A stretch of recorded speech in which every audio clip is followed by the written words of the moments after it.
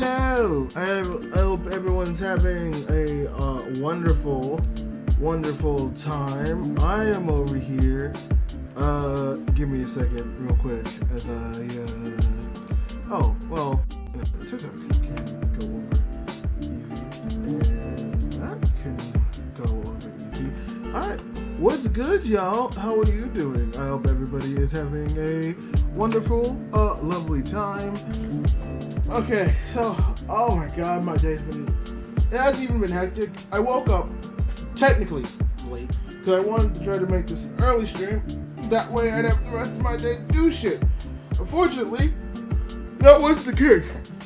I had way too much shit I had to look into, and I had way too much things I had to look into. So unfortunately, that just didn't happen. That just, nothing that I wanted to do technically happened, which sucks. I didn't want to start at 5, and technically I did, because like I know this is gonna be a long fucking stream, but man, we got a lot to talk about. The Blue Lock versus the Blue Lock arc with Japan and France just ended. There's been so much to the Bungie stuff having to do with Marathon and Destiny and all that shebang. We have so much anime to talk about as well. It is insane. I at least want, okay, so before I go ahead and start like breaking it down fucking hard style, this is the thing that we need to understand. At least when it comes to anime stuff, one, I will not be talking about Marriage Toxin this week. Not because I don't want to, but if I was to watch and try to catch up to that, I wouldn't have streamed today because things would have gone too long, and I kind of need Sunday to be my work day. 2, oh, you know what? I also just realized things are probably very loud right now. Give me a hot second. I need to change the YouTubes. That's what I need to do. That's the thing I need to bring down is the YouTubes. The YouTubes is the thing that I need to slow. Actually, it is probably smarter. Okay, well, that didn't work. There's so much shits I need to do. There we go. We'll put that in the you could do your own thing over there pile because that makes sense.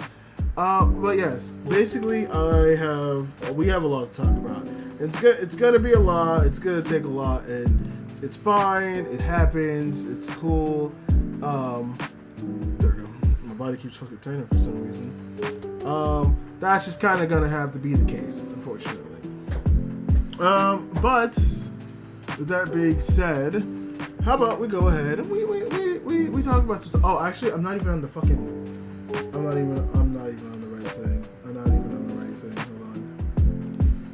on. We aren't starting with. Damn, we are not starting with this. Hold the phone. I need to make the key visuals, and I need to fix the text.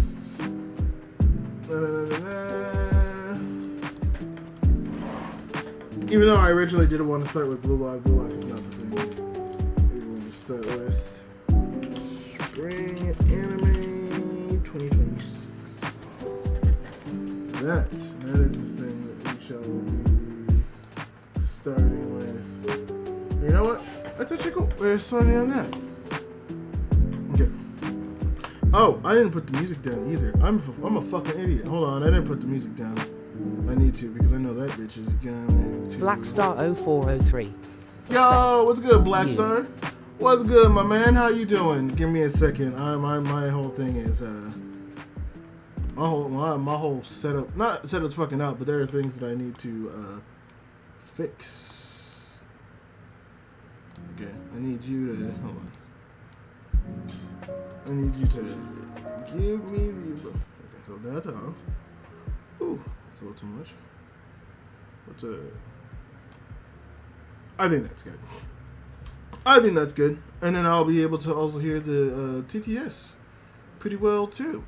But yeah, we are going to be talking about a lot of anime. So let me do the proper anime stuff. Oh, actually, I can just do that from here. Hold on. Give me a second. Da-da-da-da-da.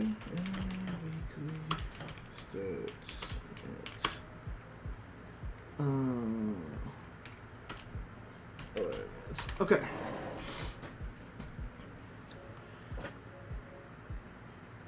Hello, everybody from Twitch and YouTube, both on the streams and the VODs and all that stuff. My name is ENGVtuber, and today we are going to be talking about so much anime shit. As you can see, we're already prepared to talk about a certain amount.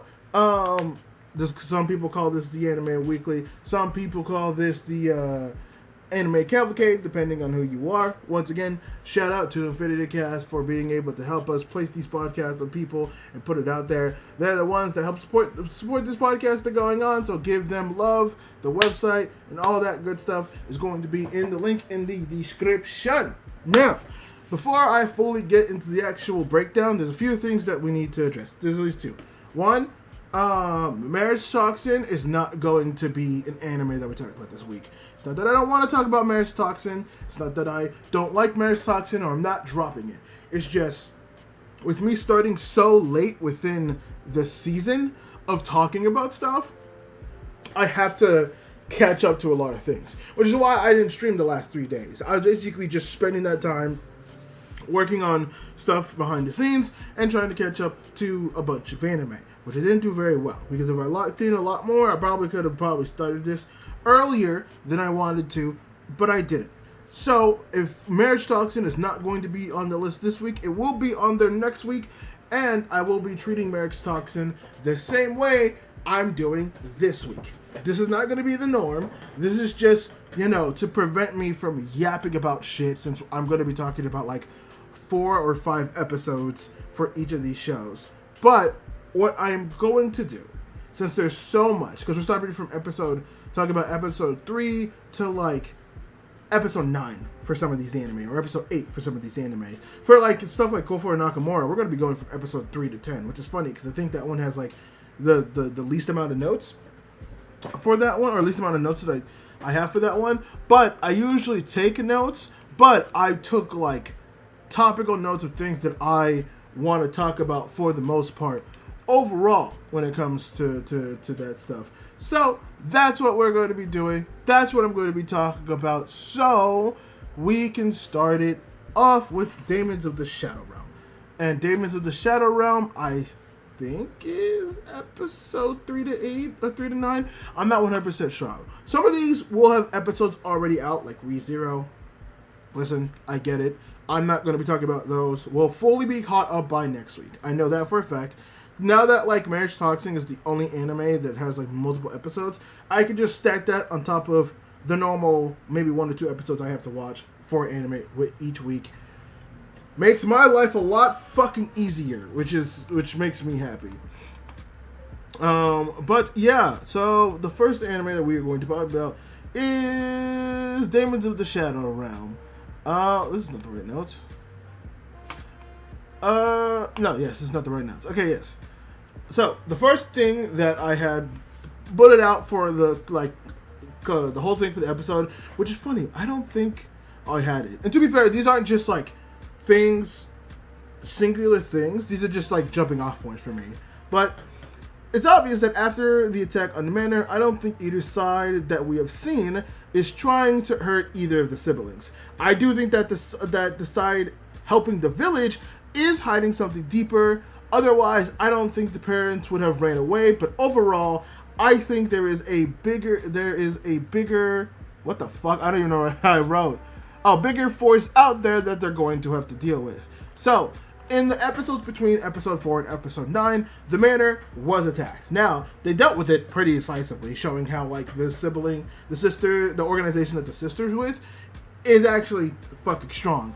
But from what I've seen from the first episode all the way to like what we have right now, with the exception I think 1 episode, I don't think either of the organizations or either of the sides that are trying to bring back the siblings to the village, or the organization that is like working with the sister that is trying to find the parents properly, I don't think either one of them is like truly evil. That's like my big takeaway, right?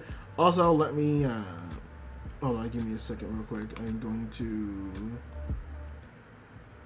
put that down a little bit more. I think that works. I don't think either side is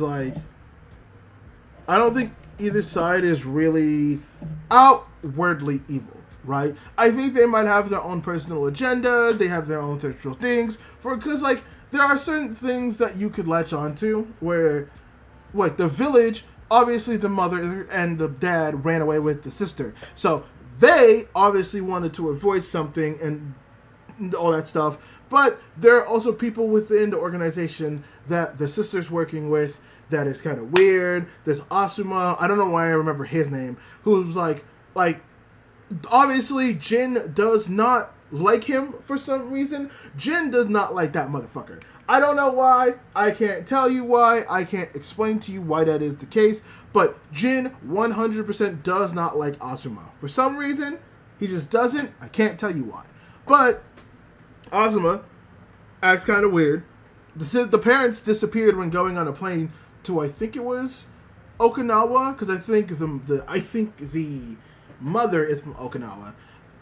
But it is weird, right? It is weird that they would go ahead and they would do that. They act this way. So I don't think they're outwardly evil. Both sides, I think, are hiding something. But I do think there is a bigger threat because obviously somebody hired all these thugs to attack the manor.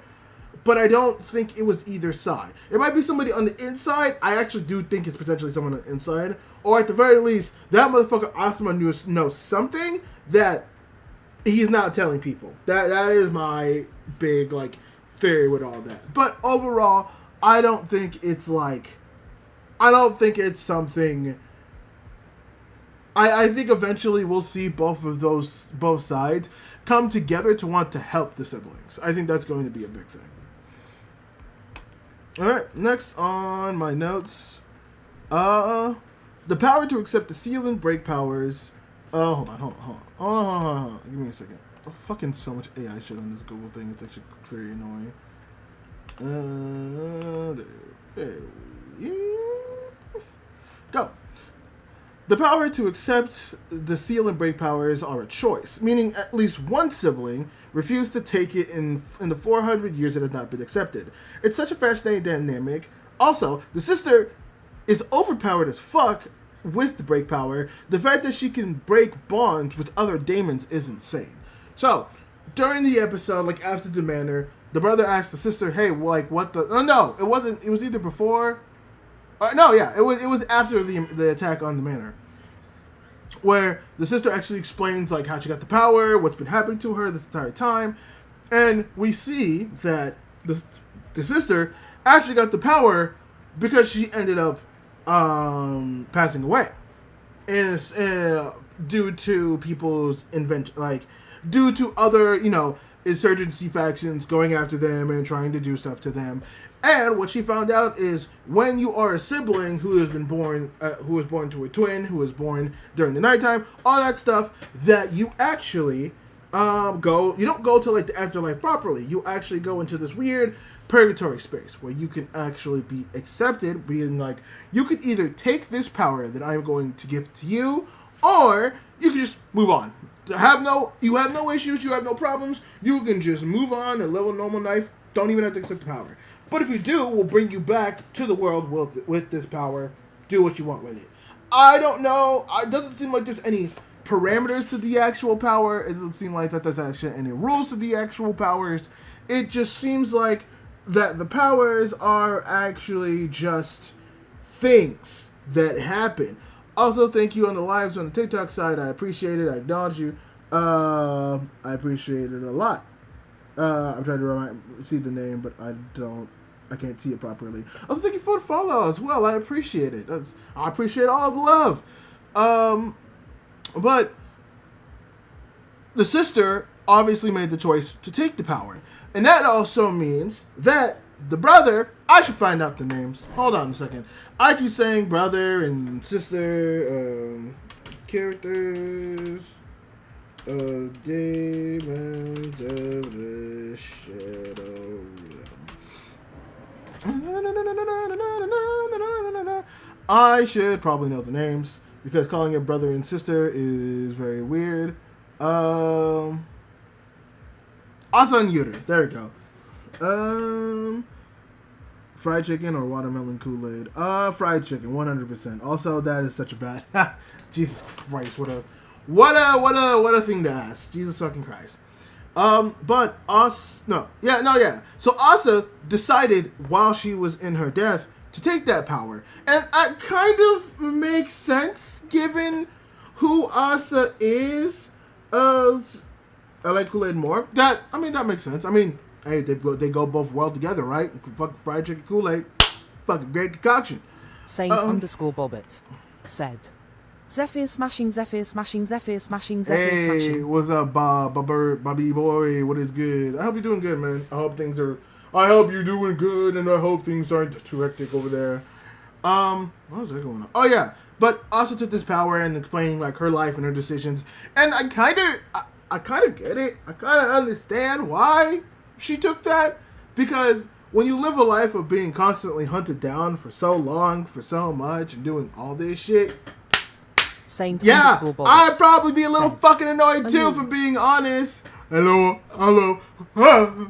But yeah, no, I'd probably be a little pissed too. I'm not gonna fucking lie. I'm constantly being hunted down because I potentially have this power that people don't 100% understand how it fucking works. Yeah, I would probably break that. I'd probably take the power too, just to crash out. But she doesn't. She obviously wants to find her brother because she knows some stuff, or at least maybe not knows some stuff, but obviously knows more than her brother, and is understanding that, like, whatever this organization is doing, I'm probably going to be on the side more of it because they're the ones that want to help me find my sibling, do all this stuff. So that makes a lot more sense. Also, something I didn't think about as well with this show, I do like the aspect that they sprinkle in with how daemons are treated, and I think that goes over to the overall arcing thing for this story, whereas these world sees these daemon users as nothing more than tools. Hence why I think, what's her name? I will remember people's names. It's not her. Gabby. Oh, okay, Gabby, there we go. That makes sense. I think people like Gabby are very fascinating because when they were interrogating the people who were going ahead and oh my god, what was it? When they were going ahead and they were interrogating the people who broke into the manor, one of the people made a comment of like, oh yeah, fucking daemons are tools. Like, who fucking gives a shit? I don't give a fuck about how they feel. I don't give a fuck about how they is. And Gabby was so upset by that comment that she almost got her daemon, I don't think it's called Chompers, but it's cute, but the Chompers one, to like almost like murk him off. And if it wasn't for Asa, Gabby would have actually done something. And so it obviously seems like Gabby has a connection to this, but also at the same time has somewhat of a deeper feeling when it comes to like those feelings. We at 1K. Yes. We are at 1K likes on TikTok. Thank you. I appreciate that love. I appreciate all y'all giving that like. I appreciate you. Shad, you are a fucking G for that. I 100% appreciate it. You're fucking cool, man. I love you. You're good. You're good. Thank you for the love. We appreciate it. We appreciate it. But Gabby's very interesting. I would like to see more Gabby. I hope to see that. I think off the rip from episode 1, I think people just love Gabby. And I think her character is going to be very fun to explore throughout like the entirety of this show's run. It's going to be very, very fascinating. We're gonna keep those notes. Also is extremely broken. The power to break and the power to seal is fucking insane, because I thought the power to break was just like it's like essentially the idea to untangle like anything, but apparently you can untangle shit like concepts and other stuff like that too, because when one of the daemons is attacking them and actually going and trying to kidnap Asa and Yuru, Asa's able to get out along with the right daemon. I think it's the right daemon, but able to get out with the right daemon and able to break the seal or the pact that David has with the enemy, and then make a new pact, which is wild. That's extreme. That is unfathomably powerful. Which also makes me think that the power to seal probably has the ability to make a pact with a daemon, regardless of like what you're able to do. So that I hope Yuru gets that. I assume Yuru will be able to get that seal, but also at the same time, I also feel like that's going to cause so many problems because again, it's been 400 years since like any twin has been able to like get the power to break and power to seal at the same time. So that's going to cause hella problems, but I am 100% excited to see that. And then the third point that I jotted down was there is no way the attack on the manor wasn't an inside job. People should have came to help, but didn't. Jin doesn't trust Asuma. There's a massive breadcrumbs of the org that the sister is working with going to implode at some point, along with the parents disappearing. Yeah, this is an inside job. It's happening, and we just don't know it yet. So I was talking about before where I kind of went ahead of myself, but talking over the fact that, like, yeah, this is most likely going to, like, this whole thing's probably an inside job of some sort. Like, we see it with, like, the way Asuma's acting. They don't know how people could even break into the manor. It's insane. It's fucking crazy. But, like, from what we've seen, like, I have to assume that whoever is doing it is a big fucker. Is a big fucker with a lot of power. A lot of insane fucking power. Which is going to be fun. It's going to be fun to see it. It's going to be fun to appreciate that. I like that. It's going to be exciting a lot. Other quirks that I think I should bring up. The bald dude that works with the org, that works with Asa, is fucking insane. That's crazy. That's pretty fun. The dude that's taking care of Yuru. I also love the fact he just walks up to. I did not realize how there is so much like bad tension because there's a moment where the dude that's taking care of Yuru actually goes to the manor. It's like, and I thought he was gonna like break in. I thought he was gonna sneak in. I thought he was gonna like kidnap them. But he just walks in. He's like, "Hey, I'm here to pick up Yuru. I know you guys have him, so let me go." And they're just like, "I mean, fine, sure. I mean, someone's here for you," which is crazy. Like I think there's like an understanding that like we probably shouldn't fight. Because, like, it's going to cause some bullshit. But the old man that leads the org and Jin and, like, the dude that's taking care of Yuru, there is obviously some, like, animosity there that we just don't know yet. It's kind of insane, and I like, appreciate that little tidbit. It's very fun. It's very fun. It's very interesting. I fucking love it. I love it so much. It's fucking great. But other than that, that's kind of it. A lot of it was just the attack on the manor and stuff like that. It was also nice to see, when they got separated and sealed, it was Left and Gyuru, and I think Right and Asa. They also have some. Asa and Right have like a conversation. I can't remember, but he kind of calls her out on something that like. I think something of her being afraid or some shit like that. But it was a very interesting conversation. From what I remember, it was something that was like, oh, okay, the Right's onto something. Like, Right's kind of cooking. Fucking my knee, god damn it. But yeah, that was something that was interesting. Overall, I think Damon's is a phenomenal show. I think it's great. I think it's good. They're really cooking with this shit. This shit is fucking amazing. I can't get past to you how much I love this.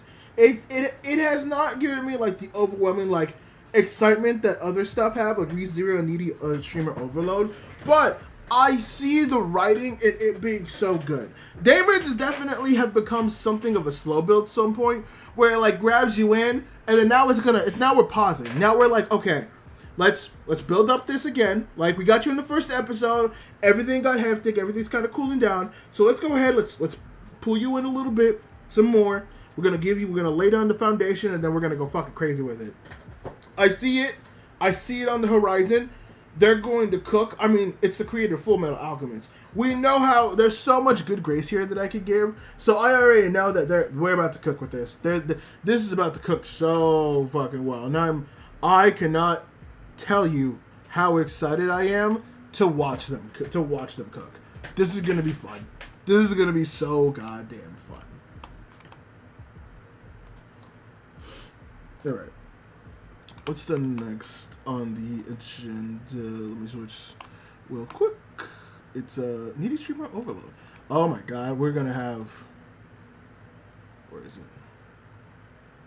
This is gonna be. I know. This one is going to be such a big. A very, very, very big yep one.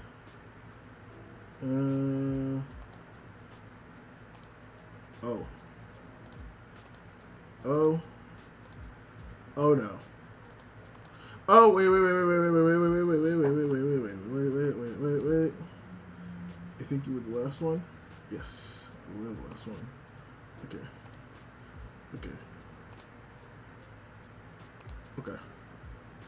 Alright, note to self. All but one needs to be closed. Okay, that's good. Alright. And then I could do it. Okay, so it was second. I was right. It was second. Okay. Alright. You have that.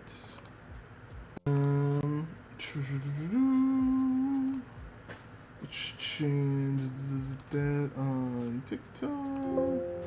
Oh, apply. Switch that over.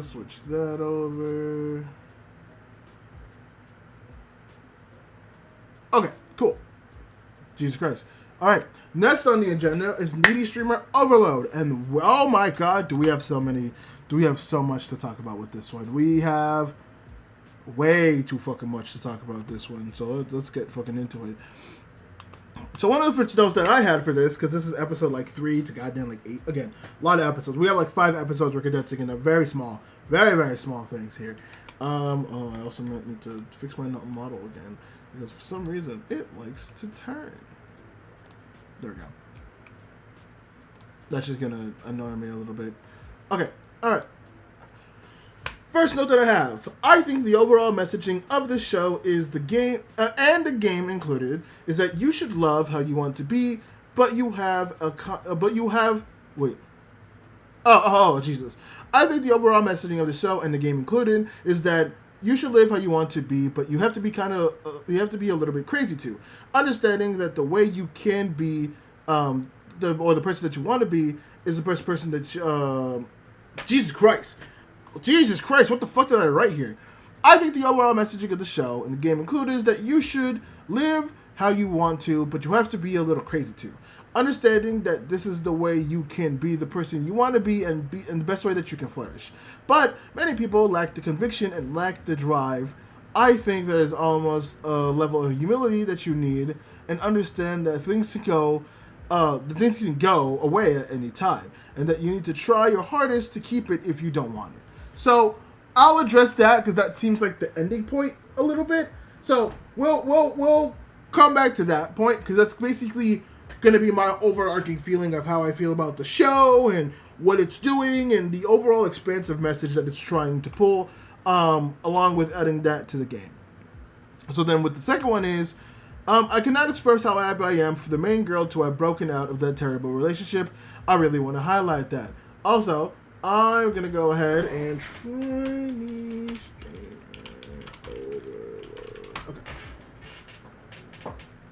Okay, well, hold on. Streamer Overload Anime. Okay. Give me a hot second as I pull up the characters. Yeah, it is Michika Kashi. I think that's her. Oh, it wasn't crazy. It was fucking. Oh my god, I did not realize this. I did not realize that the fucking like girl who I just called Lollipop, right? I didn't know when they said that. I was like, what is this, the group name? Which I was so confused. I did not realize that the leader of that group, that the streaming group that's going against K-Angel, is actually Poison Dead Pot Girl Purple Lollipop. I did not realize that was the full name. The entire time, I was like, that's a lot of a mouthful for a streamer name. And then I realized that the streamer name was something Russian. And I was like, wait, are they Russian? No, that's just her full name. So, I'm just going to call her Lollipop. I'm not calling her all that. I'm not fucking calling her all that. But yeah, so, when I brought up the main girl, Kashi, so, for the last couple of episodes, or at least for like 1 through 3, we've seen Kashi kind of be the centerpiece of this anime, where she has been the character who is kind of just stuck between like wanting to be free, but also not really having the conviction to. Where we see her kind of using like the look that she has and all that to try to get herself money at this like really like weird bar place. But her friend, which is Michika, the one goth girl streamer, acknowledges that like Kashi's more, she's more than that. She's like, yeah, you could do that, and I get it, it's good money, but like, you know, you could be more. And I'm kind of disappointed that you're not acknowledging that you can't be more. And she's kind of, we see her live. She has like a shitty boyfriend that doesn't treat her well. Really fucking shitty boyfriend that doesn't treat her well. But through this, like, the first episode, which is episode 4, we actually see her break out of that and actually like start to grow. And she's actually becoming the person that like she wants to be and someone who is happier, which gave me so much of a cathartic feeling when I saw her come home after a break. Oh no! First of all, the first thing that she does is that she grabs like the bottle, because I guess with episode 4, like her boyfriend's showing her all like the shitty messages that people like are talking about her and shit like that, and being like, God, can you believe that like people are like God, people are saying this, you should always take their advice. It's like criticism, despite the fact the boyfriend also gets criticism for his band and doesn't want to do it. It's so fucking funny. But like showing her that, and then she goes to her job, basically like pours drink on them and says, go fuck yourself, goes to her boyfriend and like just tells him to like fuck off, basically, like smashing his guitar, doing all this shit. And it's, you know, she needed to do that. She needed to do that. That was long overdue. That was long overdue. She should have kicked him out a long fucking time ago, and I am so happy she was able to do that. And she is like immediately happier. Like now she's hanging out with the streamer group and like her old friend. She's like getting dressed up and all that stuff. Now I have my weird feeling about it, because I feel like Michika and Nichika Lollipop are molding her into being them, and I think she's going to join that streaming group at some point, but I don't think she has the same level as conviction as any other streamers that we've seen when it comes to K-Angel, Lollipop, Michika, like, oh, I don't think she has the same level of conviction or crazy that she has. And I think she's going to have to delve into a world that she's not prepared for, and we're going to see kind of the downfall of that. But for now, like, I kind of hope that that's not the case. I kind of hope, in a weird sense, Kashi actually becomes the one that flourishes out of all of them. Like, I hope that she is the one that is able to, like, flourish beyond the group, is the one that goes against K-Angel, and the one that actually is, like, being able to, the proper one to actually replace K-Angel. I think that would be super fun, super cool, super cathartic. I think that would be a fun thing to see. I do think so. But it does make me happy seeing her out of that relationship and, like, now being able to be better, which is cool. The third note. Nichika, Lollipop, and Michika are trying to give the main girl a hand, finding her new path and doing what she wants. How will this turn out? I do not know. So that was mentioned before of like the streamer group and her friend helping her, finding her style. They take her clothing shopping, being like, you're in a new era, you're gonna try your best, so you're like, you know, you need to change, you need to do that, all that stuff. Though that was that whole thing. Jesus Christ. I hope this show uses more multimedia segments that they did with the bumper. So, I forget which episode it was, but there was a point, actually there was multiple points now that I think about it, where like, we see someone watching K-Angel stream, and K-Angel's mad that they leave, and they use like a IRL mixed with like claymation scene to like mimic like K-Angel getting mad, being like, hey, I want your attention, give me your attention. I should be the only thing that like you give the attention to. And then there's the episode where we go into Michika's backstory, which is the goth streamer girl, and they use like a whole like very like found footage weird thing where like two dudes are like carrying a camera and stuff like that. And I don't think this is the first time they've used stuff like that. But Streamer Overload, I appreciate just on a massive aesthetic wise, not just because it's the like neon colored show, which it does a really good job with that. I think it uses all those colors very well in showing like people's emotions, using it for the color palette, using it for the shows.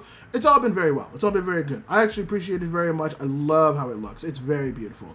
But also at the same time, it just gives like this eerie, like just weird feeling to everything. They are 100% doing a fantastic job with it. They are doing a massive great job with it, and I genuinely appreciate it so much for everything. For like visually, if you take anything away from any time I talk about Streamer Overload, please just go and just visually, it's worth the watch. Even if the show isn't great, even if you don't like the vibe of what the show is doing, just visually, I think it's impressive for what the show is doing. Also, who is the studio that's doing this? I forget. The studio is U-Star Pictures, and from what I feel like I remember they're doing certain stuff. Oh no, they were just like the Gacha studio, but they have done a video game adaptation for stuff. They've done Arknight, they've done Azure Lane, which is mostly stuck to the it's stuck mostly to the fucking Gacha stuff. But like they're being impressive with it. I'm loving what they're doing with it so far. It's beautiful, it's nice, it's cool. Genuinely, like if anything, visually, like Needy's favorite streamer Overload should be something you should check out. Okay, next point that I have. It is kind of crazy that K-Angel inspired all three of them in a way, and how they have become a main threat to her. A tale as old as time when it comes to the landscape of social media. It also shows that K-Angel's influence isn't all that bad. It's all in how you take it and how you input it into your life, rather than just her doing stuff means bad. So, 2 parts here. 1, I do like what they're doing with the dynamic of the group and K-Angel. We already saw it before in like the previous 3 episodes, but we do delve in more here, specifically in the Nichika segment, because Nichika actually runs into K-Angel out of her like streamer persona. Like she sees her in like her normal, just plain, well not plain, because she actually has a really good aesthetic, but like that like gothic all black like stuff that she has, and Nichika actually is the one that recognizes her, like, oh, you're K-Angel. Oh, my fault, Queen. I didn't recognize you.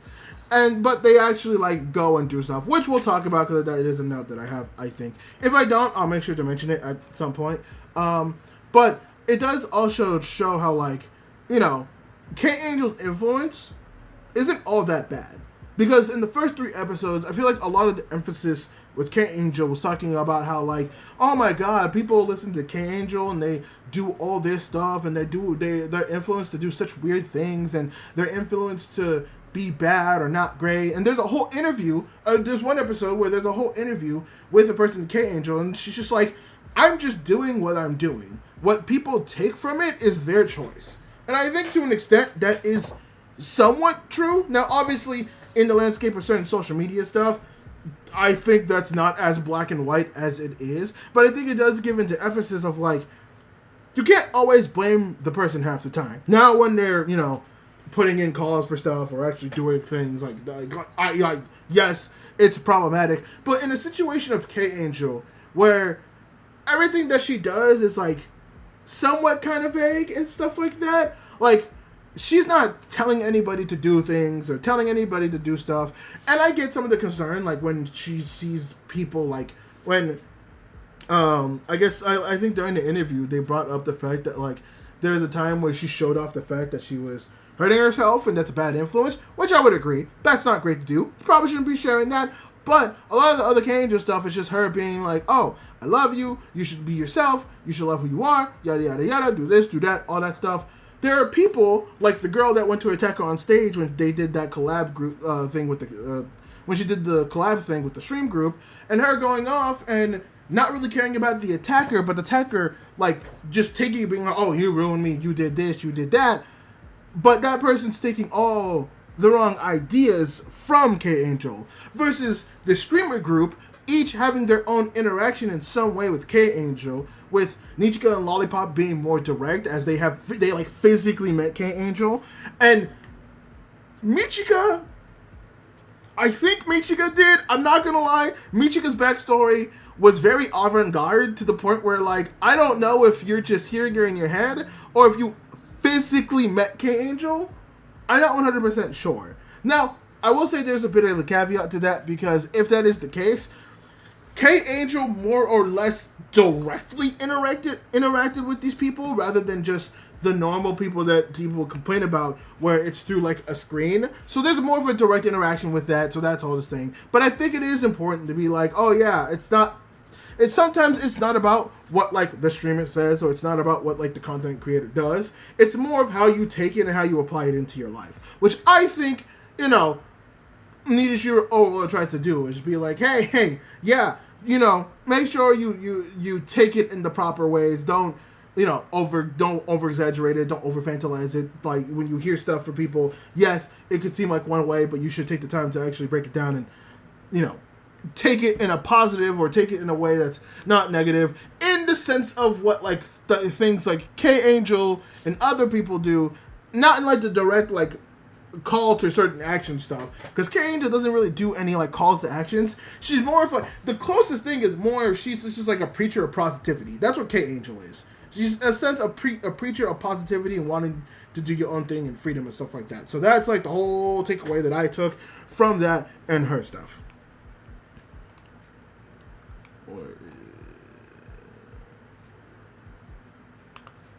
Oh yes, the other main thing. I think Nichika is the main head of everything. Not in the sense of the leader, that's still Lollipop. But she herself said that she is the glue, and from the past, her past, it does make sense. Without Nichika, I think both Michika and Lollipop are very lost in a sense. Nichika is the balance between too much freedom and too much restriction, playing into the main game, the main idea of balance within the game. So, first of all, Nichika is probably the most fascinating person to me, both aesthetically, because I'm not gonna lie, I just like tall women like that. I just like women the way that she looks, short hair, tall body, the build tilts. I love her. I like that. I like that tomboy aesthetic. It gets me going. But at the same time, I like her in the sense of how she's played in the show. Because when you look at the background that we learned for Lollipop, where, she was somebody she was someone that didn't feel pretty and wanted to feel pretty and was groomed is the wrong word, but was basically led by Nichika and Michika to build this new aesthetic for herself and this bombastic personality that she has of, you should totally do what you want and do what you need and la la la. And Michika, while she is more calm, does have kind of like a gloomier and extreme way of viewing at certain things. I do appreciate that with Michika's backstory, she evolves from looking at people in a physical manner and having that affect her so much that herself had to die and then grow into basically being more of like beauty isn't in the physicality, beauty is in like the actions and the personality of somebody and how they live their life. And which I think she does have the most beautiful background of them all. I appreciate all of them. Funny enough, I think Lollipops is like my least favorite of the three. But in terms of like just how they are written, they're all very good. All very good backstories, and they all play off very well. But Nichika's, when you look at her, and she's just like this glue for her family. She comes from like a not great background. She is very she definitely struggled, but she seems to have the more supportive background of the three. She seems the most grounded in what she is, and she seems the most strong-headed for what she is. She definitely is someone that is more like, I have like the plan and I'm going to push it. Which is why I think her interaction with K-Angel is very interesting. Because with Lollipop and Michika, K-Angel more inspired them. Like, they felt lost, and then she pushed them in the direction to become who they are. Nezuko is already that person she was when she met K-Angel. Or maybe it's more recent. I feel like she interacted. I don't think Nezuko influenced K-Angel. Or maybe she did. Somewhat. I don't know. I'm not fully remembering. But Nezuko definitely is different from Lollipop and Michika. And you see that in her interactions with K-Angel, where they understand each other of like how much it actually takes to like survive in this world and the balance of it and how the balance is fickle and what you need to do. K-Angel kind of understanding that with her persona and the way she acts with boyfriend, and Nezuko with how she has to take care of both Michika and Lollipop. And so it's very interesting, but it seems like K-Angel still has an edge on her in a sense, because she still thinks in a way of like, oh, I see, you still care about people. Which is like, oh shit. It's like, yo, you're not doing it for yourself. That's going to be your downfall. Is that it's going to be your downfall. Is that you care about the people around you. I only have one thing, and I'm like massively focused on like not many things. But you still have care. You still have like stuff for people, which is crazy to think about given how K-Angel is, which is, I would like to see how that spins out to everything, because that is a fascinating way to like look at things after like what she's gone through. So overall, man, I'm liking it. I think like the top 3 for me haven't changed. Like, spoiler alert, for this season, my top 3 I think is still ENGVtuber, Overload, Daemons, and ReZero.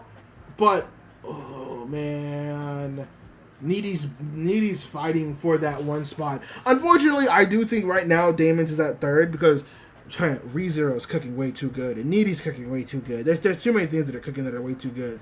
But I do think that like ENGVtuber Overload is so underrated. I am not seeing many people talk about it, and it's a crying shame because this is such a good anime. It's so good. It's so great. It's fucking it's a phenomenal show. It is a phenomenal show, and I do hope more people end up paying attention to it because, by golly, is this fucking interesting. I cannot wait to consume more of it. It is genuinely going to be a fun time.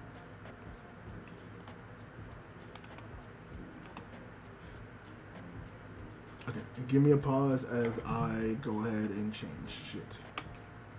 I don't know how I this over. Oh, what's the next? Actually, what's the next? What is the next anime? Oh, okay. Oh, no, that makes sense. Nope. Nope. Don't do that. Don't do that. Ooh. Nope. Ooh. Yes.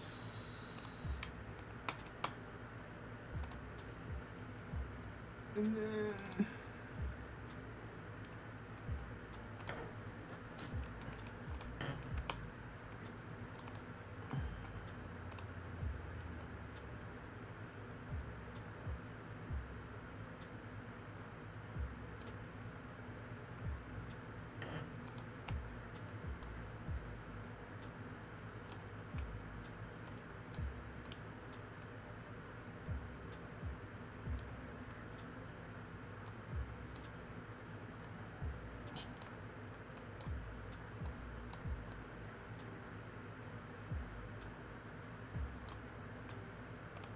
Okay, I think that's the best I'm gonna get it on the TikTok side. But next anime that we are going to talk about is ReZero. Now, I do really wish I sat there and watched the newest episode because that was a recording. I think it's episode 9 that came out, or episode 8, and people have been fucking loving it. People have been, my god, I think I got like a 9.9 or 9.8, and I did see some screenshots. I did see some screenshots, and by golly gee, is it cooking? But for now, since I didn't watch it, and I don't know what happens, we shall stick to the normal things and stuff, and we will just stick to talking about the normal stuff. So, first thing on my comment. So there is a library full of people who died, and their history just pops up. Surely that will be used in some way, shape, or form. Otherwise, this will be the biggest wasted concept of the show so far. Yeah, so when they got to the library, I was actually very fascinated by it. Because the idea of a book of people's lives is interesting. Funny enough, it's very close. And my god, this is going to be... If you know what this is, I appreciate you so much. But this kind of reminds me of the library SCP. I think it's called the Library of Alexandria, where all people's lives are just constantly written and you can just read it out. Now, obviously, there's some things that need to be navigated towards it and stuff like that, which does make sense. But obviously, there needs to be some... There's like some past there that like we should be able to explore, whether that's like maybe looking into the witches or other people who died and stuff like that. I would very, very, very, very much love to dive deeper into it. I would be massively excited to see what they do with that, because I feel like maybe you could look into somebody else's past, maybe you could look into like maybe someone who passed away, how their life was, like of like recent like memory of someone in the show. Maybe there's still some connection that Rem and Julius can use to get their own powers back or get their own memory back. There's just so much potential that was just not asked. I feel like we need to do that somehow. Now, like I said, what we found out for the most recent episode that came out at this point, that got a 9.9. I don't know what the fuck that is. They're obviously going in a direction that seems awesome. I don't know what that is, but it's very interesting. But at the same time, I do hope that they go back to that library. That library is a very fascinating concept, and I would love it so much. Okay, next thing that I have jotted down. Yeah, I know, no. I want to know the history of the first swordman so badly. What the hell is he doing here? Is he reincarnated? Why is he so harsh on Julius? I want to peek into his past for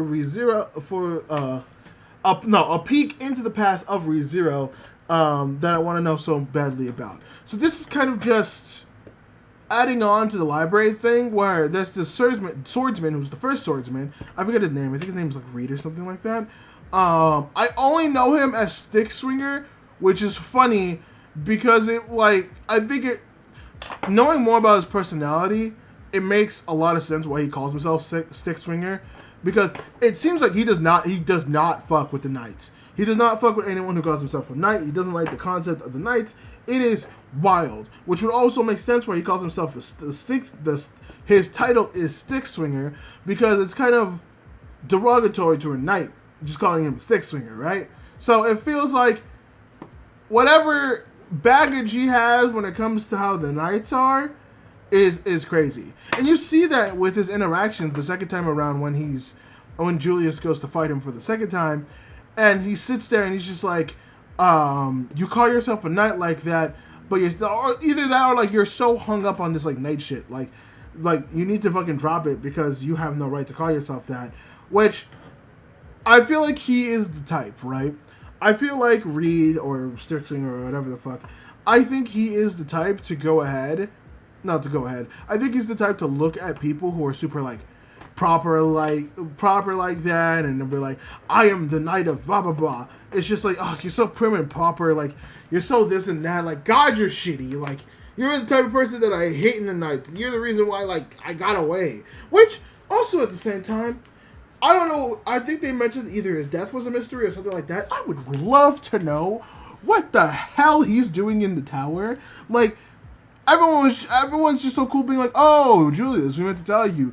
That's actually Reed, the first swordman. Oh, cool. Awesome. So no one is questioning why this dude is here, why he's acknowledged in, like, this, why he's interacting in this tower, why he's one of the trials, why he's acting the way he is, why, like, what happened to him. Obviously, it seems like it's a mystery. Like, no one's gonna ask why Reed, the first swordsman, is here or have a question about it. Obviously, there's not any leads to it. There's not, like, something that they could dig deeper into, but I want someone to at least acknowledge it. I think we do for a brief moment, because obviously we wouldn't know he's Reed the first swordsman without someone bringing up the fact he's Reed the first swordsman. But at the same time, motherfucker, we're gonna go ahead, we're not gonna bring it up. Like, why is we're not spending more time on this?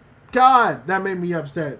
Also, what a way to stifle the test. I thought it was gonna. I'm like, oh, we're done with that test so fast. Which the way Amelia wins that test is so crazy. But hey, a win's a win. Like I always say, a win's a win. Even if it is because he got tripped up from just scooping up Amelia's booba, and he freaks out because Amelia is just casual, like, oh, I don't fucking know. We're in a battle. You touching my boobs is kind of like not like on my forte right now. It's kind of not I don't know what you want me to say. I don't know what you want me to do. But I do like the fact that it's only Amelia that can go forward, not anybody else. So it's not a cop out. Not everyone can go. It is the fact that everybody needs to pass that test, which does make me interested how the hell they're going to pass the test. Like, I feel like Subaru will figure it out. He's the main character. He'll always figure it out. Well, after the most recent episode, I don't know at that point, but we'll see. But I assume that Subaru will have some answers, or Subaru will find a way. I'm assuming, I don't know, Beatrice might find a way. Ram might have some trouble. And it's, man, when that first time around, when I forgot to bring that up too. Okay, I had to bring it up. I actually forgot, because that first time I'm talking about, Julius fights him twice. That first time, I have never seen a worse dog walking than I have ever seen in my entire life. At least the second time, like, he obviously was bodying him, but there was like a message there. He was like trying to take it more seriously because of like Julius, and he's just getting frustrated. Bro, I have never seen someone get dog walked so badly before. Like this, I'm not gonna lie. What Reed did to Julius during his first test, and he had help from Anastasia too, quote unquote Anastasia, makes like it makes looking at shit like Yamcha from Dragon Ball Z look like nothing. Because, oh my god, I have never seen someone get more dog walked in a fight than I ever did in my entire life. That man used chopsticks to fight him. He broke his goddamn sword. He took chopsticks and, like, dragged him on the ground like a ragdoll. Like, I don't think you understand how brutal it was of what, like, this dude did to him. It is insane. It is actually unfathomably insane what he did to him. And, like, low-key kind of rude. Low-key kind of rude. Like, I get it, we're playing around as a test. It's kind of rude. It was very fucked. It was so fucked. It's insane. Oh, my God. Holy shit, man. Oh, God. Okay. All right. Next point. You know, I am liking this time with Julius so far. His fall from being forgotten and getting wrecked is giving some humility I think is very, very much needed. So that actually flows in pretty nicely to what I brought up before, because Julius always seemed to be this like somewhat pompous character, and it actually wasn't until like this season that I actually cared about Julius a lot. Because before, Julius was someone, I think in the last two seasons, Julius wasn't even in the second season. If he was, it was probably for maybe like a couple of episodes at most. But, like, other than that, like, first season, Julius was kind of annoying. He seemed like the pompous dick. Third season, I fucked with Julius. Like, he tried to stand his ground against Gluttony, and I appreciate him for that, but he was kind of reckless and kind of dumb, and he is still kind of reckless and kind of dumb. But it seems like we are getting a little bit more into his backstory, and, like, you know, I get it. That's fair. He's someone that's trying to prove himself, and he's probably someone that was told many, many times that he couldn't be a knight or he didn't have what it takes to be a knight, which, to an extent, I get why he would have that feeling. I get why he would go ahead and maybe feel a little slighted that Reed is talking down on him so much, because it probably brings, like, a lot of trauma of him being told, like, hey, you can't do this, or you can't do that, or you're not good enough to do this, or you're not good enough to do that. I get the frustration. I get the anger. I get the problems, man. It sucks. It sucks to be told that you're not good enough at something when you want to be good at something. It really sucks. Which is also funny, given the fact that we'll be talking about Blue Lock, and that's a whole arc for that. But, man, I get it. I get it. I completely understand it. I completely understand the frustration, the all that stuff. So, it sucks, man. It does suck. Gives shitty feeling. But I think it's really needed for Julius's character for him to grow.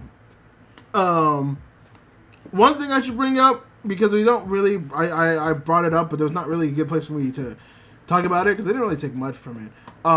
Julius actually finds out about Anastasia's secret, the fact that it's not Anastasia, it's Foxinda.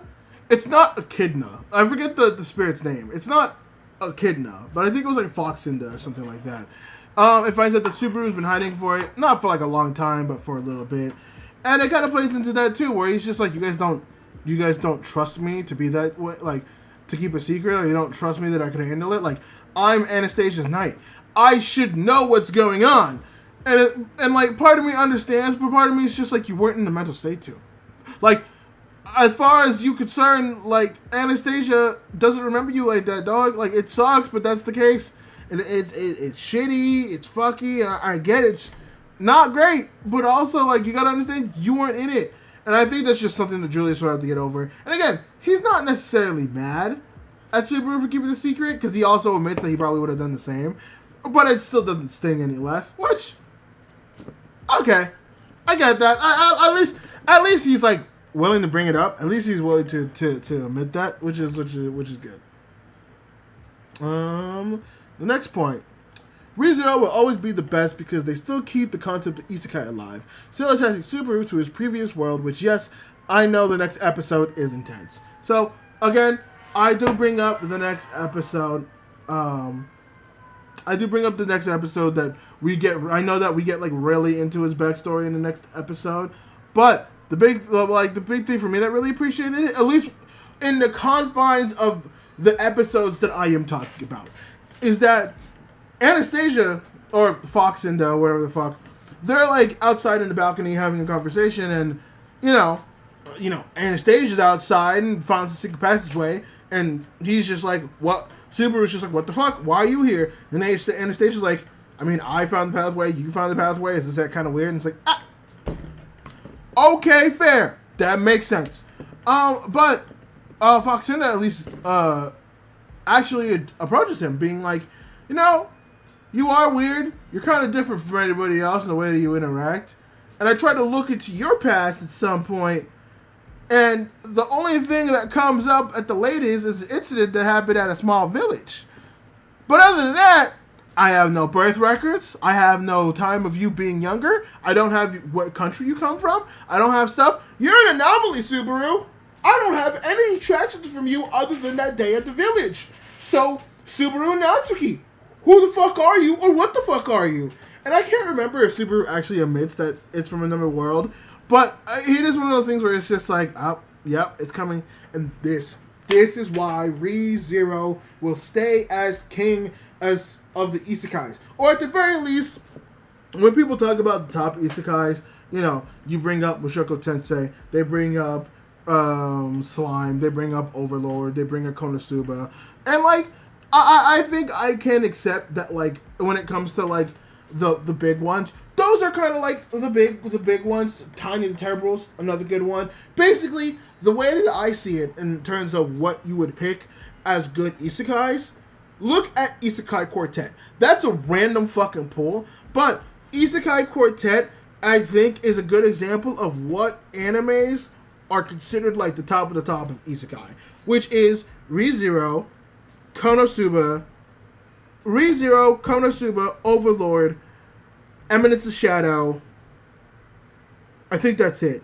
I think Jobless Reincarnation, Mushoku Tensei, I think that got put in recently, but I know those are the, I know at the very least ReZero, Tiny the Terrible, Overlord, and Eminence of Shadow.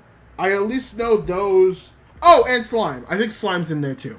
But I think like those are like the pinnacle when it comes to isekai. But ReZero, I still think just stands on its own on so many levels.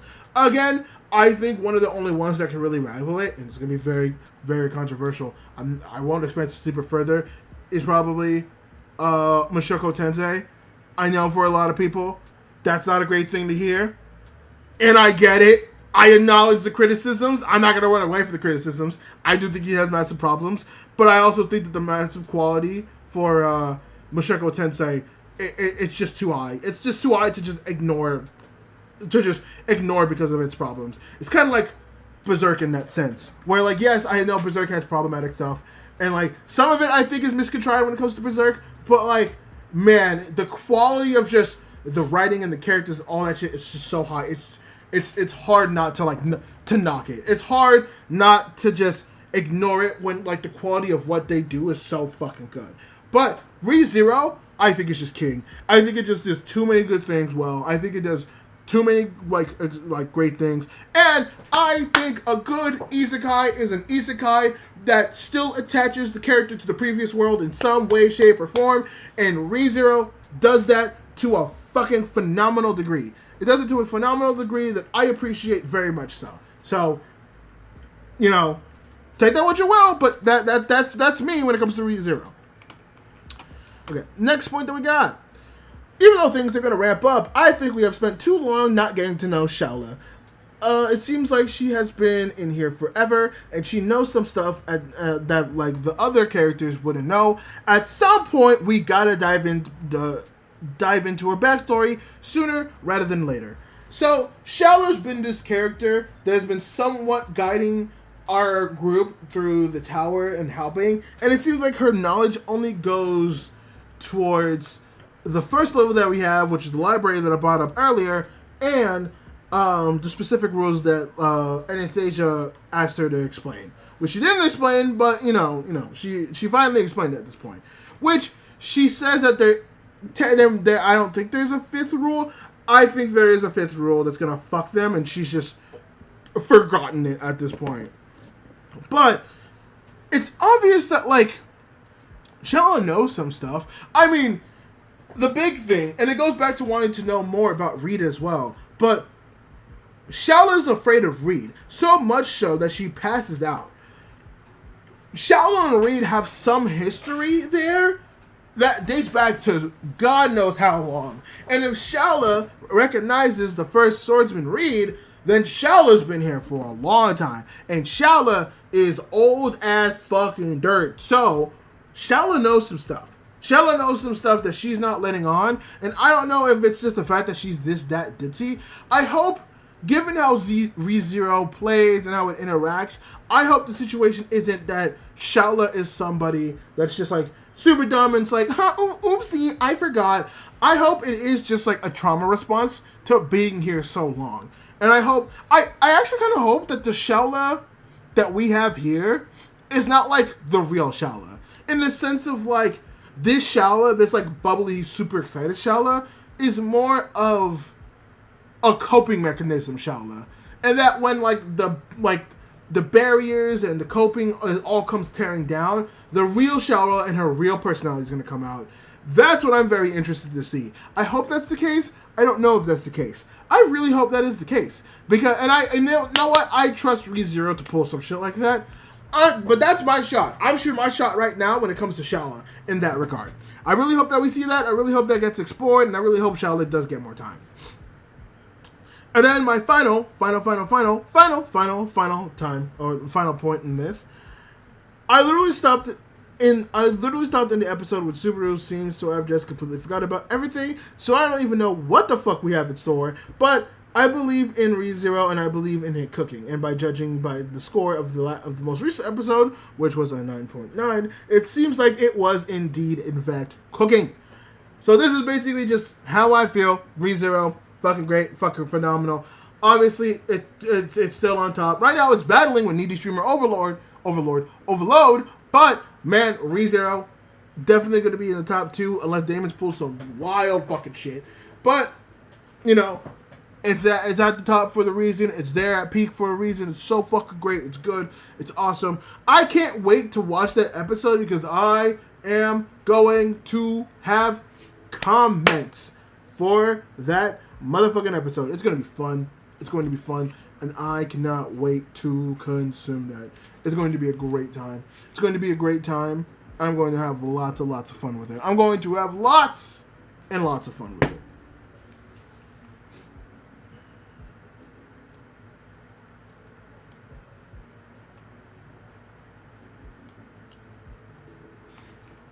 Okay. Let us go ahead and change some stuff.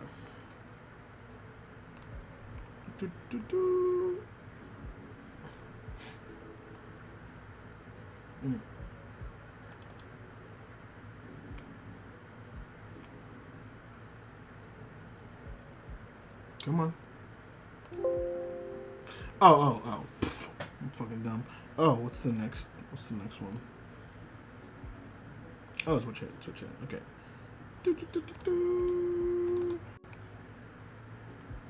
think I saw it. Yep.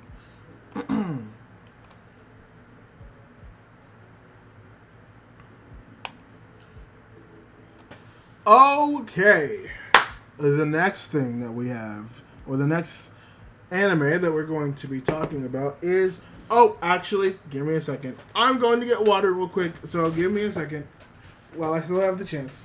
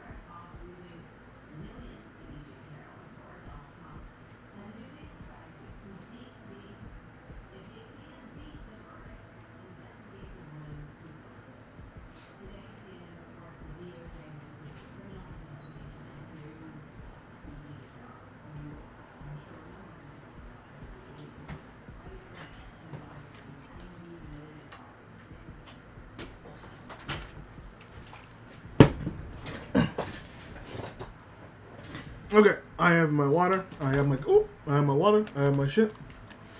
Okay. Next anime that we have on the menu is Witch Hat Atelier. And this show has been a wild fucking roller coaster of shit. Oh my god. Like, again, I love it so much. It's great. It's been good. So let's actually go into the notes and actually talk about what we've been cooking up, or what's been cooking in this.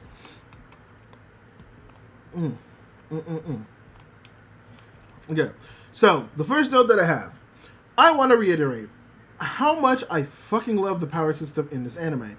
They do not need to be as detailed or articulate with the rules and the systems as they are, but they do, and it makes appreciating the magic in this show all the more better. So, I've said it before, I've said it again, I love power systems that are detailed. Best example right now probably was at least like Jujutsu Kaisen to an extent before it got a little too wild. But Witch Hat Atelier gives so much detail to the way just like the spells are made and the spells are cast and how precise and intricate spells need to be, and like where stuff like the ink comes from and how that could change and the things that change it, and like why it's important to like know certain like things, and why there are certain aspects that at first glance doesn't make sense in that world, but when you look at the deeper way of how the magic works, it makes sense. Like the best example is when Queerfree. I actually don't know how to say it. Jesus fucking Christ. But when Queerfree and Coco go back to the magical store where they were going to get the wand with the old man and the son, we find out that his son is actually colorblind and is able to get stuff from the shelf not by just knowing what it is, but because he knows the position and the wording in which stuff is. That's how he's able to help out with his dad and all that stuff, which I found interesting because at first glance, you wouldn't necessarily understand, being like, well, that doesn't make sense, right? Because like you need to draw sigils and all that stuff. But when you get into the deeper stuff of this, there's probably a lot of colors in magic that determine like how hard something is, how powerful something is, how something operates, and all the spells and the ink, the different type of inks, and how inks like that can make it be powerful and how it cannot be powerful. It's very fascinating. So I can actually understand how like something as simple as color blinding in most sense probably wouldn't be that hindering. But oh my god, in magic, is that a fucking detriment? That's almost like a runner losing their legs. Like it's just a complete just, and You're a beast right there by the Live Inspection Bureau. Oh, that usually happens. I'm not surprised. Just know that I'm yapping about anime, and that's all I'm doing is I'm just yapping. But yeah, like just particular rules like that. Just again, you don't necessarily have to do it to make a good story. But damn, if it doesn't make it, if you don't get a better appreciation for that stuff, because then you can understand like when people mess up, or when people are about to mess up, or how like bad something gets. Like you get a good framing and understanding of how bad that thing is when that person is doing that bad thing. And, like it's appreciative. It's nice. It's good. I appreciate shit like that when it cooks because it's good and it makes me feel happy. It makes me feel happy when that shit happens because, again, they do not need to be as detailed as they are. But a show that could give you that level of detail is fucking great. What the fuck are you on about? I'm talking about anime, big dog. I'm talking about new anime, big dog. So shut up and let me put you on some shit. Also, either if you haven't watched it, you should definitely watch it because you would appreciate this shit. You would appreciate that motherfucker. Also, wait, hold on. Let me see if I can. Wait, can I do something?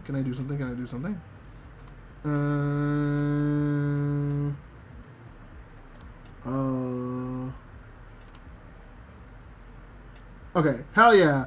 Either I don't know if you're still watching, but I think I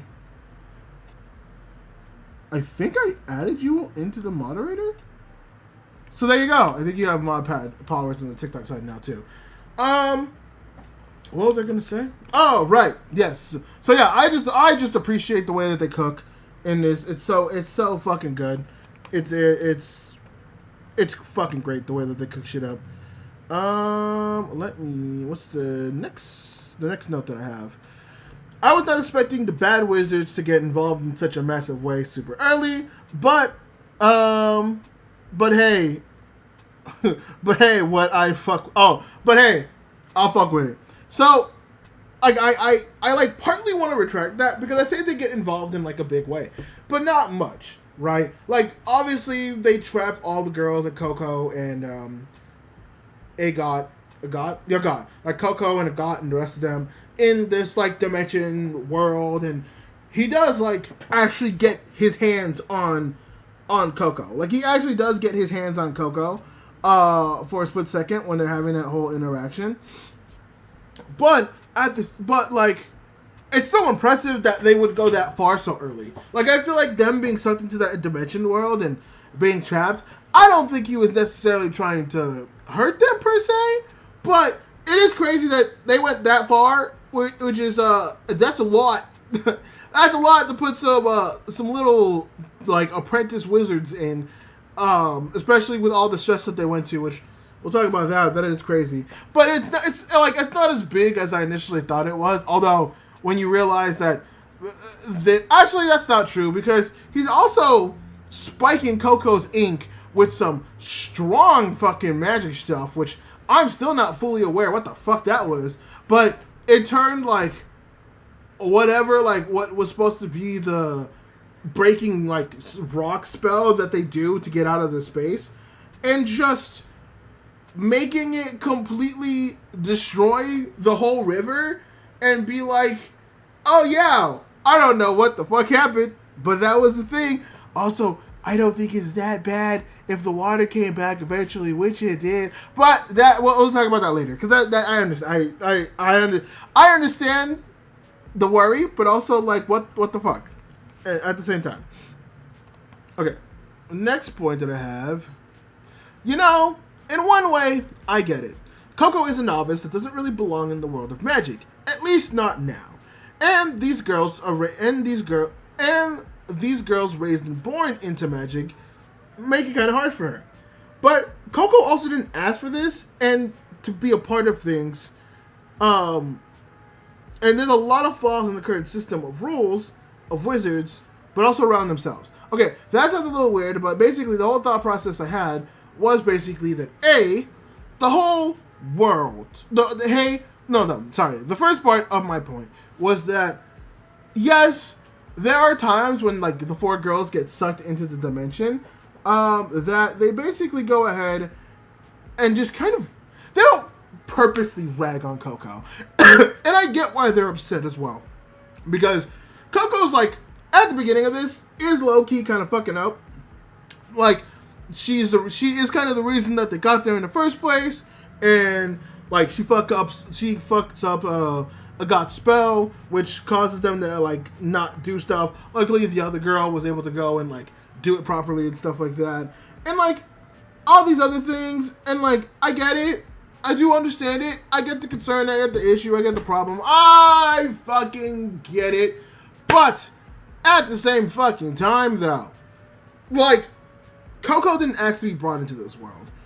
And while she is the cause of like her mother getting frozen, she also didn't mean to do that. Nothing that Coco ever did was like on purpose. She's not trying to be a like belligerent ignorant idiot for no reason. She got tossed into a world and basically is like put in the middle between like whatever wizarding battle is going to potentially go down within the next like couple of episodes of all this, which is massively insane and honestly crazy. But like Coco didn't ask for this. That's why like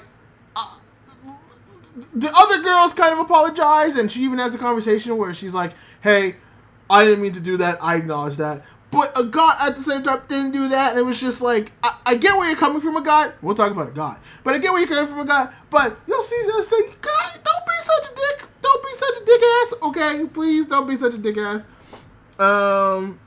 Hey, you didn't invite me to your live. I don't know how to do that, guess.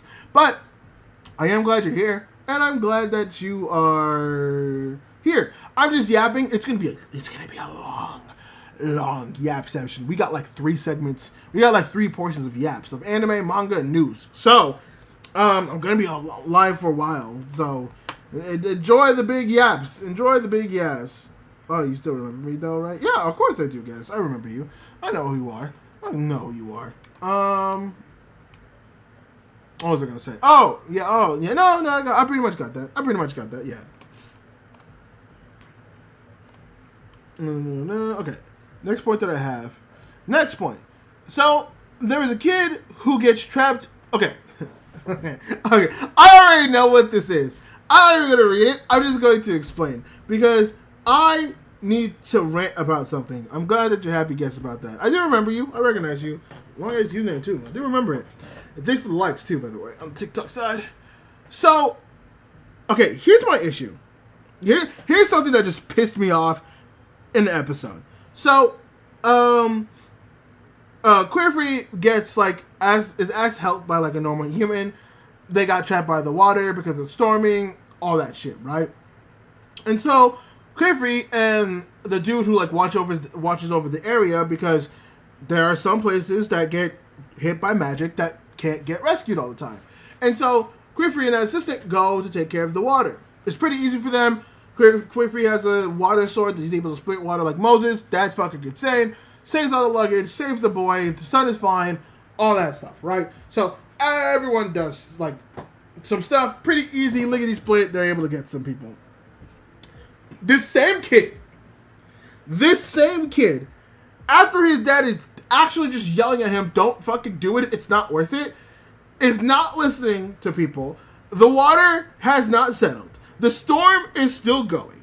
The terrain is still not safe whatsoever. Yet, this kid has the audacity to not listen to his dad, not listen to the wizards, even though they're apprentices, goes ahead and gets fucking trapped by a goddamn boulder and gets stuck in the water. And I'm sorry if this makes me kind of a dick. I don't feel bad for him.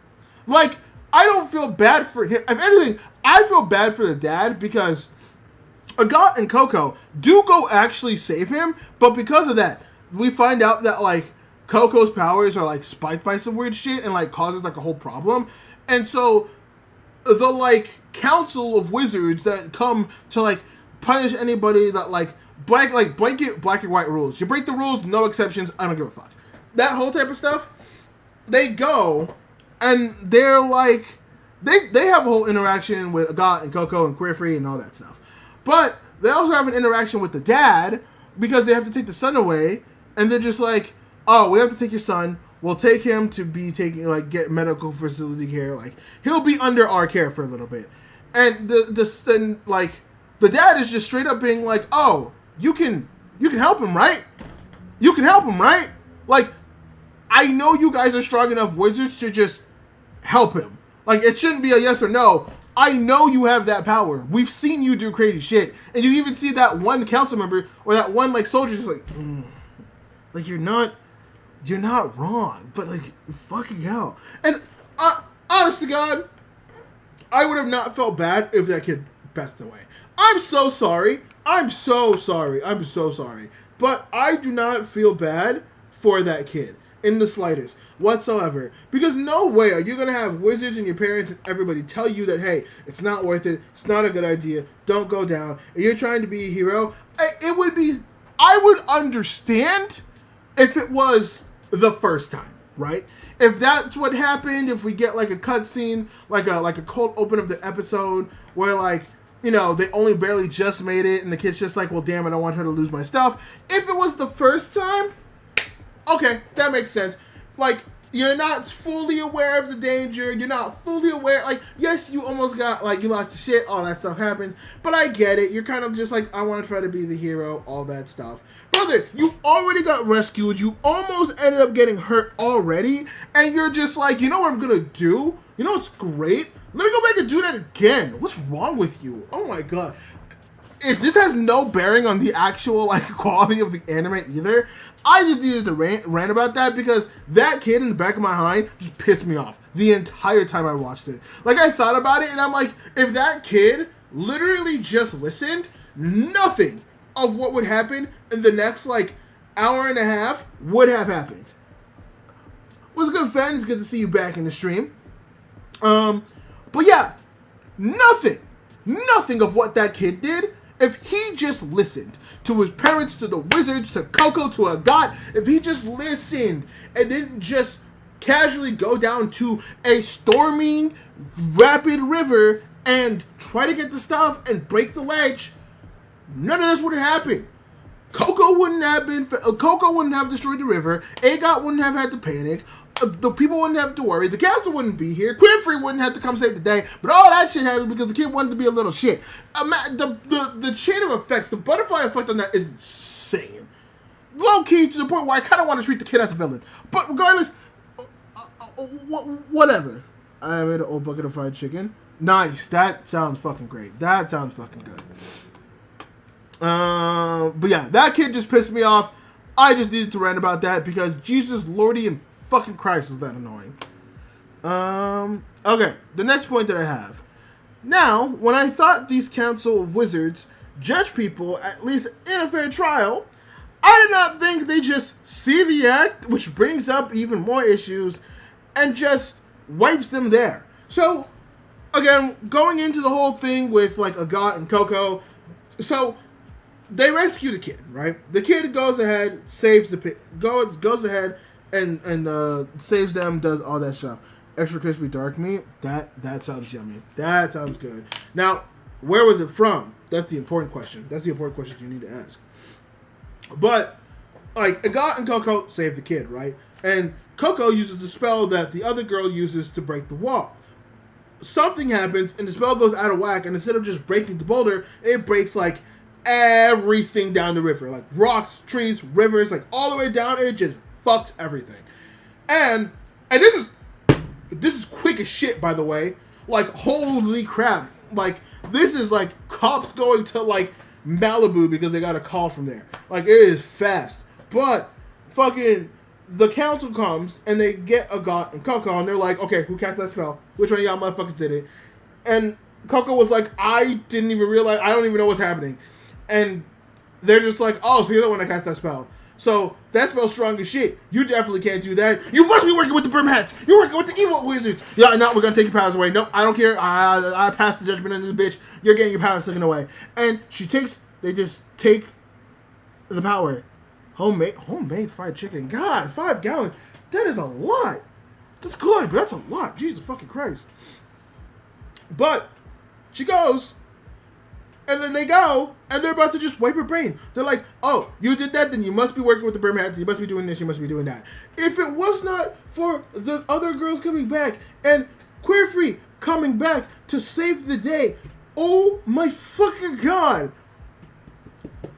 Okay, like this is gonna go into it. I'll go into more detail, but like, the wizard world is so fucked.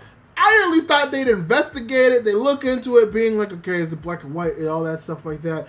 Because now it would make sense as well that, like, oh yeah, if they found out what Coco did to her parents, to her mom that day, if Queerfree wasn't there and come to get them, and if it was the council, I don't know what would happen with Coco. I don't know where Coco would be at this point. So, oh my god! But we'll go more into that because there's some fuckery in the air. There is a level of fuckery in the air which is insane. No that normal if I feed it to me and my brother. Okay. Between two people, actually, I could see that. I remember when I ate cereal with water. Yes, I do, and I'm still disturbed by that. I'm very disturbed by that. Yes. I do still see that. I do. I remember that. I was bothered. I was very bothered. I'm still bothered. So thank you for that. Okay, next thing. I have to assume Queerfree is a massively strong wizard. And I already know he was a massively strong wizard, but I'm talking about Queerfree is strong. Is strong. Because of him, it made the wizards who judge people stop in their tracks. Then it makes sense how this motherfucker is just able to do whatever he wants. Like, when you watch Queerfree interact in the show, right? Interact, do his shit, do this and that, do all that stuff. You see Queerfree. He's doing his shit, he's doing all that. Bro, obviously we know that he could do much. Like, the moment I saw that motherfucker be able to be like, hey, he's like, you know what? I don't like getting wet. I don't like this. He's able to make a spell that just protects him from the rain. Like, that's insane. Like, I don't know if other people are on that level. It is actually fucking baffling. I'm sorry that you're bothered. No, listen, it is fine. Just, I get the struggle. Just don't do it again. Because cereal with water is... I can get other things like cereal with orange juice and other things, but cereal with water, Jesus Christ, that is... Oh, that is just not... It's not great. It's not great. But, also, I feel like Queerfree was also part of those Council of Wizards that came to get Coco and Agat. I would have to assume so. Because there's no way that I don't feel like that would have to be the case, right? There's no way. There's just no way. He has to. He's way too powerful. He's way too powerful of a wizard. That motherfucker knows too many spells. He knows too many things. And people allow him to get away with too much. Like, I'm more understanding, I'm more now understanding, why people just let him do shit. He's a terrifying man. He's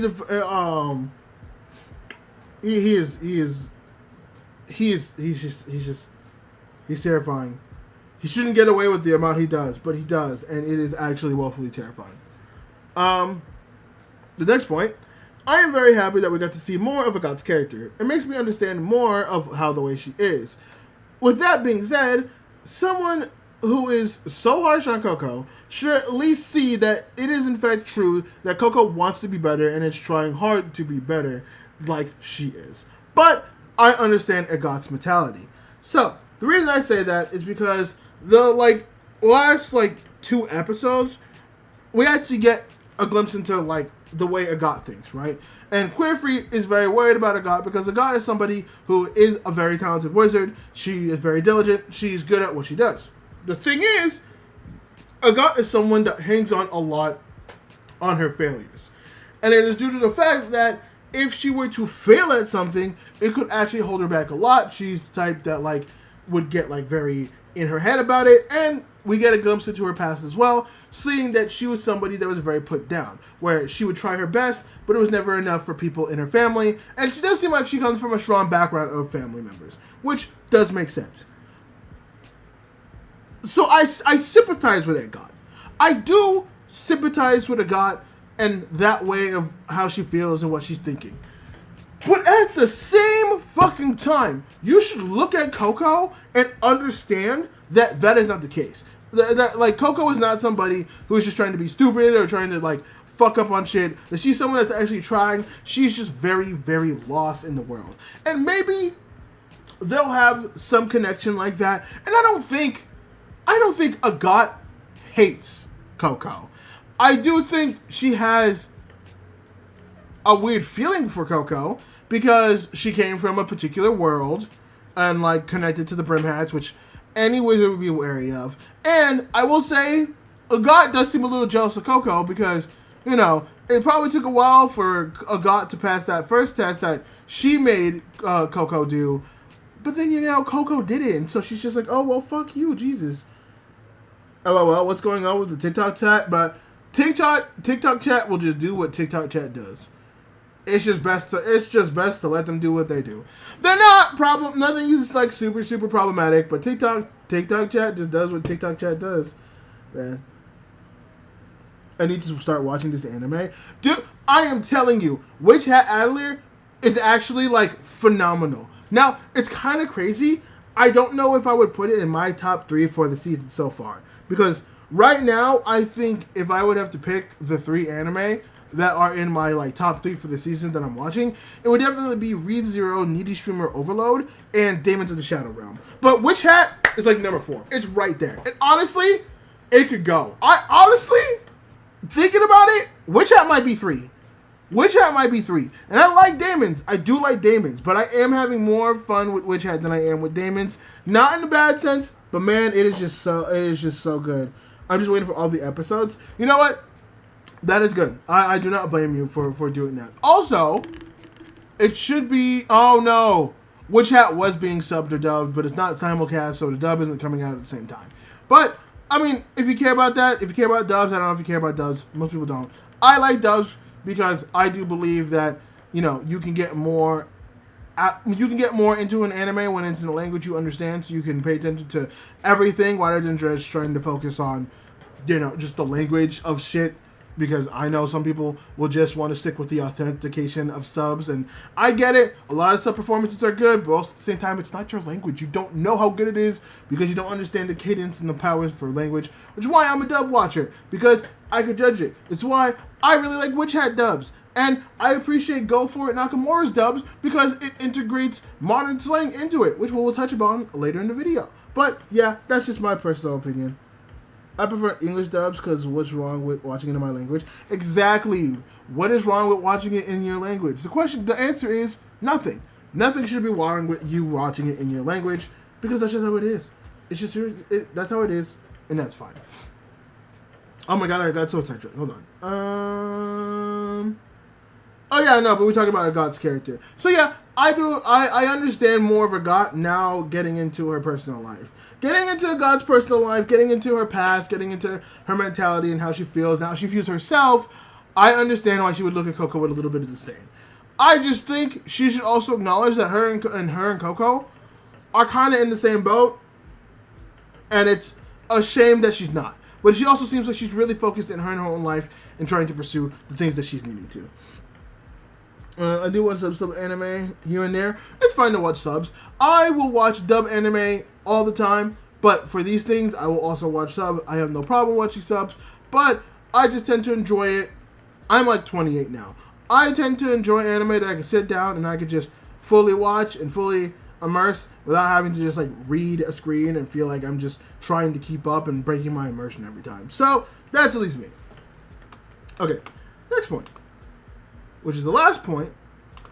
Now, Queerfree is up to something, and it's extremely worrying. He is doing things that should not be done and is seeking things out that he should not be seeking.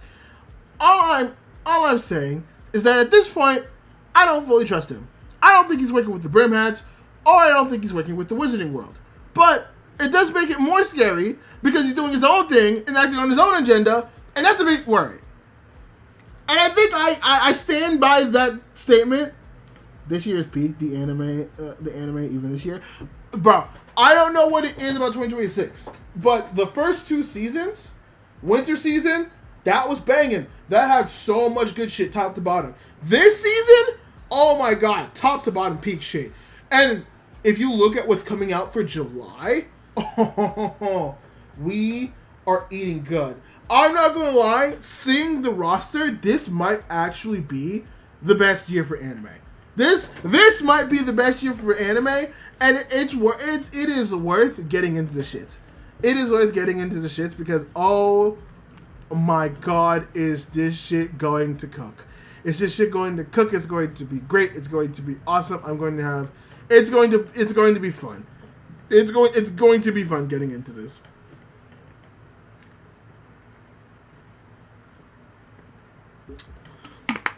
Sorry, I was drinking water. Okay, but yes, I don't trust Queer Free. I really don't, and that all comes from I think episode 8 it was, where at the very end, Queer Free finds out that there's some power that the Brim had to put in Coco's ink, which is why the whole like river collapsed and stuff like that. And Queer Free, has a laugh. He's like, finally, I have my lead. I have the big thing I'm looking for. I have, like, the stuff, right? And the old man, being a good old man, is like, hey, listen, we probably shouldn't be dabbling in this stuff. And honestly, it's getting to the point where, like, we have now to tell the council. We have to tell the council now that some bad shit is happening, and I need you to understand, Queer Free, like, we can't keep going on to this. And Queer Free sits there and he's just like, I'm so sorry, old man. I thought he was gonna murk it. And honestly,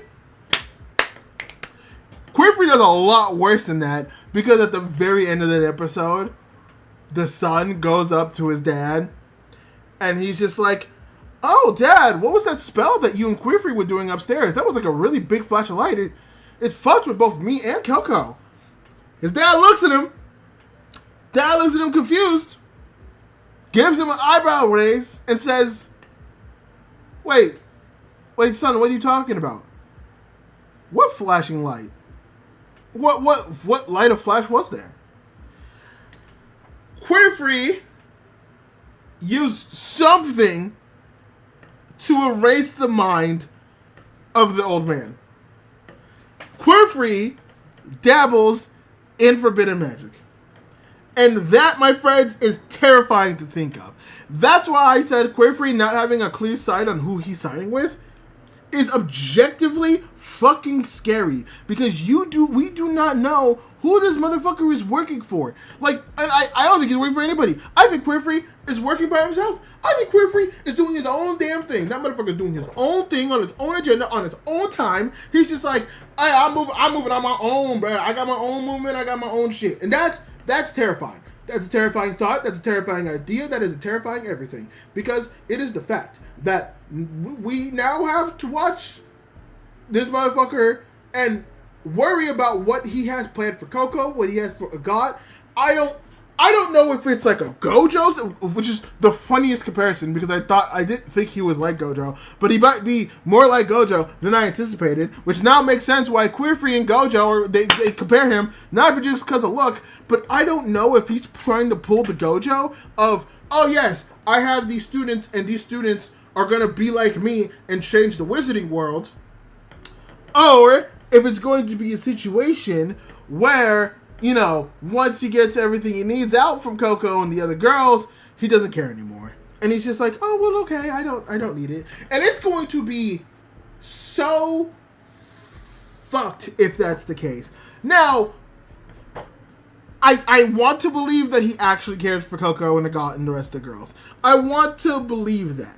I want to believe that for the most part, like, he cares for the girls, he's just hunting for something, and, like, he is actually going to take care of them, and, like, he has a side of him that's kind and is nice, and that everything he says about, like, you should be happy, you should have the passion, is actually true. And to an extent, I do believe so. It's just whatever the fuck that motherfucker's cooking on the side worries me. It worries me so much to no belief. It is terrifying, and it is going to be very interesting to see how that plays out. But, dude, no, yeah, I think I have to put Witch Hat I think I have to put Witch Hat on my 3. Witch Hat is too good. I think I'm still having more fun with Needy Streamer Overload and ReZero compared to Witch Hat, but man, Witch Hat is so good. Like, I know I at the beginning, like when we first did this, I talked about how like, oh yeah, like I'm into it, but it still seems very like shonen tropey and stuff like that. But man, it's done its legwork. It's done its legwork. Oh my god, I never was bored with any episode. Everything from start to finish has been so fucking good. I can't wait to consume more of it. It is going to be a fun fucking watch. It is going to be fun, guys. Oh god, I cannot actually recommend Witch Hat out of there anymore. It is a genuinely good fucking show, front to back. And like, we're not even at the back yet. Well, we're not even at the back yet. We're still at like the big part. So, oh my god, I am telling you guys, please go check out Witch Hat. It is fucking great. It is great. It's phenomenal. It is amazing. I fucking love it. Said, Witch Hat has crazy visuals. And it does have crazy visuals. That is the other thing. You want some? I talked about Needy Streamer Overload as like a visually stunning like anime, but that's visually stunning in the sense of like color palettes and multimedia aspects. You want just a pure, man, that shit fucking looks good and acts good and does good things. Fucking Witch Hat, baby. Witch Hat fucking looks so beautiful aesthetically, and not even just in like the action, just like with the backgrounds and the landscapes and the design of the clothing and all that. So fucking, god, I fucking love Witch Hat. Witch Hat is so fucking good. It's so fucking great. Oh my god, no, you know what? 2. I might have to put 2. I might have to put it over 2. Because I like Needy Streamer Overload, but I didn't give Needy Streamer Overload this interaction. I give it Witch Hat. ReZero's still my baby. Alright? And you're going to have to do a lot to knock off. But Witch Hat, I have to put it at number 2. I have to put it at number Black 2. Star Witch Hat 100% goes at number 2. Every anime has crazy visuals now, lol. Okay, no, it does, right? We're in the age of anime right now where the standard of what is good is like top notch. Like, this wasn't the level that we were at like 5 years ago, let it go 10 years ago, 15 years ago, 20 years ago, all right? Like, yes, people like harken back to the aesthetic of the 90s, and that looks good, that looks great, I like that. It's what stuff like Vaporwave and all that I've been enjoying the edits on TikTok. The edits for TikTok for which I have been fucking great. I will say that. But yeah, the aesthetics have been good. The aesthetics have been great. But like, Witch Hat is different. Witch Hat's aesthetics are like so different compared to everything. Like, the standard of shows have been good, but Witch Hat, like, oh, it is fucking up there. I don't know what it is, but Witch Hat, it is up there. And it's like the gold. It's like. I would argue Witch Hat's visuals are like a gold standard right now. That's where like the gold standard shit to be. Like, I put that up with like fucking JJK and fucking current One Piece. Like, I put it up there with that. Like, oh my god, that shit fucking banging, man. Oh my god. But yeah, like, as you can tell, Witch Hat, we're cooking with Witch Hat. Witch Hat is massively fucking satisfying if you couldn't tell. Oh, that being said, I gotta move on to the shits. So let me go ahead and bring up our next anime that we're gonna be talking about.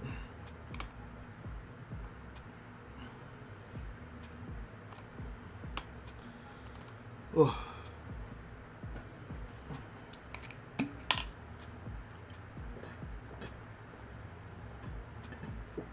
Oh.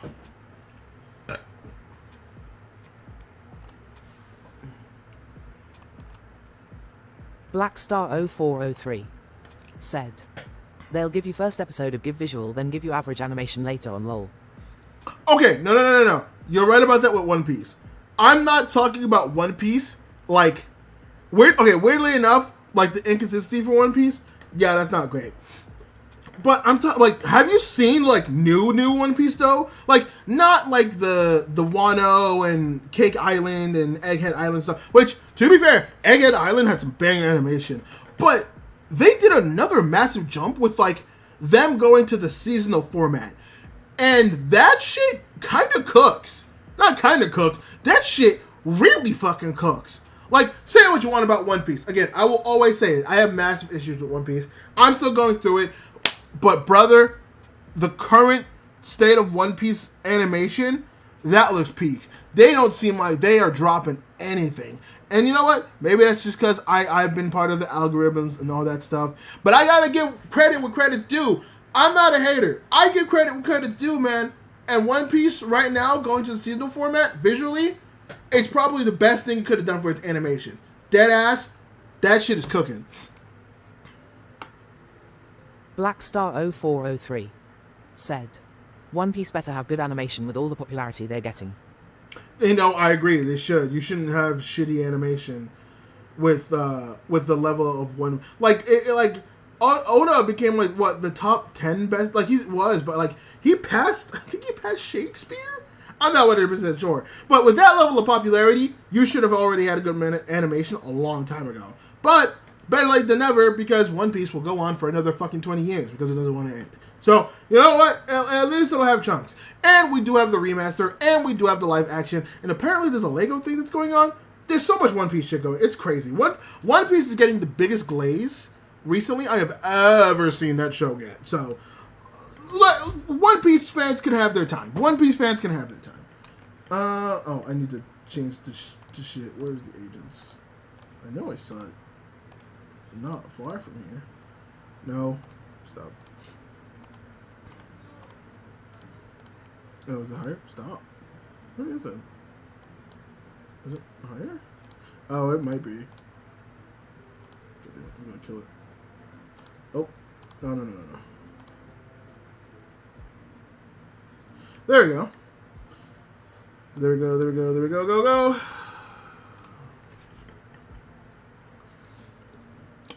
Okay. Our next anime that we're going to talk about is Agent of the Four Seasons. I'm going to tell you this. I'm going to hold your hand when I say this. This anime has probably made me way too fucking emotional this season. Like, you want an anime that's just like a left, right, hook, jab, just a constant barrage of crying and emotions and all that stuff. That's Agent of the Four Seasons. Remember Naruto was the anime every casual anime knew.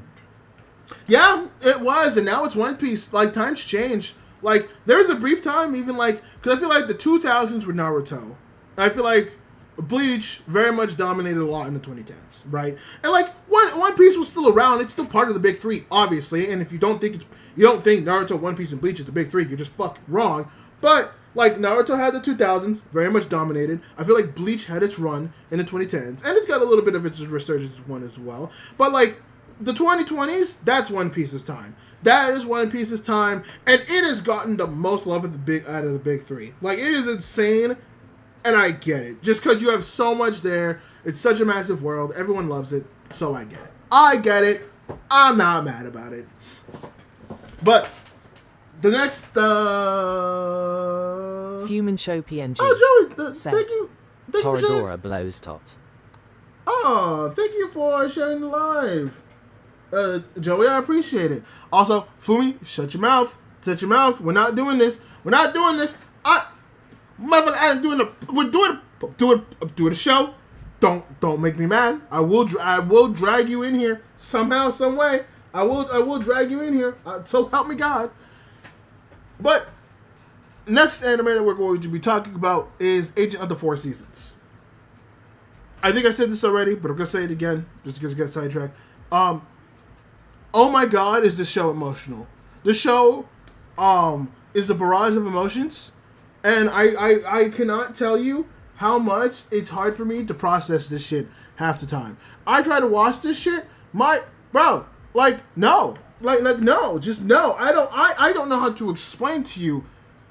I think this has made me cry twice. Like, it is insane. A human shopping Zephyr side eye. Yeah, exactly. Look at him. But yeah, like, dude, it's just good. It's just so good. I love it so much. Agent of the Four Season is so great. Lol, I watched Toradora again last year, didn't age well, lol. Don't make me do this, guys. Don't make me do this. Human Show PNG said, at @St_Bob at Fumans 3 love. Do not make me do this, guys. So help me God. Do not make me do this. Okay. I'm not. I need to talk about the seasonal stuff. Human Show PNG. I put okay. At Blackstar0403. No. Well, no. We'll put. I'm putting a pin to this. I will go on my Toradora rant before I go, but Toradora is like a 10 out of 10. You can't convince me. I'm leaving it there. Once I switch shows, we will go. But yes, Jesus Christ. But yes, Agent of the Four Seasons. Oh my God, it's so good. It's so I can't tell you guys how good this is. It's good. It's great. It's awesome. I'm sorry it didn't age well, lol. I will address that later. Hold on. I disagree with you, but I hold on. I disagree with you. Saint_Bobbit said, "At Fumin shopping Ariel lovers." But yeah, this show has just been genuinely so fucking good. Genuinely fucking great. I love this show. This show's amazing. It's made me cry. Oh, dude, so emotional. So fucking great. Like, God, I feel sad, but in a good way every time I watch it, and it makes me feel something. Okay, so let's just get to the points before we go. Okay, so the first point I have for the show. You know, the idea of being an agent at such a young age is actually so fucked up. Like, you are basically stripped from your normal world into this one. They couldn't at least have chosen a newborn. They gotta pick someone already born into the world and fuck them. The gods are cruel. And I kind of had that process at some point. Like, the best thing I can compare the Agents of the Four Seasons to is if the Avatar, like Avatar The Last Airbender, if the Avatar was just split up into 4 different people, and instead of being born, you just kind of gifted it.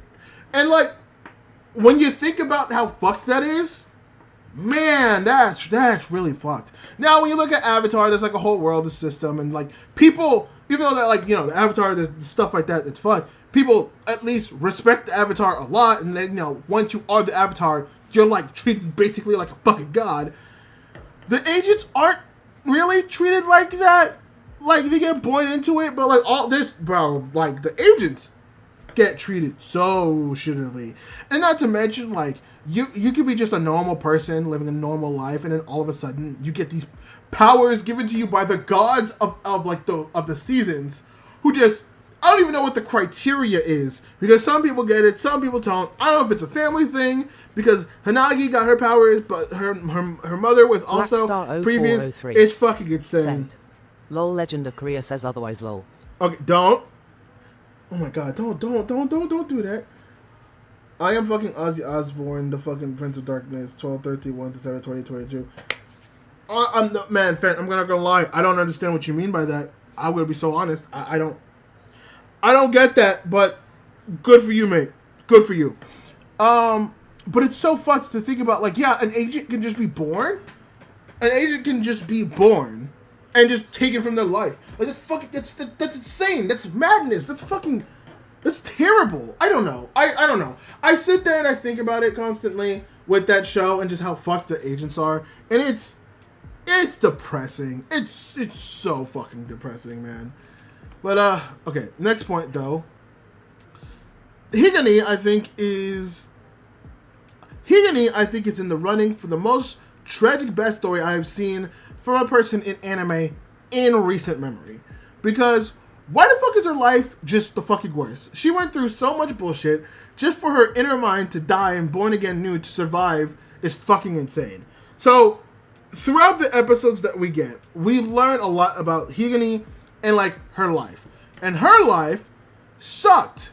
Because when she was born, her mother, this is the Agent of Spring, her mother was the previous Agent of Spring before her, and her mother was not treated very well because her father was in another family that like didn't want her or other stuff like that, so they basically lived by themselves. And then was given to said father and basically not treated well. And then once her mother passed away and her mother took her own life, fucking went away and she became the new agent, and everyone hated her for it. And she was treated badly. Then when she finally gets a friend, they don't want the friend around, and she has to like basically try to starve herself, which she was a smart girl. She knows how to use her powers, so she grew food for herself. But people didn't know that, which I don't know how you don't know that, but I don't fucking know. But which is Sakura, which Sakura's whole backstory is very sad as well. They both come from like families that just are disdained and not liked, which is crazy. But that all happens. Like Hinagi finally gets like some type of like care in her life or some type of like love in her life, and then it's just completely like, it's just completely fucked. And like, she gets captured, all stuff, she meets the Agent of Winter, that whole thing happens, she gets captured, she gets tortured, and then she has to like break out on her own because most of like the people just give up on trying to find her, which is crazy because the way the power works, you would know that the agent is still alive, so what the fuck. And even though when they came back, there was plots to like off her because, hey, she's not doing her job, it's probably better to just off her and get a new agent to actually do the job. Bro, Hinagi, I feel bad for Hinagi. Hinagi up till now, till like the anime started, has not had a good time, not had a good life. That's just depressing. I feel for her.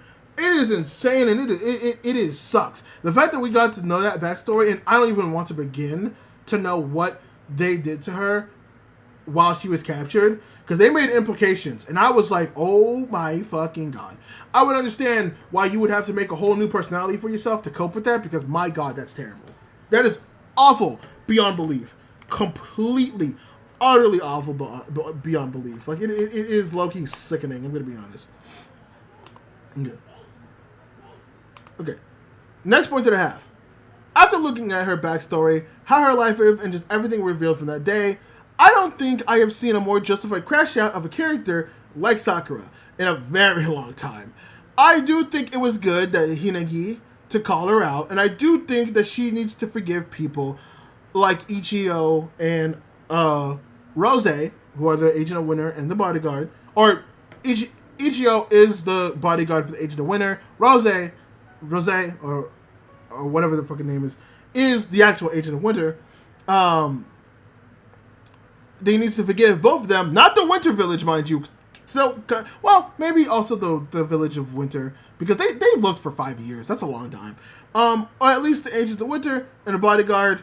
But I don't blame Sakura for doing so, because we also get Sakura in the number of backstories that we get, and we find out that, like, you know, her family abandoned her, but her name is also, like, people don't like her and her family. And then we get a more look into things, and, like, you know, she becomes friends with Hinagi, and, like, she becomes the bodyguard, and they both live, like, you know, decent lives. And then when Hinagi's gone, she just, we already know this part, but, like, Hinagi goes, and she's looking for Hinagi because the fucking Village of Spring gave up after like 2 weeks, which is insane. Goes to the Village of Winter. They spent 5 years looking, and they have to give up.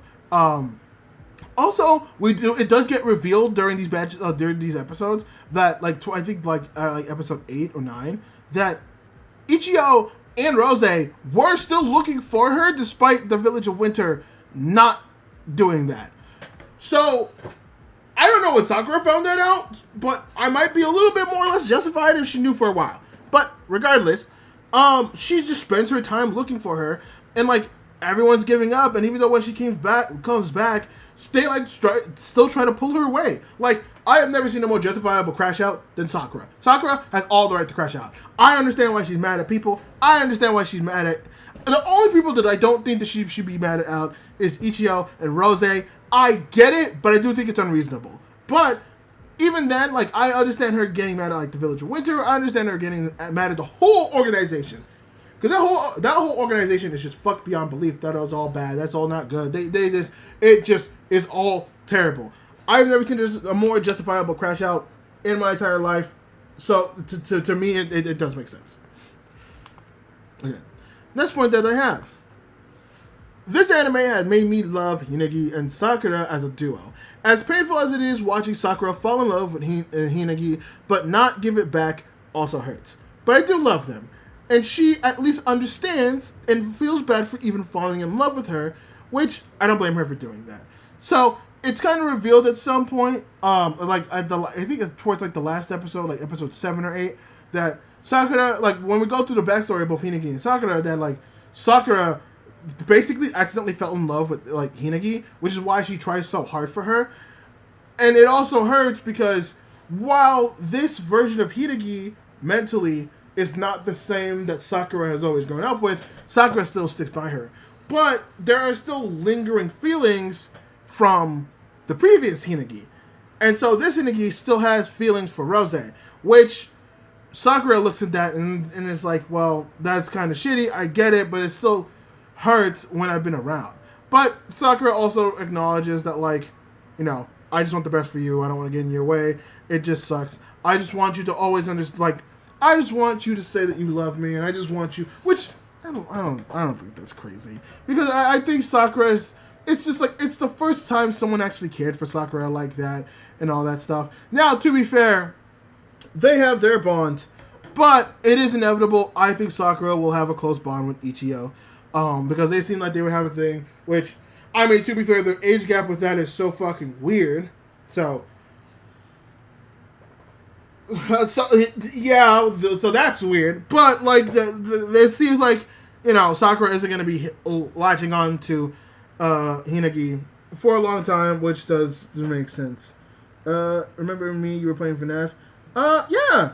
No, I do remember you, Dan. I do remember you, Dan. I know you recommended a mod. I can't remember which mod, but I'm pretty sure you recommended a mod that I played. What is it? Oh yeah, the next point that I have. The Agents of the Four Seasons is the opposite of Demons of the Shadow Realm. Just how I don't think that there are any real bad guys or any organizations that we've seen interact with the siblings from Demons of the Shadow Realm, that there's not really any bad ones apart from the big guy. There is no good people in Agents of the Four Seasons except for the actual agents. And I stick by that, because it's like the complete opposite, where Damon's is like, oh, there's two organizations that we know of right now trying to fight for the siblings, but neither of them are necessarily bad. They have their own agendas, but they don't necessarily seem bad. Everybody, including the agency that's trying to protect the agents, are all bad. Well, apart from, like, a few people. Obviously, the agents are bad. The people working near the agents aren't that bad. But it's just the higher-ups who aren't actually working with the agents are just shit people. They're arguably the worst. Because I think, I also have it in his notes, and if I do, I'll just skip over it. But it's established very early on that emotions are a big reason why, emotions are a tricky, oh, you did recommend the tricky mod. Okay. But in Agents of the Four Seasons, Jesus Christ. Sorry, I'm getting gassy. Okay. In Agents of the Four Seasons, emotions are a big fucking reason why some people care about, No. Jesus Christ. Oh. In Agents of the Four Seasons, emotions are a big part of how powerful an agent's power could be, right? So if the better they feel, the more connected that they feel, the happier that they feel, the more that their emotions will go off. But it also can work other ways. Other emotions can probably elicit other feelings. So if that's the case, and the feeling of an agent matters, why the fuck are you making these agents feel so shitty? The only one that doesn't feel that shitty is Rosé, and I only feel like that's the fact because people fear the fuck out of Winter and his power of ice, which I get it. And like the Agent of Autumn, that's a kid. She basically gets like no fucking support. Hinagi has been treated like shit, and like the Agent of Summer, that one's a little bit iffy because like that's not necessarily the agency being different. That's like a sibling thing where like you're fighting with your sibling. That's a whole different dynamic, and I'm not including that in this conversation, or at least in this part of this conversation. But just the insurgencies the insurgents are already bad. But the actual organization is just also complete shit. Everyone treats them so fucking badly. They're shit. And the fact, you know what? The fact that like they're not even mobilizing to save Autumn fucking sucks. It's shit. So I am so happy that the rest of the agents are actually going ahead and being like, well, we can't fucking have this shit happen all over again. We gotta fucking save Autumn. Because they're not gonna do it. And this is basically Hinagi all over again. We gotta fucking go. We gotta do their shit. And it's gonna ball. It's gonna ball. I'll be back. Yeah, no problem. Okay, next point that I have. The Agents of the Four Seasons. Oh, no. We already did that. Okay. It's crazy to me that knowing... Oh, no, we already talked about that. But yeah, no, it basically it's only... Oh, no, I basically got through everything. Yeah, no, so yeah, that's basically all the points that I went through. So, overall, Agents have been fun. It's been really good. I don't think it's gonna be most people's cup of tea because I know like some people don't like the slow burn, some people don't like the emotional stuff. I get it. I'm having fun of it. It's a banging show. It's fucking amazing. This is another show that I think needs more love that I don't think more people are talking about. But Ages of the Four Seasons, man, it's genuinely such a fucking good show. Genuinely a good show. I love it. I recommend it to most people, man, because it's so good. I mean, I would recommend most of the shows on this list. Unironically, I would recommend most shows on this on that I'm watching because everything so far has been fucking like banging. I don't think I'd give anything like under 7.5. I think well, one show, which is weird because it was the one I was the most giddy about, but over time I had to have changed my opinions, but we will get to that. We will get to that. But Ages of the Four Seasons, genuinely peak, genuinely good, genuinely awesome fucking banging ass show. And I can't wait to see how it finishes off. Okay. Now, we shall move to the next anime.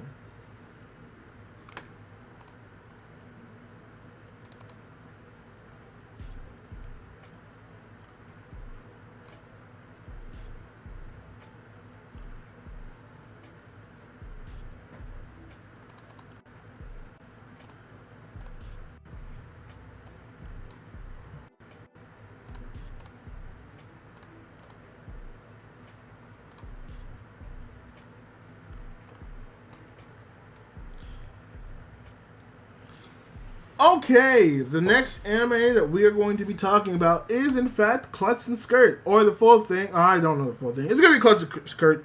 We're just going to call it Klutz and Skirt, because it has a long name, and I forgot what the long name is, but the anime, like, while it has the anime bumpers, calls it Klutz and Skirt. So, we're calling it Klutz and Skirt.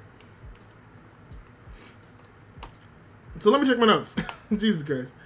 I don't think I have too many notes on this one. No, I like someone do. Okay, so the first note I have for this. Direct characters like Paimon. Oh my god. You know what? When I wrote my notes, I knew for a fucking fact I was going to say Paimon because Poem and Paimon are so fucking close. And I've been getting back into Genshin Impact like a fucking degenerate. So I knew I was going to do that. I hate myself. God, I hate myself. Direct characters like Poem's sister are needed in romances like these. Because they at least help push stuff forward. Too bad Sakura Daimon is an idiot and socially unaware. Now, I do like direct characters like this. They are used more for gags. And I do kind of wish it was more to just progress stuff. And it kind of has. I feel like Sakura Daimon and Poem are at least aware of each other's feelings to an extent, and they're just kind of like chilling for the most part. There's also just been a lot of things that have happened, which I think is funny. But I do appreciate people like his sister because they're fun little additions. I do like Willow them so much. Said, "Hi, he Mijaku loving." Hey Willow, how you doing? I hope you're doing well. I hope you're doing nice, and I hope you're having a good time. And I hope that you're doing good. I hope you're doing good. Apologies. I'm yapping right now, and I have notes, so apologies for that. But yeah, I do like Poem's sister. I think she's needed in more animes. I mean, they exist, and she's just used for more of a gag for funny moments. But like, I do think direct characters need to exist more, just for an excuse to fucking move the plot forward sometimes. Okay, next up. Not gonna lie, Poem's mom might just be running for top tier waifu. Because, brother, let me tell you, that is a woman I need in my life. So, alright, this is gonna be a wild ass comment. But Poem's mom, I love her so much. I love her personality. I like the way that she acts. I like the way that she does stuff. I love her like outlook on life and just how much energy she has. I need a woman like that in my life. Dead ass. And I'm not gonna lie, Poem's mom, she might just be getting the spot on my tier list. I'm not gonna lie, she found her shit too. Lol, tears of joy, dude. Put that in his notes. LOL, dude. Put. LOL, dude. Yeah. I did put that in my notes. I did do that in my notes. You know why? Because every time Poem's mom comes into the scene, yeah, I do get happy. I'm not gonna lie. I see her and I'm like, she's cool. She's cool. I like her. Note 4, I want to smash this character, mom. Okay, No, I do kind of want to smash that character.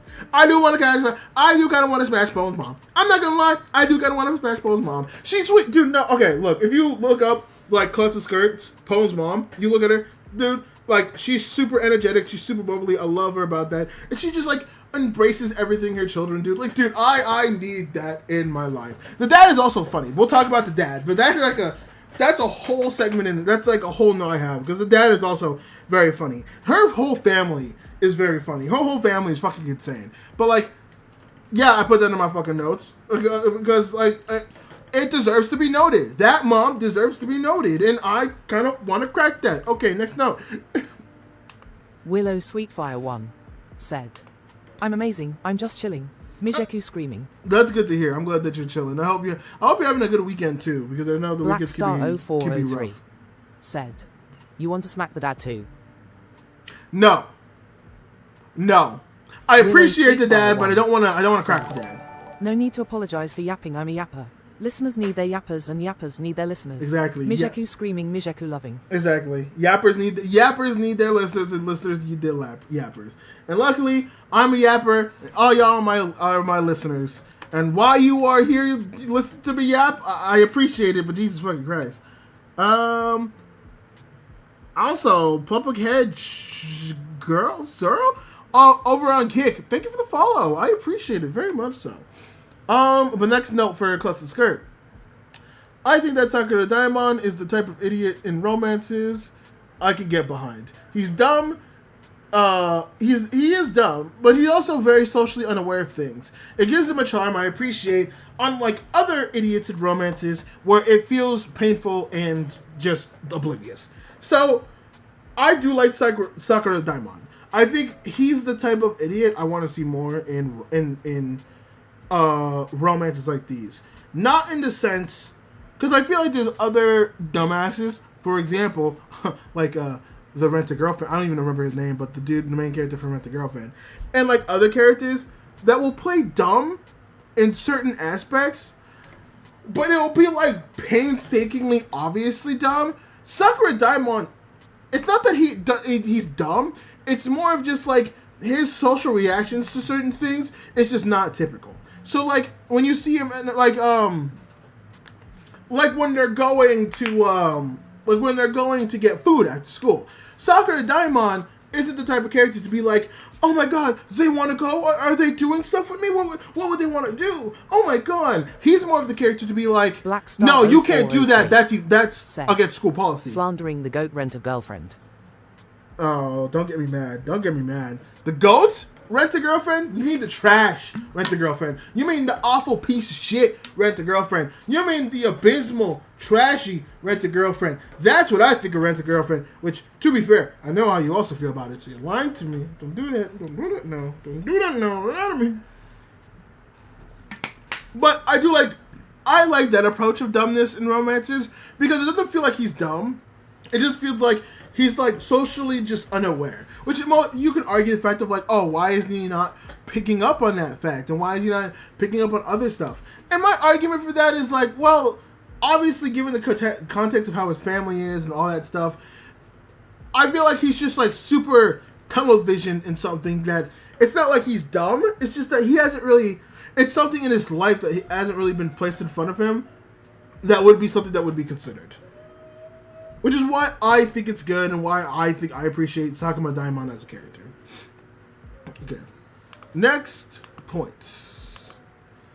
The rap episode has to be one of the biggest highlights for the entire show.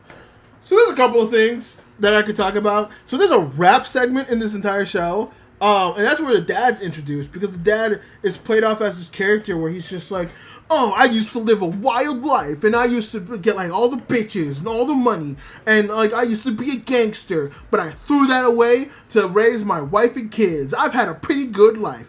I got to fucking ball out, and then I got to fucking like chill, and not in like the gangster type of way, in like the very like street thuggy fucking kind of way, which is so fucking so fucking it's dumb and it's stupid and stupid and it's dumb." Said, Dumb character make romance anime last longer in anime.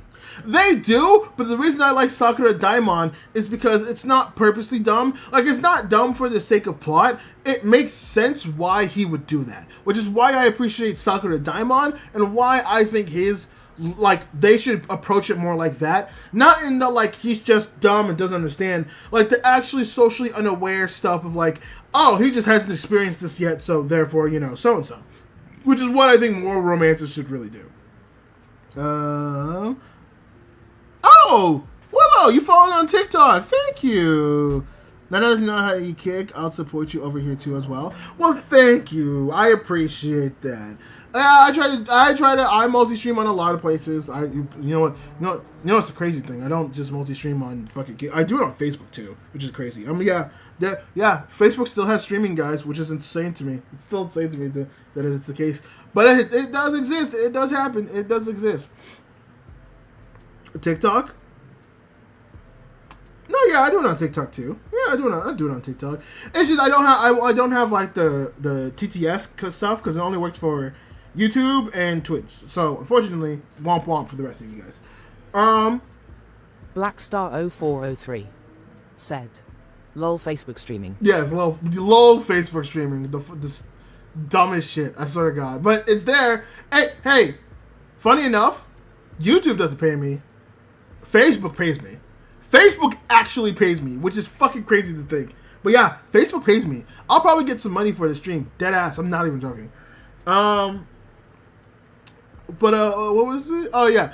But yeah, the dad lives this like crazy life. He's doing all this stuff, but he's like normal now. He's an office worker. He does the stuff, and he comes across a rap battle, and it's just terrible. It's just terrible. Now, what I like to do whenever there's a rap segment in an anime... Blackstar0403 said, "You ain't got any competition over there, lol." I really don't. I mean, there are still some people that stream, but I will admit, I really don't have any competition, which is very, very funny. But no, I will say, whenever I see a rap segment that comes up in an anime, I always play it back. If it has a sub and a dub, I will always listen to the dub first, and I will listen to the sub. Because, like, this is going to be kind of weird to say, but the way I think Japanese artists rap, and the way I think, like, or Japanese speaking artists rap, and the way that, like, English speaking actors rap, or American speaking actors rap, is very different.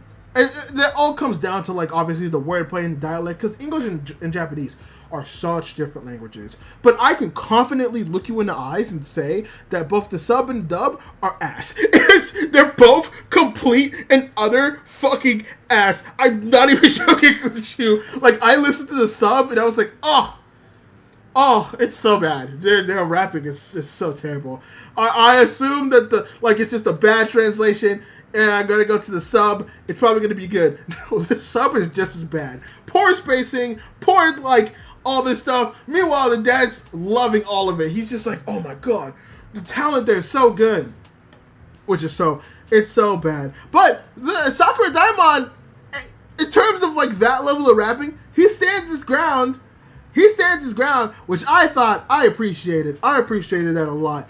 That was good. I'm happy for Sakura Daimon in that regard. That was really good for him. That was really, really good for him. So that was a great moment. Also, Blackstar0403 said, "The only anime where rap is good is Carol and Tuesday." Okay, no, that's not, okay. Hold on. Yes, you are right. The only anime that is good when it comes to his rapping is Carol and Tuesday. Because Carol and Tuesday, that's a whole music show. That's very good. You want another anime that has really, really good rapping in it? Look up his Hypnosis Mic. That anime is just rapping. It is just rapping. Hypnosis Mic has 2 seasons. All of it is rapping. Some of it's not great. Some of it's not good. But, like, in terms of, like, the construct of, like, how rap should sound,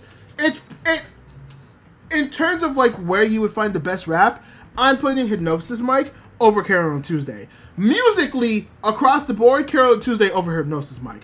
But just in rapping, Hypnosis Mic. That is an anime that actually has rapping. That is an anime that actually understands, like, the structure of rap, which I think is really fucking cool. But, like, yeah, for anyone who wants, like, a really good rap anime, Hypnosis Mic, it's right there. Hypnosis Mic for You is going to be that anime, 100%. Oh, what's my next notes for this? Oh yeah, I haven't actually paid attention to the opening until now. Why the fuck does the opening so action-packed? It's actually insane. Now, Blackstar0403 said, "Pretty boy rap lol." Okay, yes, pretty boy rap, but pretty boy good rap. Pretty boy rap, but pretty boy good rap. Just saying. But the opening for this, and I don't know why I never paid attention to this, but like the opening for this, for some reason, is super fucking like, it's super action packed, and like not like animation style is like not like super great, but it's really good. Like I was surprised. I was like, oh no. This has like a really fun opening. I didn't realize that. So like if you ever watch this, just look at the opening. It fits the comedy style, but man, it contrasted so hard. I was like, what the fuck? Holy shit. Willow, why are you putting up the question marks? Why are you confused? I'd like to know. Alright, next point that I have. You know, I feel this is like an over-exaggeration when it comes to BL Club. But I'm not joking. People actually take this stuff to this degree seriously, and it's concerning. So, another particular point that happens in this anime is Poem has two friends. One of them went home, and so the other friend has Manga Club. And she's like, "Oh, I didn't know you did all that stuff. Do you mind if I sit in with you?" And her friend is like, "Oh, are you serious? You really want to come?" And it becomes like a whole fucking serious thing where the friend comes and they're like all like waiting for her, and it's like a serious like chair sit down thing, and they're like, "Oh, we've been waiting for you." And it's a whole BL club where like they create BL and they talk about it and they discuss BL and all that stuff. And her friend submits a quote unquote BL. I'm kind of with Poem on this because it's like an action packed shonen scene where like not really much BL is happening, but like, you know, everyone loves it. Everyone's like, "Oh my god, you really cooked with this one. This is an amazing thing that you made." And Poem points out the thing I was thinking about was, there's not really any BL in this. This is really a BL. When I tell you, the president of the Manga Club fucking freaks. And it's just like, what the fuck do you mean, you troglodyte? And they say that in the dub. I thought troglodyte was a bad word. Maybe it is. I don't know. I apologize if that is a slur. I don't mean to. But the anime, dead ass, calls like the main girl character Poem a troglodyte. And I had to pause. I was like, whoa. Holy. Did she just get called a fucking troglodyte? What is happening right now? And I was like, it goes in that back and forth of like, it's like, God, not every BL has to be smut and sex. There are other ways to express your BL love. You can't see the subtlety, the hints. You can't see the passion that they have between each other. It's all within the context. How can you not observe it? And I'm just like, you know, I want to say this is a fucking exaggeration of BL fans. I want to say that this is an exaggeration of like how people look at yaoi. I shit you not, and I think everyone in here could kind of agree with me. It's not an exaggeration. There's no way this is an exaggeration. It's not. This is real. This is real. Wait, how is this? Blackstar0403. What the fuck? Lol, if you watch Dead Account, they be saying a lot of things lol. I did watch Dead Account. It was okay. It was very okay. But you are right. They do say some wild stuff. I do need to finish it because that's when I stopped doing reviews. And I was like, oh yeah, I want to watch it. But you know, whatever, and all that stuff. But yeah. Also, I apologize on the TikTok side. I don't know why my live went down. But we are back up. We are back live talking about fucking Klutz and Skirt, which I realize I have that pretty low. Blackstar0403 said, Dead Account so mid lol. It's so mid. Dead Account is so mid. Oh my god. I really had hope for that show because the premise for Dead Account was actually genuinely like, I was fascinated by it, and I think the first episode is actually really good. But like it just like peters off after the first episode. It's so boring. It's so fucking boring. I need to go back and finish it just so I can have like another anime that I can talk about once I do like an end of the year tier list. But Oh my god, is that fucking boring, dude. Fuck my life. But like, yeah. Oh my god, what was I talking about? Oh yes, but yeah. Oh my god, I got lost. Hold on. Oh yeah, no. But yeah, no, dude. No, people do actually take BL really fucking seriously. And I'm not gonna lie to you, it's kind of concerning. It's like concerning on like on so many levels. I don't think you guys understand. I don't think you guys truly understand how concerning it is. People love their BL. People love their yaoi. And I get it, man. I get it. But fuck me, man. Do y'all take that shit too seriously? And as much as this comedy has exaggerated many things, I don't think it exaggerated how much people care about yaoi. I could unironically see somebody doing this when it comes to like BL or yaoi. They really do. It is insane. It is insane. Blackstar0403 said, "My hero fandom's cough cough." My hero?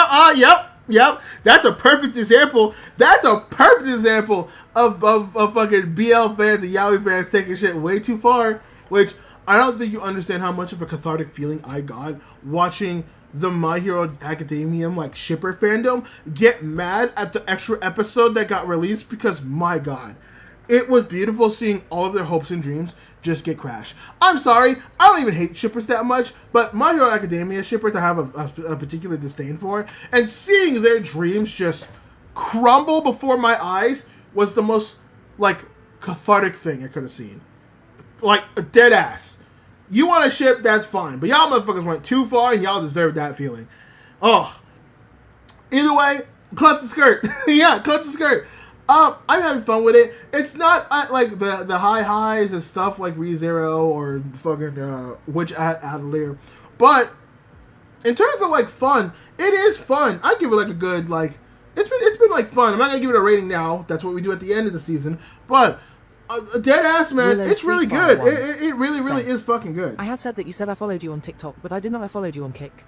Loudly crying, Willow Sweetfire1 said, "A BL that I would recommend every time is Sasaki and Miyano. It's so sweet and adorable and makes me flustered every time. Ooh, Smiling face with hearts." I might need that. Hold on, Sasaki and Miyano. I might have to just bookmark that for myself, because that I do want to read more BL. As someone who is who swings both ways, I would very much like to get into more BL and consume that. Oh, that looks adorable. That looks cute. Yeah, I'll put that. I'll mark that. I'm gonna need that. Willow Sweetfire1 said, "Ads, loudly crying." Oh my! I'm sorry, Willow, but thank you for going through it. I appreciate it. I appreciate it a lot. But yeah, Clutch the Skirt, genuinely, it's genuinely funny. The comedy also hits very well. Like, this is probably like, ooh, yeah, I think this is the best comedy of the season, man. It's been really good. It's been really good. I would have to watch other things just to compare, but in terms of like just comedy, Willow Sweetfire, fucking great, fucking good. "I'll be back in a minute." Ads. That is fair. I understand. I understand. But while we're doing that, let us switch to our final anime. My god, this is going to be a long fucking episode.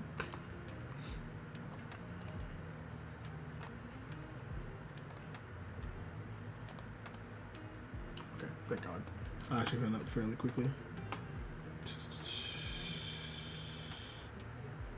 Where is it? Where is it? Oh, right. I gotta do that. And I gotta do that. I gotta click. I gotta change. Let's play that. Apply. There we go. Apply. Switch over for... Ooh!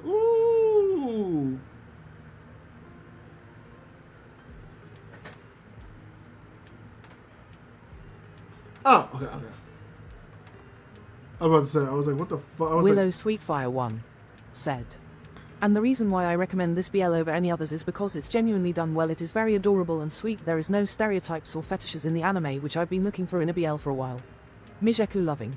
Willow Sweetfire1 said, Back. Smiling face with hearts. I can see that. I can see that you're back. I will also say, if you're looking for something that's not super tropey or sexualized as well, go for Nakamura, which is the next anime that we're going to be talking about. That is also very cute. Now, I will admit, I have ran into my own problems. Not with Black the actual Star premise 0403 of it. Said. Last BL I watched was Yuri on Ice lol. Oh my god, Yuri on Ice.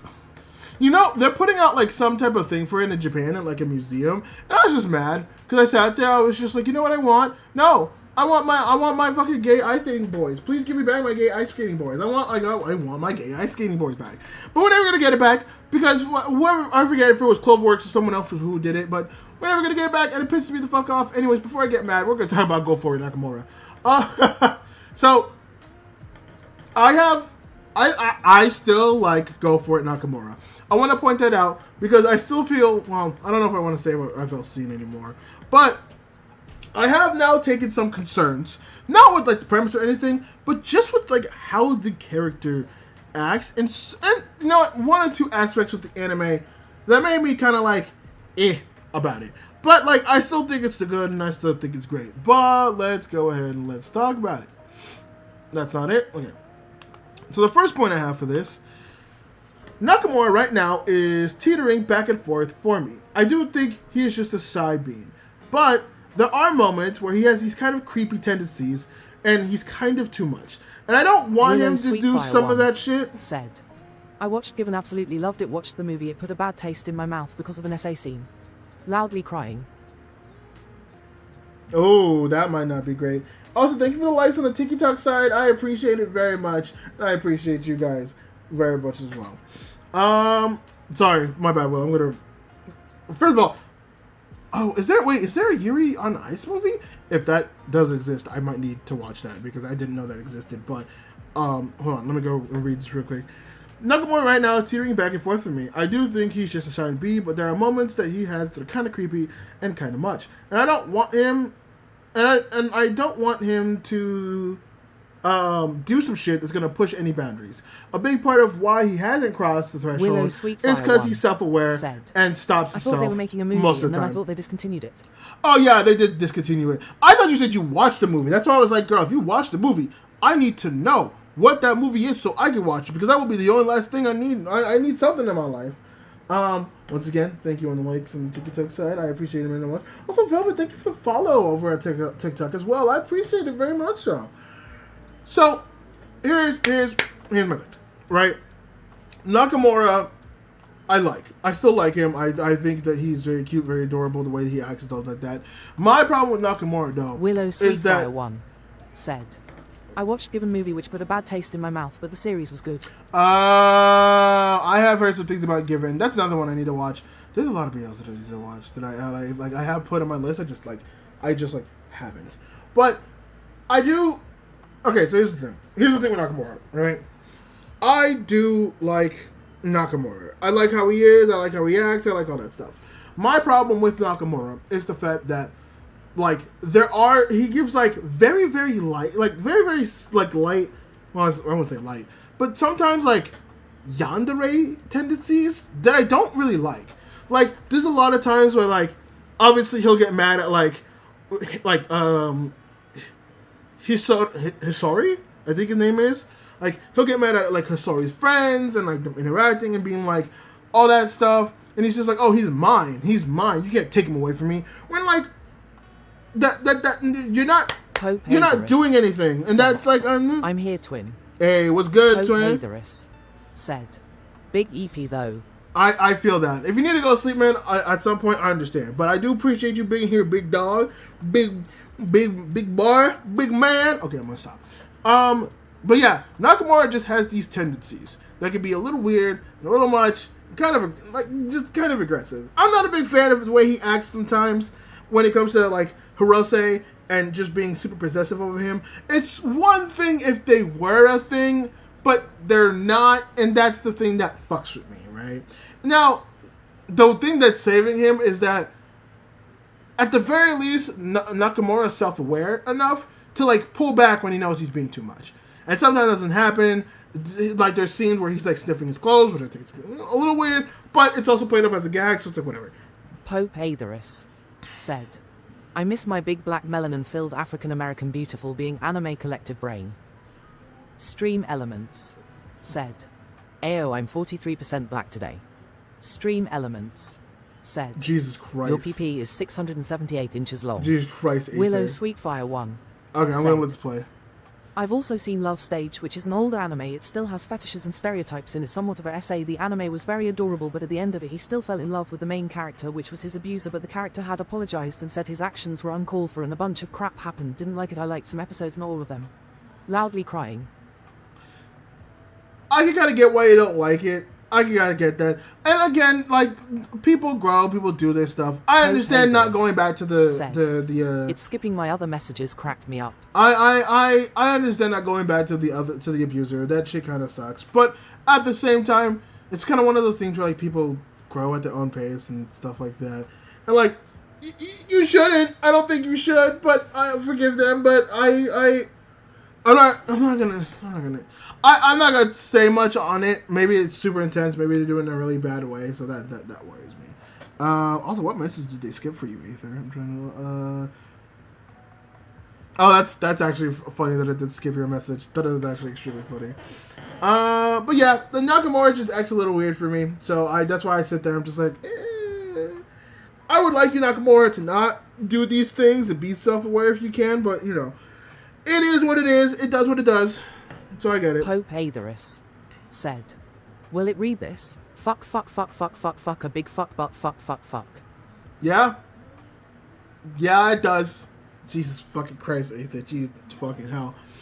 Alright, next note that I have.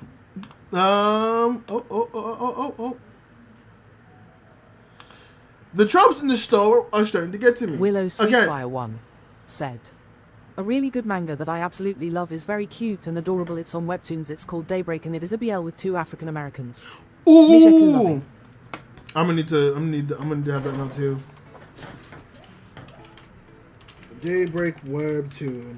Because I like my BL, but an African BL. Oh!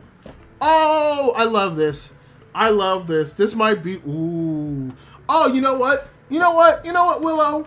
I'm actually glad that you're giving me this because it is Pride Month in a couple of days. So we're going to have to talk about some stuff. I do need actually, I know what Yuri I'm going to talk about. I need a second Yuri, but I know what Yuri I'm going to talk about. So, yay. I'm actually happy that I'm getting these information. A BL with 2 melanin-heavy individuals. Not melanin, well... Black Star 0403 said, 2 African Americans, lol. Two melanin individuals, 2 Africans, lol. Jesus Christ, you guys in the chat are fucking crazy. Pope Aetherus said, fuck them whites. Jesus Christ! Jesus Christ, Aether! Holy shit! It's my fave. Mijeku loving. Jesus Christ! That is cool. That is cool. Okay, let me get back to the show. Let me get back to the show. Jesus fucking Christ, you guys. Okay. Oh yeah, no. So, no. The tropes in the show is starting to get to me. It's not a lot, but after fully diving into the show, it's starting to feel like a really tropey romance with a few changes that have been helping. So, another thing that's been kind of bothering me with Go For It Nakamura is, like, I was super excited because it was a BL that didn't seem like it had all, like, the sexualization. It was very nice. It was very cute. It had all these good things. Said, I'm fucking geeked, skull. It's insane. You're insane for that. But like there are some aspects that I think are good and that I think is like stuff like that. Chizuru is waifu. Okay, no, I'm not entertaining that. No, we're not doing this. I'm not gonna lie. I might have to turn off the TTS to get through this shit so I can see what you guys are comments on. Black Star 0403 said, crazy transition, lol. Yeah, fucking insane transition. Jesus Christ. But Go For It. So like. Go For It Nakamura Willow seems to have... 1 said, at Pope Aetherus, I'm one of those whites. F me all day and night, scream my name as long as you need to sugar. Mijeku crying. Jesus Christ, you guys. Okay, I'm gonna turn off TTS for a little bit just so I can get through this shit, you guys. Hold on. 1 Saram ILMFAO. Okay, hold on. Give me a second. I need to turn off the TTS so I can get through this fucking shit properly. Hold on. Where is it? Where is it? Where is it? Wait, what actually is it? Oh no, it is here. Okay. Alright. Jesus Christ. Sorry. Nope, you didn't get it. Sorry. Okay, sorry. Chat amongst yourselves real quick. I gotta get through this. Just so I can take my motherfucking break real quick. Because we're almost done. We're almost done of 1 of 3 segments. God, this is taking forever. Okay, so the tropes in this show. TTS, don't fail me. Nope, it's off. What was I gonna say? Jesus Christ. Oh yeah. So the tropes in the show are in particular like. So I appreciated Go For It Nakamura for a long time because of how it is, how it was, all this stuff. Like the fact that it was like a BL that wasn't super gross, wasn't super like intense. I appreciate that. I like that. And when I mean gross, I meant like in the abusive way, not in just because like lovey-dovey way. But now that like that's kind of passed and we know that like, oh yeah, most of this is normalized. A lot of what they do is normalized. The tropes are now, I'm starting to notice them a lot, and I'm kind of sitting there and I'm just like, I kind of don't like, I don't know how I feel about like, I don't know how I feel so much about like the tropiness of it. And that's not necessarily anything super bad or anything super fucking crazy, but my issue with that is the fact that like, when it like, it just like now it doesn't feel like it stands out. Like there's other things that do make it stand out. Like the BL aspect still makes it stand out. The art style still makes it stand out. Like the writing for it and how they're approaching it and their dynamic. There's still things that make it stand out. It's just that there's some things that are just super tropey that I just sit there and I'm just like, oh my god. That I've seen in so many different romances that just make me just like, ugh, with the fucking show. So it could be a lot. Also, you guys, if you guys. The blurbs aren't done with the explanation point. The blurbs are done with channel points. You gotta spend your channel points to use the blurbs. I don't even think I turned off the blurbs. The blurbs are not turned off. Hold on. They're gonna make me tweak.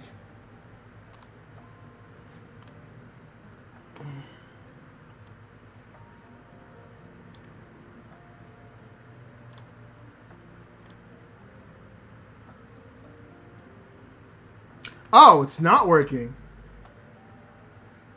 Oh, I'm gonna keep it a buck with you. I don't know why they're working. I don't know why they're not working. I'm going to keep it. Wait, hold on.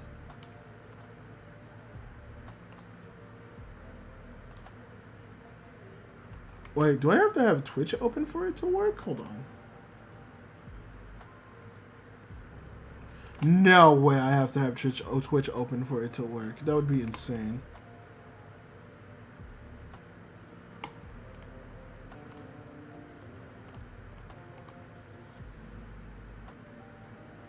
Oh no, it does. All right, I don't know why blips don't work. I don't know why blips don't work, but we'll figure it out. Okay. I am going to turn back on TTS again. Y'all just chill, okay? Or at least let me. Blackstar put it a little bit 0403 down a little bit. said, Martin Luther King fought for our rights to mess with you. I turned back on TT. Do you support the BBC community? Of course I fucking do. Pope Aetherus said, I went to MLK Middle School. Okay, okay, no, I'm turning it back off. Jesus fucking Christ. Jesus fucking Christ, you guys. Turn it back. I'm turning off the TTS back off. Alright, what's the next note that I have for this? I really like the teacher. I hope we see more of him. Now that this show is making assumption of him being with a student. Not gonna lie, kind of weird, but I think they did save him for him just caring about the teachers. So I was a little bit worried when they introduced the teacher at first, because when they introduced the teacher, I sat there and I was like, oh, okay, what the fuck is this teacher going to do? Like, is he going to do some weird shit? Is this weird shit that's going to happen? So admittedly, I was a tad worried about how things were going to go. Luckily, I will say that it didn't turn out as bad as it was. The teacher's cool. He just seems like it's caring, and and I will admit, looking back at it, it all was based on just Nakamura's whole fucking worrying of it, which is what worried me initially from it. Velvet, how are you doing? I hope you're doing fucking good. Can I talk about prison school? Later, maybe. But, yeah, the teacher, honestly, great addition, just cool, just cares about the kids. I just like seeing the teacher in general. Nothing even like, oh, you know, I want to smash teacher. No, he's just a really cool dude. Like, that is someone I aspire to be. Just a really cool dude with like some like some really cool aspects and some really cool things. Like, for me, that teacher's just fucking awesome. I didn't get a chance to say this in a previous episode of the podcast, but I do really love the art style of the show.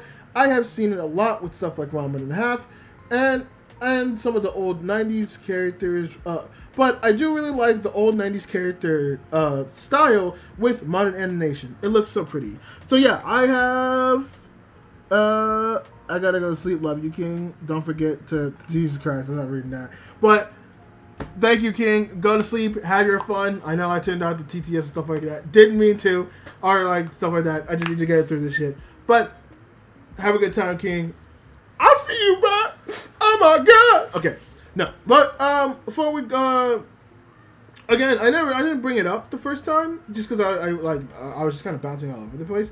But I do really like the aesthetic of Go For It Nakamura. Ranma 1.5 also has the same aesthetic where it's like they don't change the design of the characters, but they just bring up the animation style to like a modern aspect, and that like really. I'm gonna be here all night. I have nothing better to do. Well, I appreciate it. I hope I hope you have fun with this. I hope you do have fun with this. But I will also say that but yeah, I like the aesthetic. It's really cool. It's really nice. It's like it's pleasant. It's pleasant to look at. It makes it feel old and makes it feel like I'm actually consuming the 90s style stuff without actually consuming the 90s style stuff. So I appreciate that for what that is and like what it does. If anything, Go For It Nakamura is a pleasant anime to just look at. And I've said that for many anime, but just from like the aesthetic, it's cool. It also helps that it leans into. I brought this up before, but it's also nice that the endings leading to the city pop stuff, which is also very nice as well. Said, bro, you're talking about BL. That is one of my pleasures. That is one of my favorite things to read or watch. Mijeku loving. Honestly, that makes sense. I want to get more into it. Because of someone specifically, it made me want to, and I'd like to, like, you know, despite us not having that same connection, I'd like to talk with them about it a lot more as well, consuming all that BL stuff. All right, next point. I didn't get a chance. Oh no. Oh, the final point actually. Willow Sweetfire 1 said. Also, Daybreak has finished all 3 of their chapters. I think they're creating a chapter 4 as well, but I don't know when it's coming out, and I've read it, I think, 5 times now. Oh, it's only a couple chapters. Damn, I probably won't be able to read it like I read it then, which is kind of depressing now that I think about it. But regardless, I'll consume it for my own pleasure. And the last note for this, I kind of wish Nakamura would embrace some of the people he runs into more. With him constantly fearing the expression of himself, I'd assume he would appreciate people who can be their weird selves. I don't know if that's something they're building to, but I'd like to see it. So, another thing I have with Nakamura is that he's somebody... Blackstar0403 said, Willow, you type fast as hell. Willow does type fast as hell. I've seen that, and I'm like, god damn. I bet she does that, like, typing, like, the actual proper typing stuff, which is crazy. But with Nakamura, a lot of Nakamura, for me, I wouldn't say... Willow Sweetfire 1 said, I don't know if chapters are the correct word. I think that you season there is like 130 something to 200 pages each season. One might be saying chapters wrong. Okay, yeah. Cold sweat, smile loudly crying. Okay, yes, I see. I do see what you mean. Okay, I do see what you mean with that. But yes, go for it. Nakamura is somebody who is very anxious about being himself and doesn't really want to express himself so much. And I get that to an extent why you wouldn't want to why you wouldn't want to show yourself. It's because I don't type. It's because I speak into my phone because I am disabled somewhat in the brain, so spelling is harder for me. Oh, that would actually make a lot more sense. Okay, that's fair.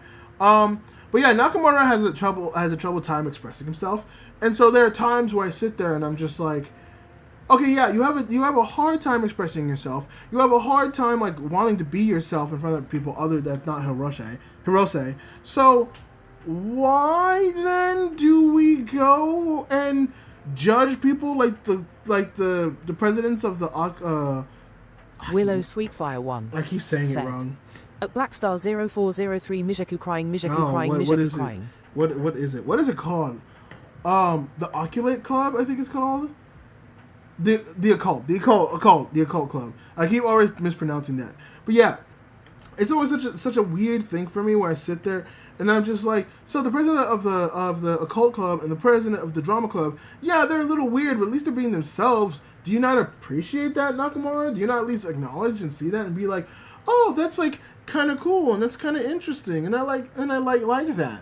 Not like calling them weird. Now with both of them, I kind of get that a little bit because like there's another character which is a big buff tall guy who's friends with Hirose who Nakamura doesn't do that with, but that's because that buff guy doesn't really impede Nakamura's life like Reiko, who's the president of the occult club, and the leader of the drama club. I think his name is Tamamari or something like that.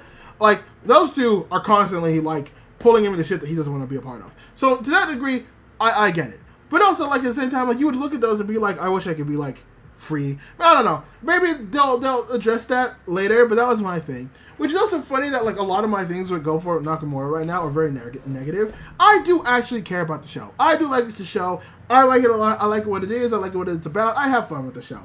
But for me, it was just like I don't know. I'm having some falters with it. I said like most of these shows I give high rankings. Go for it, Nakamura. Like I still would recommend it as a BL, but just as the anime in general, I don't know. I don't know if I go that far. I really don't know if I go that far. But in terms of like wanting to read a BL that's like not problematic and actually kind of sweet, I'd still recommend this. I just don't know if I would recommend it in the way that I would. I'm gonna be completely honest.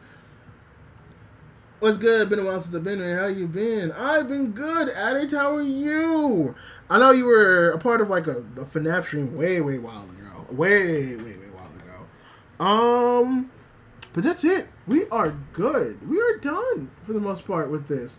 So yeah. I'm catching up to a bunch of the stuff.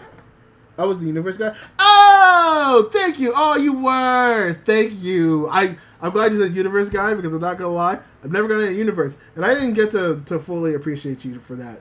Genuinely, thank you. That was my first galaxy. You were the first person to ever give me a galaxy. I do genuinely appreciate that very much. I just checked for you. Daybreak has 301 episodes. Oh shit. Okay, we're gonna have to talk about that at some point. Willow Sweetfire 1 goddamn said, Season 1, Season 2, and Season 3, that is all combined 301 episodes. God damn, that is a lot. Yeah, we're gonna have to read some of that. But no, genuinely, thank you, Addict. I appreciate that. But with that being said, okay. No, but with that being said, thank you, people in the VOD, people who are watching the podcast, the anime podcast specifically, for joining in. Next podcast, I will make sure to go ahead and actually like do stuff. I don't remember the last time I watched weekly anime. Lol. It's been a while, man. I don't recommend it. It's not for the faint of heart. I'm gonna be completely honest. I'm back on that shit. I'm already regretting it. But thank you so much for tuning into the anime podcast. I appreciate it. Willow for people on the VOD and people on the okay, I got it. I watch anime everyday bags. Mijeku loving. Okay, hold on. I gotta mute TTS again because I'm doing the outro for this one. But thank you guys for watching the anime podcast. I appreciate you guys. I appreciate you guys for checking it out on Spotify, on the YouTube, on Apple Podcasts, and all that stuff. Make sure to go ahead, check that out, give some love, give some 5 stars. Appreciate it. It gives me a lot of love, and I appreciate it so fucking much from you guys. So thank you. I appreciate it. You guys are cool, and I will check you guys out next time. With that being said, thank you, podcast listeners. Peace. Okay, just so you know, Livestream, I'm not ending. I am not ending Livestream. Livestream, I'm not ending. But we have to take a pause. Because right now, I am one of, I think, like 3 episodes into a thing. And, oh my god, we have a lot. We have a lot that we're going to be talking about. So, yeah. There's a lot. Okay. But with that being said, I'm gonna take this time. Oh, bro, your legs are hurting like hell. I just got out of. Oh, God. That. No. You did not join as soon as I. No. You did not join as soon as I end. I record these in segments, so I have to basically like break these up in segments. I do have to take. I am gonna take a little bit of a break though. I'm just gonna put on like my start screen Willow so I can go up to, so I can said, I used to read Boyfriends. I don't really read it anymore. It's on Webtoons. Oh, I Which used feel to. loving. I read Boyfriends. I did read Boyfriends. I really liked Boyfriends. Boyfriends was very cute. Boyfriends was very cute. I need to go back to Boyfriends because that was adorable. Okay, but I was hitting cardio for like 5 to 8 hours. Jesus Christ!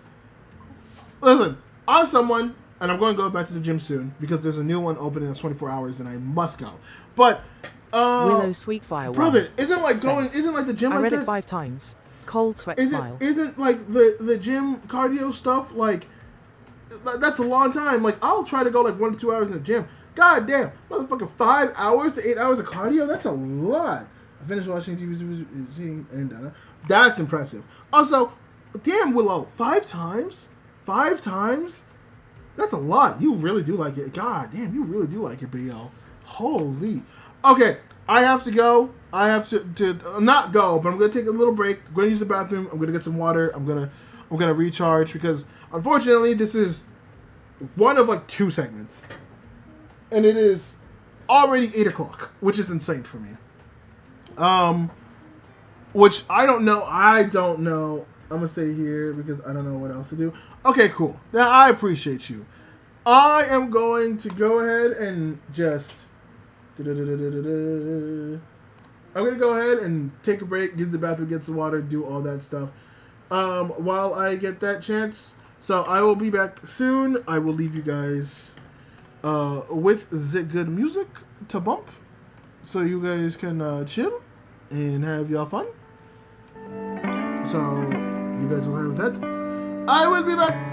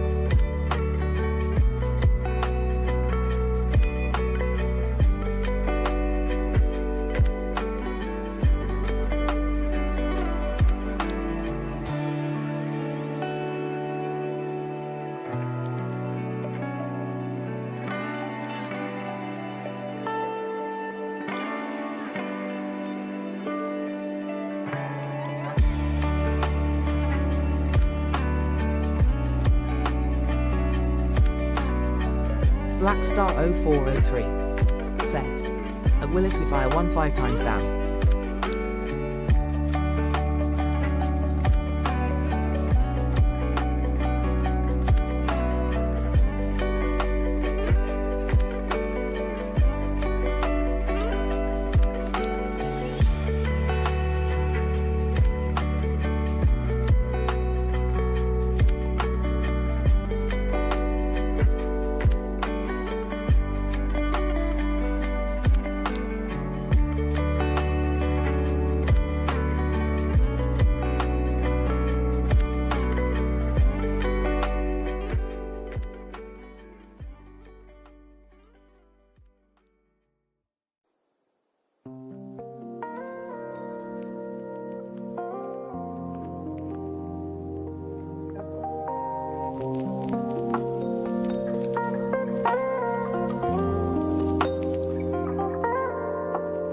Willow Sweetfire 1 said, "At Blackstar 0403 I take my BL very seriously. I also have ADHD, OCD, bipolar disorder and autism, so I normally have to read it all at once, and if I don't I have to start from the beginning and read it all again and then I pull in." Willow Sweetfire 1 said, "All-nighters to read it several times again. Cold sweat smile."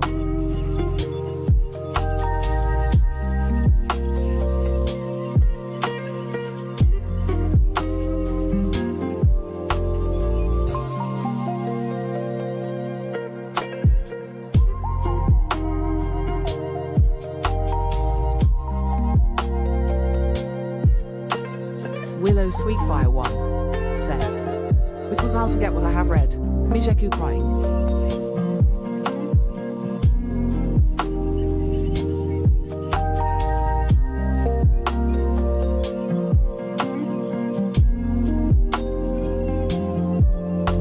Star 0403 said, "It proves you enjoy, that's all that matters, lol."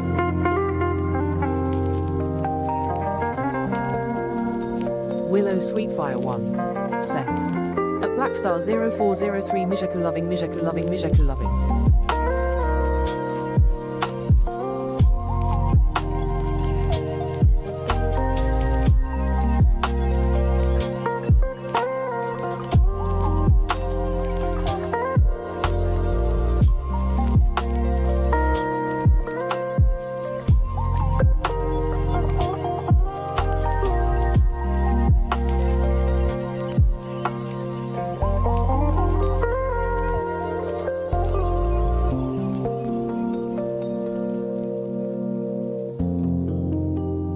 Willow Sweetfire 1 said, "This is in response to the creator saying I must love my BL.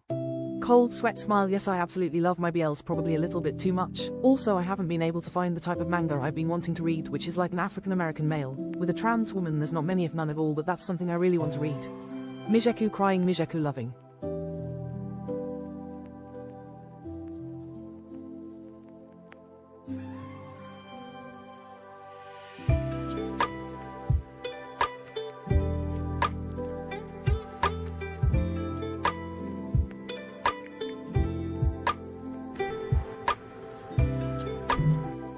Willow Sweetfire 1 said, "Because I'm gender fluid and also my boyfriend is mixed. Mijeku loving."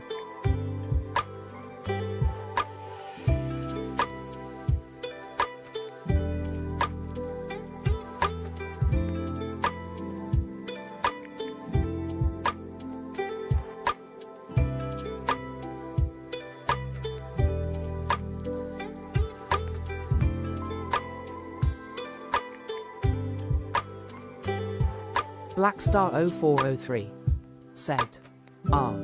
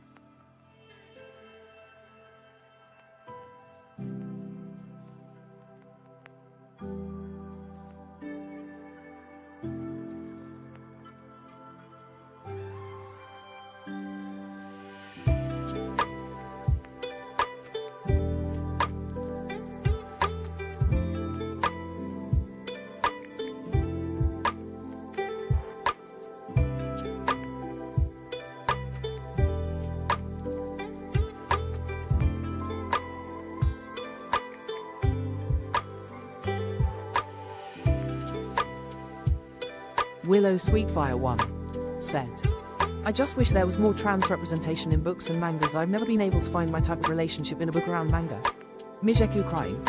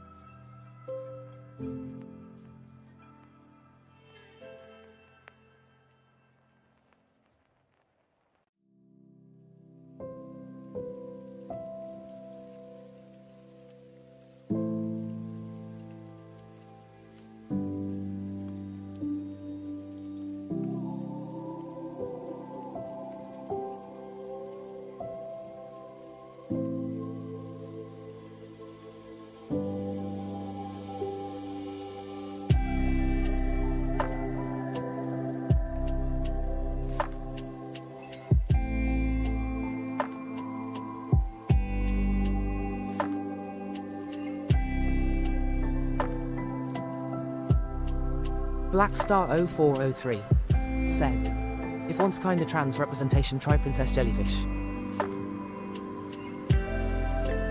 Addict, if you are still here, I could potentially have you pick the music next time, but you have to make sure it's got to be like copyright free. Because like TikTok and since I stream on both TikTok and YouTube, they can be really, really weird with how they approach stuff. So we just have to be careful about like Willow how that works, Sweetfire stuff 1 like said, at Blackstar0403, I think my friend IRL recommended me that I haven't gotten to it yet. Mijaku loving. Oh, I didn't do the thing I wanted to do. Fuck, I thought I had the transition right. Nope, hold on. Also, hold on, I'll read y'all's on the TikTok side, because y'all have said so much. Just give me a second while I fix this up. Fix.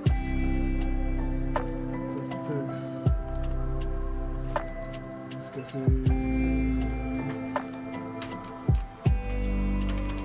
Lock. Japan versus France match. Okay. So with that, we're going to adjust it to fit. Okay, let me see what y'all said real quick. Honored to read it several times because I forget if I have. I appreciate you enjoyed. That's all that matters. This is a response to creator saying I must love BL. Yes, I absolutely love my BL. It's probably a little bit too much. Also, I haven't been able to find any type of manga I've been wanting to read, which is like an African American man with a trans woman.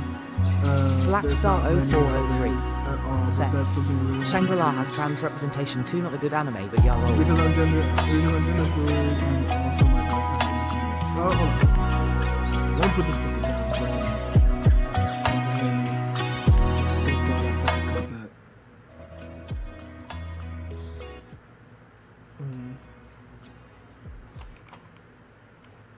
Oh no, that just stopped it.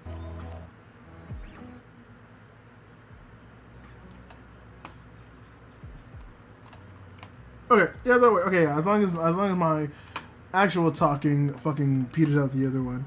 It was also cute. Oh yeah, African American because I'm gender fluid and also my boyfriend is mixed.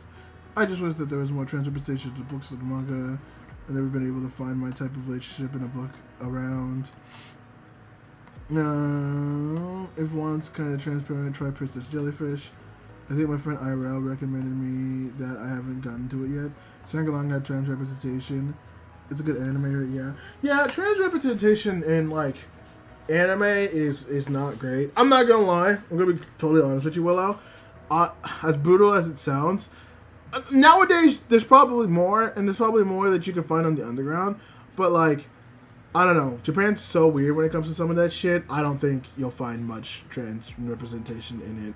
I think Gachi Akuta has some, but it's not a romance. It is not a romance whatsoever.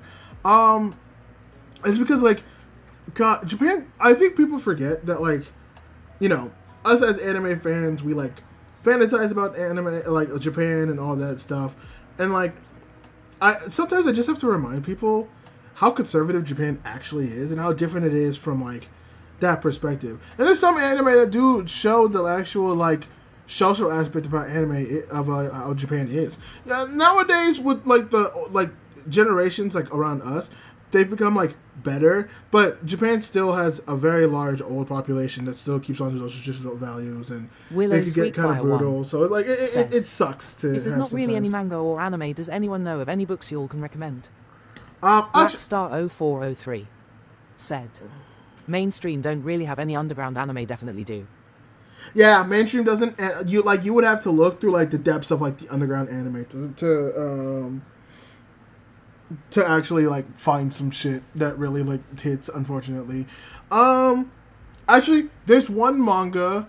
It's not really trans representation, but it might be something that you're looking for. It's called Dear Maria. Now, Dear Maria does have some sexual stuff, but it's not fetishized in the way that it is.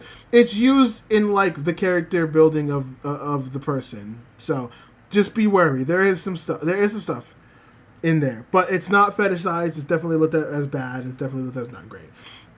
Also, I think there was an anime that came out that was called like My Senpai Otonoto Ko or something like that. That I think was someone also being gender fluid as well. So that may be something to look into as well. There are many of them. There are. If you look into underground and stuff, there are stuff that exists. In terms of books, damn, I'm trying to think of like any books that could have it. I'm not gonna lie, my main forte is anime. But in terms of like, I would have to. If you want, I can ask my buddy in the future to see if they have anything, potentially of stuff like that. But like right now, no. Unfortunately, I just can't think of any. But I hope like do check out Dear Maria and do check out My Senpai Otonoto Ken. Those might be good ones to check out. The B-Ray. Oh shit! Thank you, Addict. I appreciate it. I did not see that.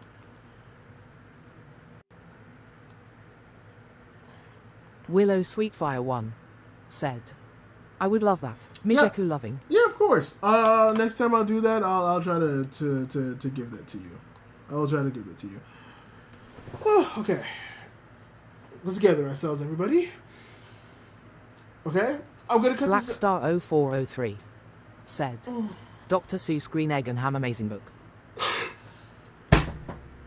That's funny as shit. That's funny as shit. Oh, and One Fish, Two Fish, Red Fish, Blue Fish. Fucking banger. Fucking banger.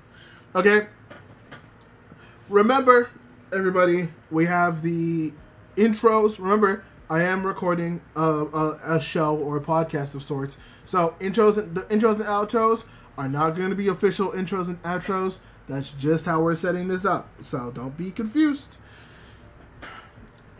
Hello, Sweetfire 1 said, the old lady swallowed a fly. Oh, I'm sorry. I did not know that rhyme scheme. Oh my god. You pulled out the rhyme scheme. My god, I should know what it is, but I can't. Oh, I apologize. Okay. Just so I could Willow Sweetfire 1 said, the rainbow fish that gave her away all their scales. Mijeku crying. I'm sorry, I don't remember. Sorry, now I know that you're giant fluid. I'm not just gonna call you girl, but like, holy, like I don't remember. It's been like fucking 25 years since I read those, man. God, I was like 3. Jeez, oh Jesus. Ugh. Okay, let me refresh and do this, and then I'll go. All right, we're gonna do the intros. Hello, everybody, and welcome to the Manga Cavalcade or the Manga Weekly, depending on what platform you have this or depending on what platform that you go. My name is Mizuki Kurosaki. I'm here to review manga every week for you guys. And remember that we couldn't do this without the lovely people from ENGVtuber. So all those links for the website and the YouTubes and all that will be in the link in the description below. And today's manga, I wanted to wait because I wanted December to be the time where I go ahead and I talk about all the anime we read throughout the year, but I really couldn't wait. Because I have so many comments on this, which we are going to be talking about Blue Lock. And because the Japan versus... Oh, hold on. It's not the spring anime. There we go. We are going to be talking about Blue Lock. And Blue Lock, oh my god, it has some cool... I have many things to say about the French versus Japan match. So, we'll be going through it, we'll be talking about it, and we'll be digesting it. Alright, let me now read.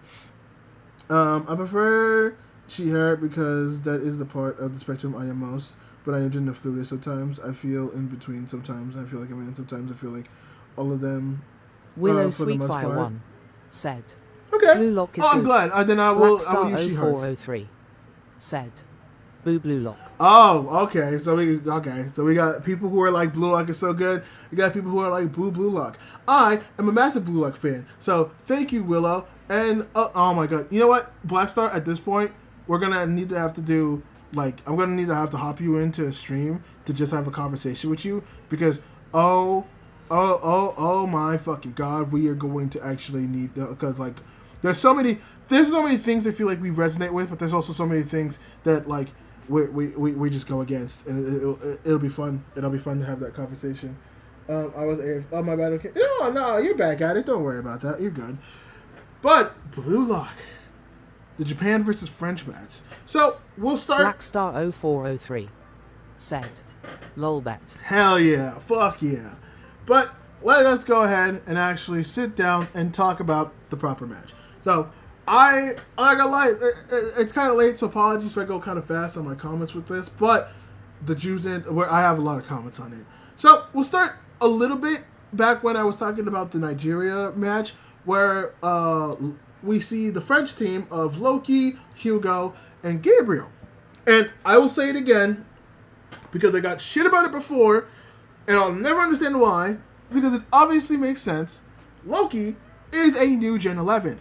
Loki was always a new Gen 11. He was 17. Yes, he's on the level of that of people like Noel Noah, of people like Snuffy, of people like Chris Prince, of people like Lavio. Obviously, he is, because he was brought in as a coach. Unfortunately, people don't fucking understand, like how some. It's people who don't watch soccer. That's the frustrating thing. It's people who don't watch soccer that frustrate me about this, because you think you know, but you don't. You think you know, but you fucking don't. Either way, I just wanted to get that off. Loki was a new Gen 11. Loki was always a new Gen 11. So, whatever. The big takeaway from that is the fact that that France they have technically 2 new Gen 11s. I would argue Gabriel is high quality. We'll get to the point where he will be on rival for new Gen 11s, which is kind of insane. But Loki, Gabriel is getting there, low key. Blue Lock is not good. I never understood the point of the anime. Yet I kick the ball and legs break. Blue Lock. Okay, the reason why people like me and people like Willow and people love Blue Lock is the fact of just how crazy it gets. Blue Lock gets so crazy. There is literally a meme about Blue Lock where people go and they're like, what even is Blue Lock about? Because you see people becoming demons, there's guns, there's lions that are coming out for people. It's like, I hate to use that excuse, but it's kind of like the whole thing with Demon Slayer where the water stuff isn't actually real, which for Demon Slayer it's actually bullshit. But for Blue Lock, I give that because, again, it's soccer. Who the fuck is doing that during soccer? It's kind of insane. Honestly, it'd be cool if it was happening in soccer. That would be fun, because there's a lot of really good visuals of Blue Lock. But also at the same time, I feel like you have to kind of be somewhat of a sports fan to understand why Blue Lock resonates with you so much. Because it's like seeing the competition and rooting for your team, and obviously in this, when you're reading it, Japan is your team, so you're rooting for Japan, you're rooting for the people, you're seeing all these people do cool stuff. Blue Lock is basically a battle shonen without actually being a battle shonen. So, but the characters are also good because they have their own individual journeys and all that stuff. Blue Lock's good. I've honestly, I made a whole review of season 2 of Blue Lock on why I love it and why I think it's so fucking great. Definitely worth a watch in my opinion. If you want to go, it's still one of my favorite videos or favorite reviews that I did. But yeah, so I think the Gabriel is like that. But they're having you see them having the conversation, and we also see the team of Japan watching everybody, and I do appreciate this much because I was wondering how they were going to handle going into the games. I was wondering how they were going to handle going into stuff when it comes to other people playing games and other people doing stuff. And it seemed like the way that they handle that is just they show they're just going through it super quick, which is fair. I think that's fine, because the only people that we should really be paying attention to right now is oh, I don't even know what it is. Oh, T. Oh, yes, T. I know what you mean by T, but that is the T. But I don't. Well, I forgot what I was going to say. Willow Sweetfire 1 said, "A couple animes I love are Demon Slayer, Dr. Stone, Jujutsu Kaisen, Bongo Stray Dogs, Fruit Basket, Solo Leveler, The Devil is a Part-Timer, and Kiss Him Not Me. Mijeku Loving." Okay.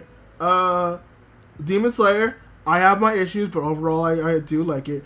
Dr. Stone, I haven't watched. Jujutsu Kaisen, fucking banger. I have my issues with the manga, and I have my issues with Modulo, but overall I still enjoy it. Bongo Stray Dogs I never watched. Fruit Basket, I have heard things about. Solo Leveling, I get why people hate on it, but I still like it. And The Devil is a Part-Timer, super funny. I don't know what Kiss Him Not Me is, but that also sounds very cute as well.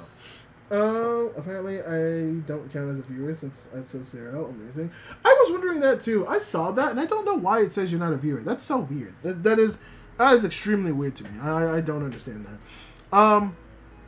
But the way that they handle games, I actually really like. I really like the way that they handle games. I really like the way that they're doing all that stuff. Because we see Kaiser with Germany. I think at one point we see England. We see France play England. We see another team. It's another team that was like represented during. It was another team that was represented during the Neo Egoist League. I'm trying to remember. We do see. I want to say Italy, but I don't think it was the Italy. It was like someone that's part of a team that we know. Maybe it was Spain. I don't know. I know we do see France and England, and I do know that we see Germany. Kiss Him Not Me is where a plus-size nerdy girl ships all of the men in her school together. Then she gets hit with a volleyball, wakes up the next morning, turns hot, and now all of the men want her. She can't be nerdy anymore, and she can't ship them in with other men anymore because now she's the center of attention. Mijaku loving, Mijaku crying. Okay, that's funny. That actually sounds very fun. That's very fun. I like that. Am I supposed to be Casper the Ghost or something, bro? Bro, I have no clue. I wish I could tell you, but I don't know why it's not counting you. It's counting you on my side. It says 1. Oh, that's follower thing. Never mind. My apologies. Never mind. I don't know why it's counting you, not counting you. Maybe it's depending on what you're watching it on. I'm not 100% sure. I wish I could tell you. I genuinely do wish I could tell you. But yeah, so Japan's watching all of these games. We do see Kaiser. Like I said, Kaiser gets Costa Rica, and I think they beat him like 3-0. And they go and like, you know, they're mocking Kaiser, being like, I've come for my revenge, blah, blah, blah, blah, blah. Just the Kaiser's, like, Jesus Christ, dude. Kaiser has definitely become the laughing stock. It's actually kind of crazy. Tears of joy, I remember watching it, lol. Oh, the Kiss Not Me? Yeah, no, that is genuinely funny, honestly. And then, like, we just see that. We see, like, just Japan kind of not, like, reveling in their victory against Nigeria. But, you know, they seem chill. They seem lax. They seem confident, which is good. There's a moment with Rin and Asagi being like, you know, you feel good at the top, blah, blah, blah, all that stuff. And Asagi has a moment where he's like, so this is what it feels like to be number 1. It's a lot, but I'm fucking with it. It's good. Oh, my God. Ego has a talk with him, talking about, like, his past, and we actually get a glimpse of Ego's past after so long for waiting. We actually get a glimpse of Ego's past, and let me tell you, Ego seemed like he was a fucking beast because we already knew that he could compete with Noel Noah, and he was the rival against Noel Noah, and so we just see that he seemed like he was this chosen god, which is also definitely pointed out that Ego and Isagi were the same number. So it does feel like that Ego is definitely sees a lot in him and Isagi in the way he thinks, which is very interesting. It's very interesting. I like that. I like that a lot. But you know, we're getting like the build up to this and all that stuff, and we finally get to the actual match. We see France coming down the tunnel. We see Japan coming down the tunnel. My man loves his One Piece. Mijaku loving. God, I hope your man really loves One Piece. My brother also loves his 7 Deadly Sins. Oh God, okay. 7 Deadly Sins, that's a whole, Jesus. One Piece is one thing. 7 Deadly Sins, Jesus Christ. Hey, what's up, Frosty? How you doing? I'm headed out because I'm trying to get my daily rewards on my game. All right, Addict, I don't know if you're still in here, but it's good to see you, man. Again, I appreciate you for the Galaxy before, and I appreciate you in general. Also, Frosty, how you doing? I started getting into Chainsaw Man. Oh my God, I'm sorry. How are you enjoying it? I hope that you enjoy Chainsaw Man. I'm sorry, but how you enjoy Chainsaw Man? I'm gonna tap in next stream. No problem, man. I'll see you. Gladly. Well, I'm glad you're getting into it. That's good.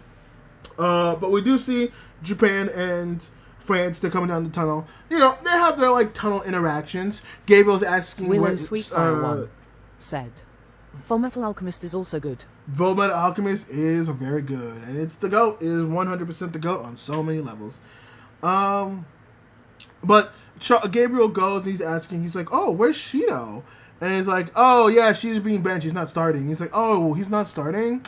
Man, I guess that means we really are going to win. Which, Jesus Christ, Gabriel. I know Shido's really good, and he's arguably, like, top 3. But, dude, fucking chill. Jesus Christ. Which is funny I say top 3, because, you know, given how this match plays out.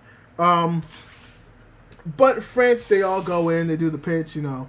Loki's having his interactions with Usagi. They finally meet up again, you know, after, you know, Usagi called him out, basically called him kind of a bitch, which is crazy, and all that stuff. And the match finally goes underway.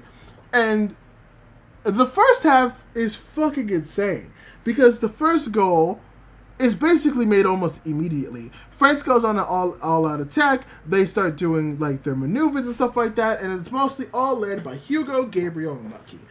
Hugo is about to do, like, a pass. They have their, Sagi and Hugo interact for the first time, and what is supposed to be, like, somewhat of a play, Loki does a fake out, and it's passed to Gabriel. Gabriel makes his gremlin shot, I think he's dubbing it, and Gabriel makes the first goal.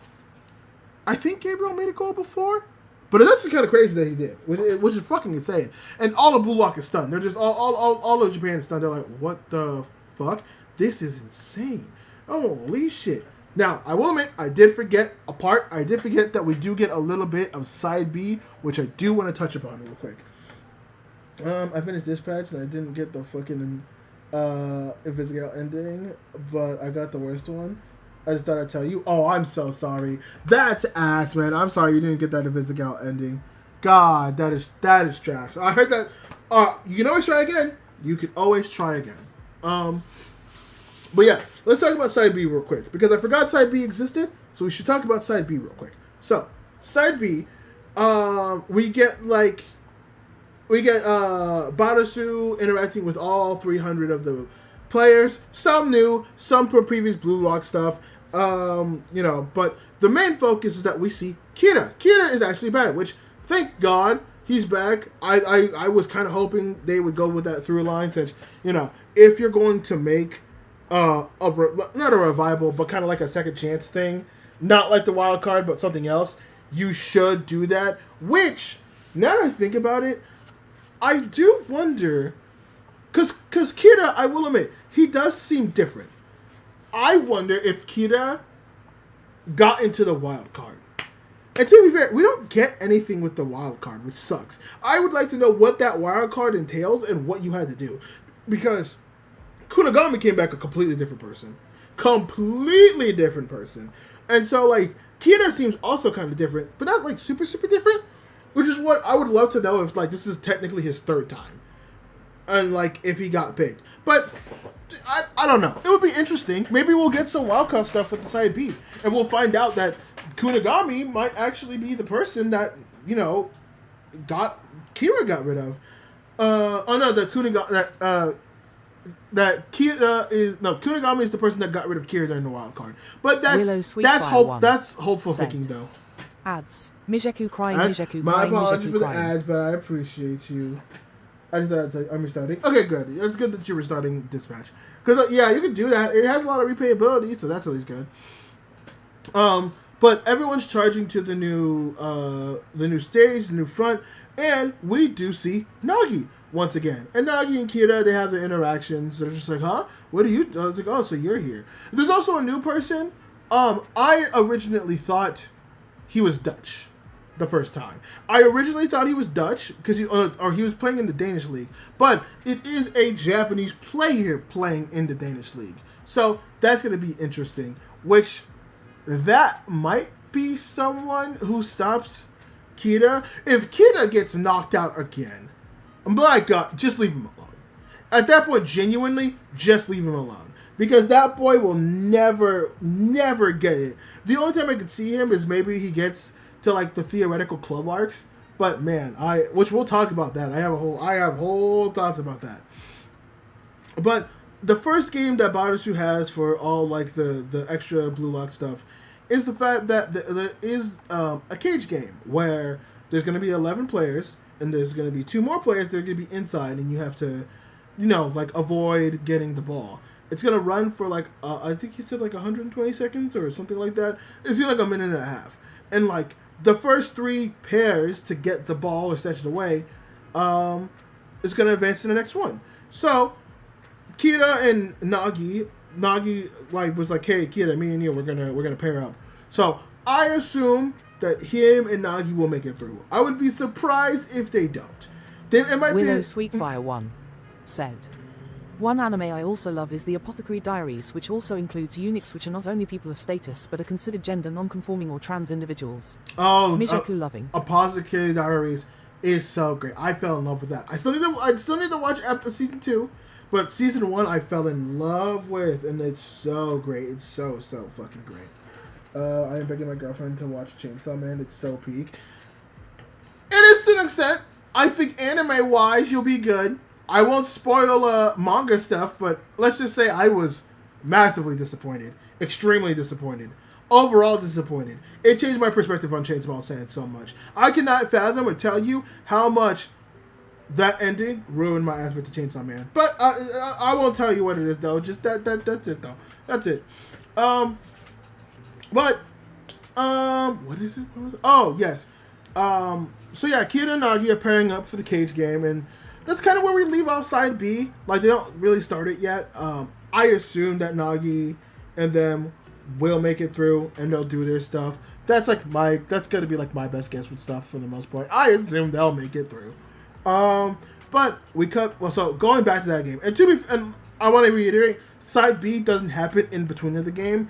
Side B does happen before the France versus Japan game starts. 1 I just forgot side B existed. I've also seen the silent voice, which includes someone with anxiety and someone that is disabled, which kind of represents my community that I'm also part of, and I've cried all 5 times watching it. Oh, silent voice is all good. Also, if you want another anime that's similar to silent voice, Jose, the Tiger and the Fish, I don't think it's as, like, it didn't make me cry like silent voice, but it does have disability representation, which if you're looking for more of that, that'd be good for you, 100%.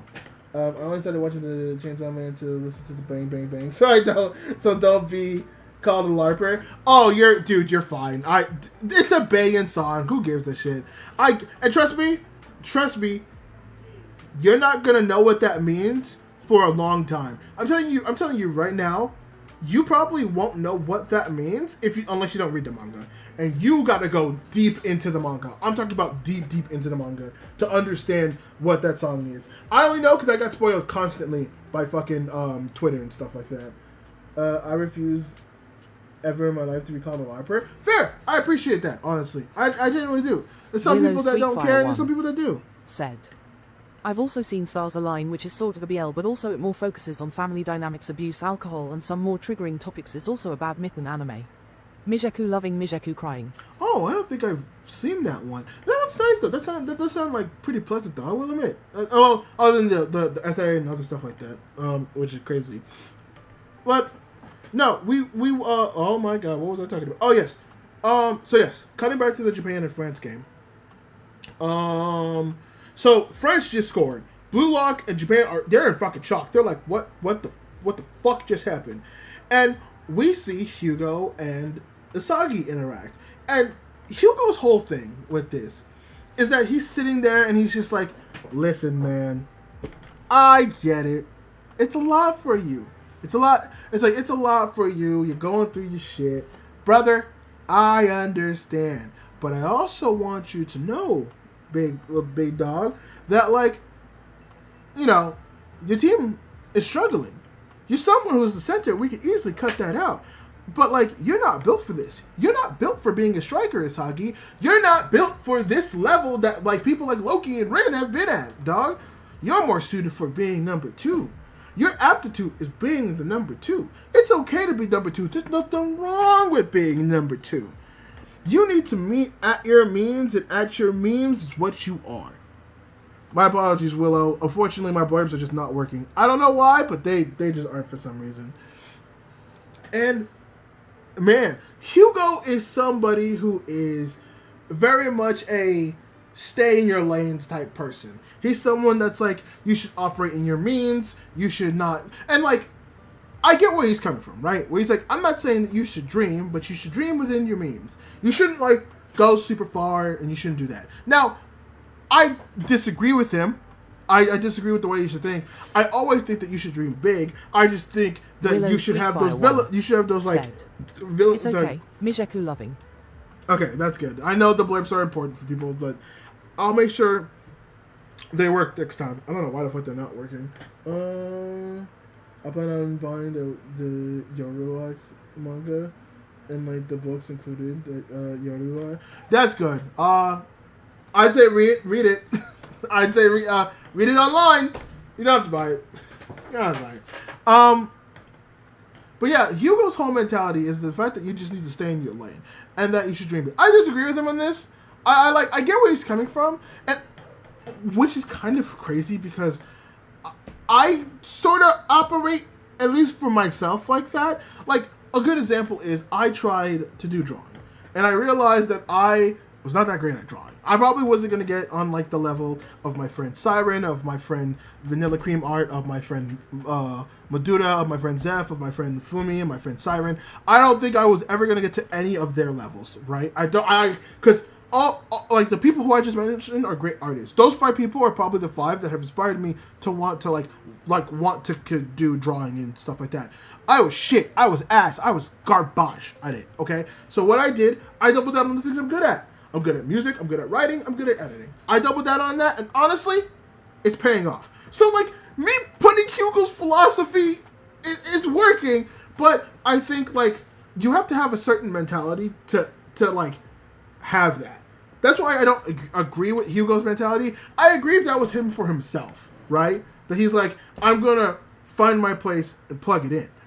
But like, he thinks everybody should operate with that. That everyone has like a destiny and like a ceiling, and that like you should operate within that ceiling. I think that's bullshit. I think that's ass. I think that's a bad way to live. You should like dream. You should dream big. You should live big. You should think of the big picture. The problem with Hugo is that Hugo doesn't think like that. Hugo's mind doesn't work like that. Hugo is someone that thinks that like if you do that, you're squandering the talents that you could be focusing on. That's not great. And that's basically his whole interaction with Isagi.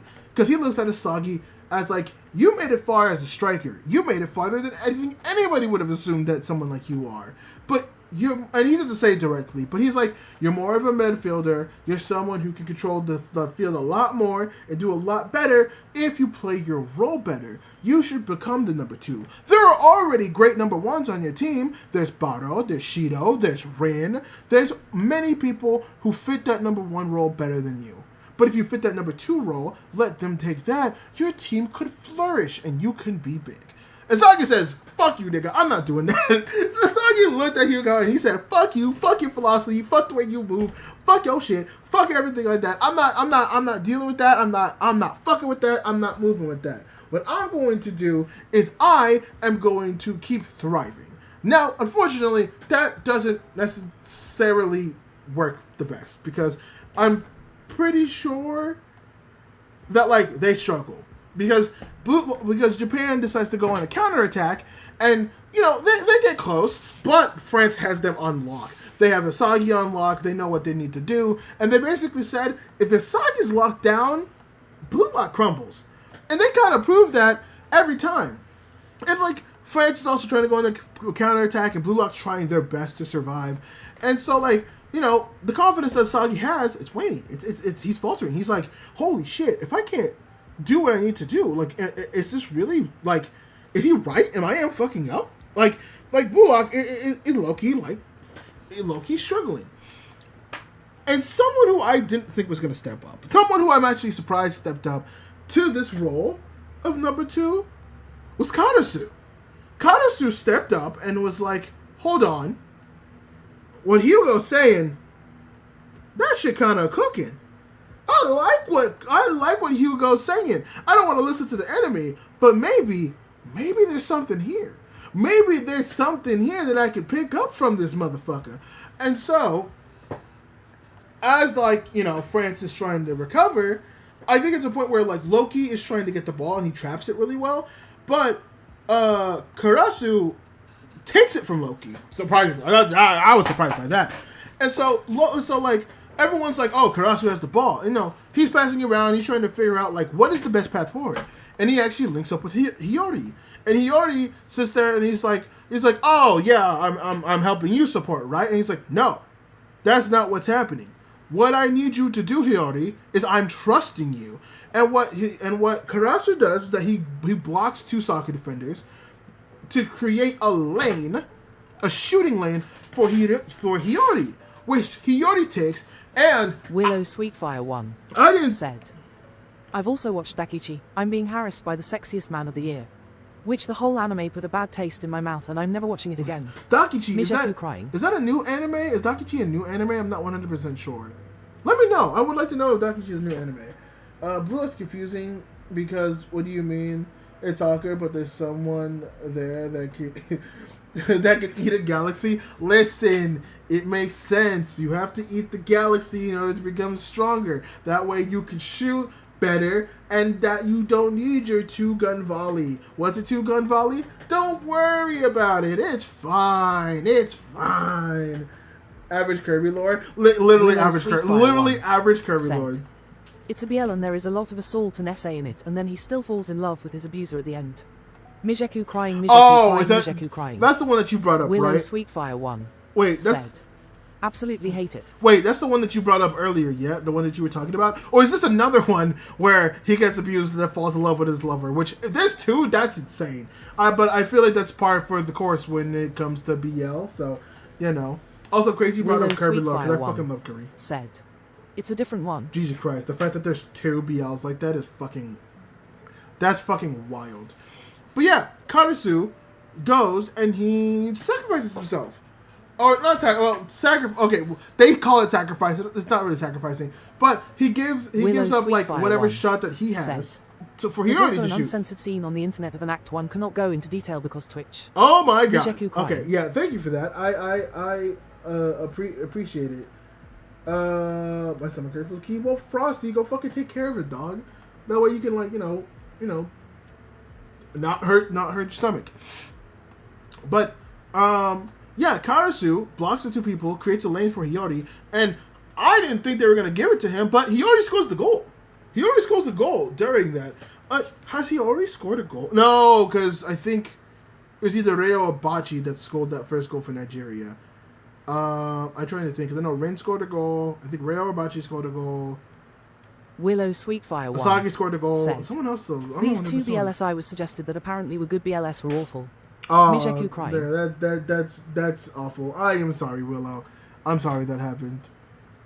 But yeah, like that happened. That's good. Like no, not that. Hold on. Before I fucking get with it. But yeah, but Hiyori scored the goal, tying it with France and Japan, and it's like, oh shit, whatever Karasu did worked.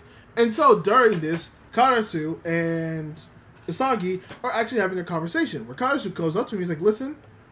Like, it seems like whatever we're doing before is not working. So I'm going to put myself in the position of number 2, and I'm going to try to pivot to try to help the team. And Asagi feels weird about it because he's like, I'm not denying it doesn't work, but, like, that's so weird. It's so crazy. Like, I don't understand how, like what you're saying makes sense, but a feeling in me doesn't like it. And he's like, listen, I'm trying to work for the team. And he's like, oh, like, but what about your ideal to being number 1? Don't you want to be a striker? Don't you want to go? And he's like, listen, I just want to win, and I'm doing this for the team. And it's like, oh, I see. This is awful because you're doing it. You're not doing it for yourself. You're doing it for the team. You're sacrificing the ideal of a striker, and you're shedding that away. That's why this is not great. You're not doing it for yourself. You're going against the philosophy that we were taught. If I remember, Blue Lock was a soccer anime, right? Yeah, Blue Lock is a soccer anime, and Blue Lock is very, very good. Anyways, I'm gonna head out. I need some rest. Gang, who are you talking to? Oh, I'm just yapping, dog. I'm just yapping. I mean, you also heard the T at TS. I like the purple and tan hair guy from Blue Log. Purple and tan hair. Is that Otoya? I think that's Otoya. He's got a little bit of green in it too, right? I think that's Otoya. Also, Frosty, if you need to go to take care of yourself, do that. Take care of yourself, please. I appreciate you for being here. I appreciate you for stopping by. It's good. the freaky guy. Oh, Shido, my freaky little weirdo. Yes, Shido is fucking great. Shido is like a fucking top tier character in Blue Lock. It's not even a question. Like Willow Sweetfire he's so good. Said, has anyone watched number 24? Tokyo 24 and number 24. I have watched something called Tokyo 24, but I have not watched number 24. No. But basically, where was I going with this? Oh, right. So, oh my god, I'm blanking out. I'm fucking blanking. Oh, Jesus Christ. I am fucking, oh yeah.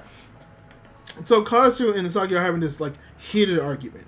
And Aiku comes up, he's like, okay, you guys. Like, I get it. It's a lot, and we're just, this has been a struggle. We tied it.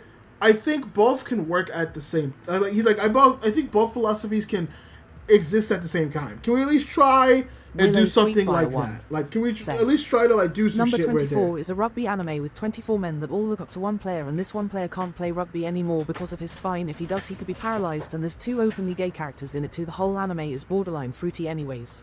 Oh, loving. Oh, I didn't know there was a rugby anime. I might have to check that out because that actually sounds quite interesting. That is funny though. That is the fact that it's just all very fruity. But it's, I mean, with a sports anime, it could kind of get like that. I'm not gonna lie.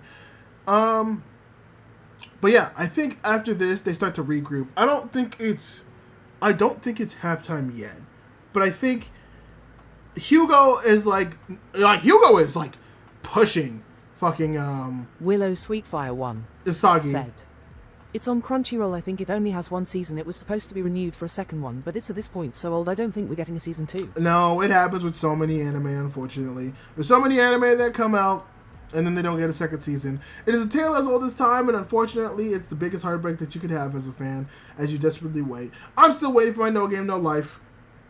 It's sad. It's nice to know that the light novel started up again, but I'm still waiting for my No Game No Life, and I know it'll never happen. And My Yuri on Ice, and I know it'll never happen. I had too many tragedies. I have felt the pain over and over again, and unfortunately, that's just how it is. But yeah, they start going back, and again, Hugo is fucking with Asaki. He's just like, oh, your boy Karasu. That dude, he got into number 2, and look what happened. It worked for him. Now, if only they had, like, one more person, just one more good striker who is like the heart of Japan that would just slot into that second 2 and just like go ahead and just accept his role for what he is, then maybe you'd actually be on the level to beat us. Maybe you would actually be able to like put something together and actually make a comeback. But you know, that's just me. He's not that pedantic about it, but like, oh my god, this Hugo is such a rage baiter.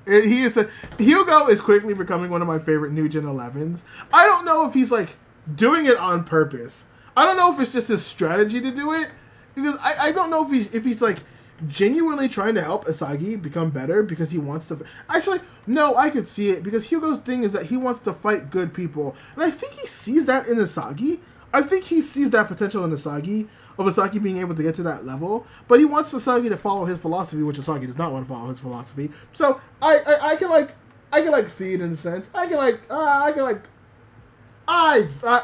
see it. I get it. But oh well, this is happening. You know, Blue Lock's trying to defend France again. It's like, you know, they're trying to figure it out. They think they got it, and oh my god, I forget what had happened. But Hugo basically shows them. He's like, you think you got it, but you don't.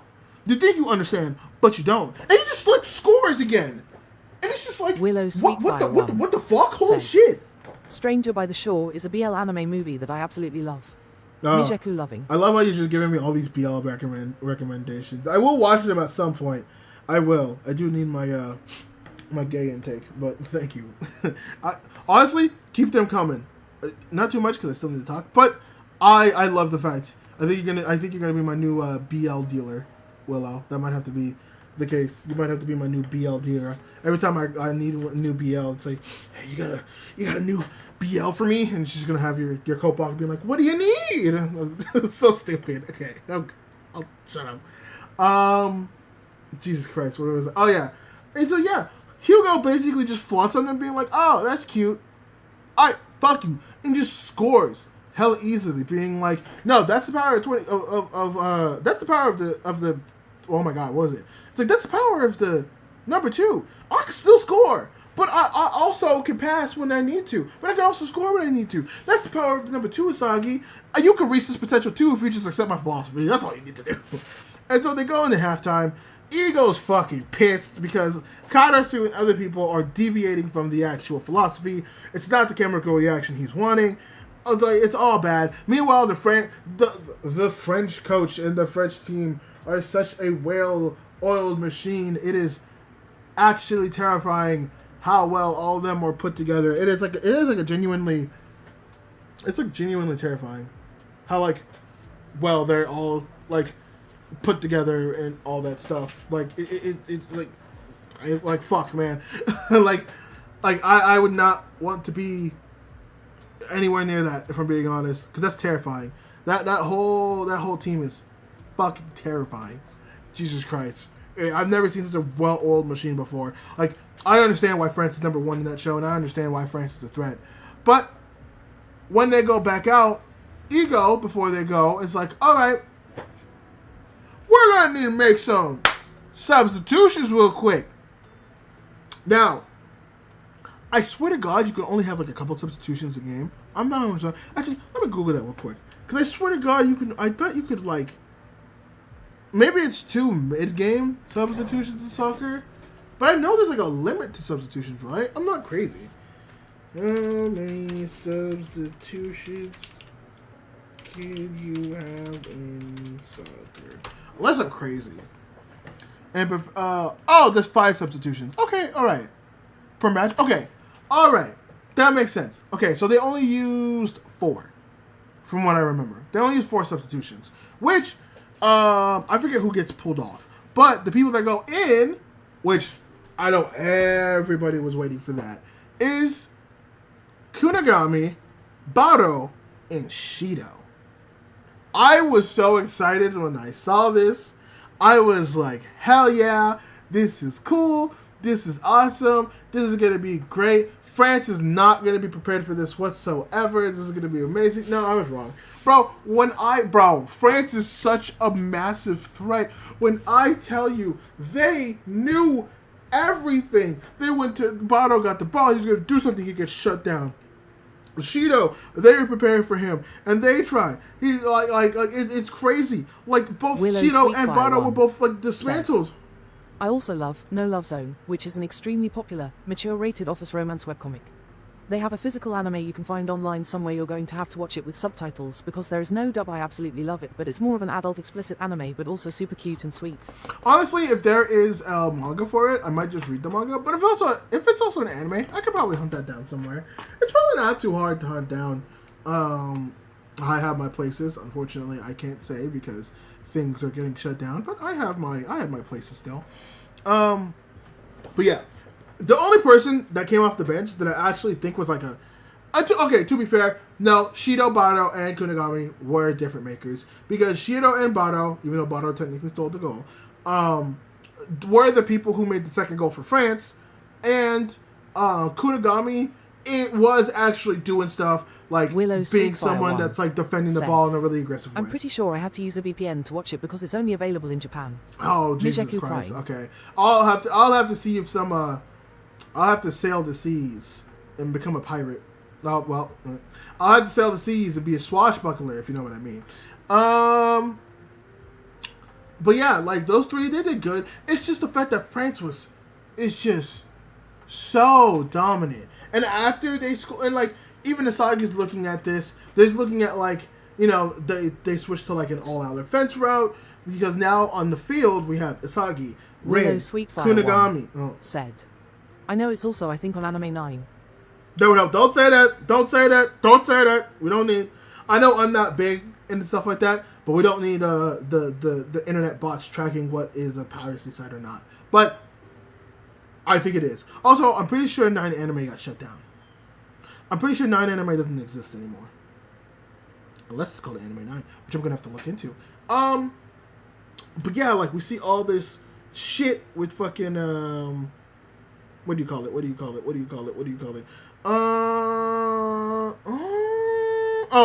yeah, so, Willow Sweetfire oh my 1 god. said, "Nope, it still exists. I just use the blockers, but enough talking about it, I guess." Oh yeah. No, I don't mean to be mean. I just want to be very cautious since everyone is like, everything's being taken down now. And I don't even know where they could be lurking at this point. Like, it's such the off chance. And you could like talk about it if you want. It's just one of those things. Like, I just want to be careful. I want to keep these sites up. God damn it. Oh yeah. So yeah, because okay. Oh yeah. Sorry. Jesus Christ, I got lost. On the field, it's Asagi, Kunigami, Bado, Shido, Rin. I think there might be like one more other striker I'm not thinking of, but. Like, there's five strikers on the field. And, like, obviously some are playing, like, other roles and stuff like that, of course. But, like, everybody, there's more strikers on the field than there was. Because before, it was just Rin and Asagi that was being built around. Now we have Kunigami, now we have Bado, now we have Shido. Even though Kunigami is playing a more defensive role, he can still do shots. He can still do that. If he wants to, he can still be there and be around. And that's not counting other people, but, like, that's, like, the main, like, shooting core, I feel. And so, like, Asagi's realizing that, like, you know, his position's slipping, he doesn't know what to do. There's more people that are on the field, like, taking shots. There are more people, there's, like, Karasu that people are trying to adapt into the Karasu system. All while at the same time, France is still becoming a problem. Like, literally right after Bado made that shot, like, the French coach comes up and he's just like, hey, you guys, what the fuck are we doing? I know you're not gonna lose this team, right? Because they're not on their caliber. Like, you're fucking around, Hugo. You're fucking around, Loki. And Gabriel's still a child, so he's already fucking around. But that's just him. I need you guys to step up. The moment they say that, bro, Loki locks in, goal. And again, I know people they'll call him a fraud because it's like, oh, he's just full of speed. I think people are underestimating Loki. I really think they are because I don't think Loki would have been brought to the Neo Egoless League as a coach if that was the case. Yes, he did have Ren and Shido. He had very strong people, and then he had Gabriel, who's also very strong. I'm not denying that PXG wasn't a stacked team, but Loki is also the coach who is teaching them the stuff that they need to in order to, like, thrive. And it was very smart of him to build a team around Shido and a team around Bado. I think he has a mental prowess for stuff that I think people are underestimating, and that I think, you know, people are just calling him, like, you know, all he is speed. I think people are underestimating him. I think the way he moves, I think the fact that he picked Gabriel, I think the fact that he locked in with Hugo, I think there's more to him. I do think there is more to Loki than him just being speed. We just have not seen that yet. And, like, I just don't think it was necessary for Loki to lock in like that, because I don't think Loki treats Blue Lock as, like, someone that's worth that time. And it's kind of shown that fact in this match and in the way they interacted, honestly. Because right after that, they went and they did that. Thank you for the follow, Mollis DR. I appreciate it very, very much. But yeah, like that, like it's on that level, dude. Like I do genuinely think that. Said, ads, Mijeku crying. Oh, I apologize, but thank you for the support. But yeah, I do genuinely think that, like, that is the case for, I do genuinely think that is the case for Loki. I do think people underestimate him just because we just see his speed. And, like, the way he moves on the field, no way, that's fucking calculated. There's more to what Loki's doing than just speed. I'm 100% confident about that. But there is someone we'll have to talk about, though, and that's at the end of the match. So, France comes back, unfortunately, and so now they're at a deficit. But this is at the point where Asagi finally kind of gets it. He realized that he's just been listening to too many people. He's been number one, and, like, he's been at number one, and, like, he's kind of satisfied. And that's the problem. He can't be satisfied. He's been wanting to, like, devour the number one, but is not really wanting to, like, but being at number one has not allowed him to evolve the same way he is. What he needs to do is he needs to find the number one and devour him. He needs to constantly grow.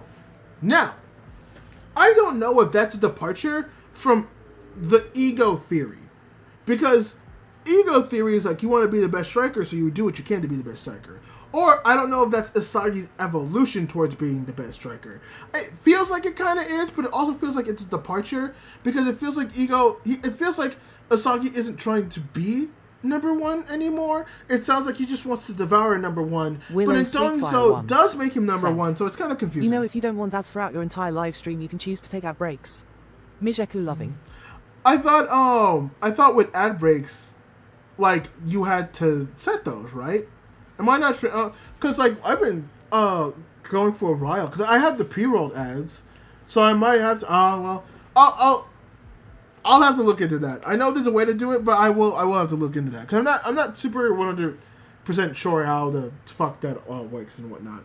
But I should look into it and how I swear to God I thought I fixed it, but I don't know. Jesus Christ, what was I doing?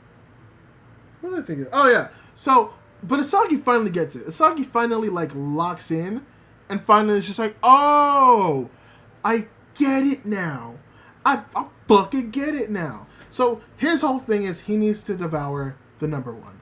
He doesn't need to. He still needs to be number one, but in order for him to do, he needs to find who the top dog is and devour them. Kind of how like France is devouring Asagi because Asagi was the top dog, and so he figures this out, and he's just like, nah, Hugo, we're doing a 1v1, and I'm going to show you that your philosophy is wrong.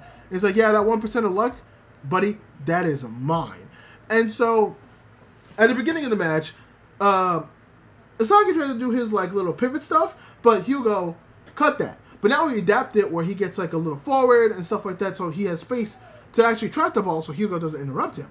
So then when he twists around, now it's a 1v1 between Hugo and Asagi. And now he's just like, oh, he positioned it to the point where like I have to guess where he's going. And so as they're having their like little 1v1 battle, Asagi actually wins. Hugo made the wrong choice, and Asagi actually wins, which is massively impressive, mind you. It was fucking fantastic to see Asagi actually pull that off, which is definitely fucking insane. It's crazy.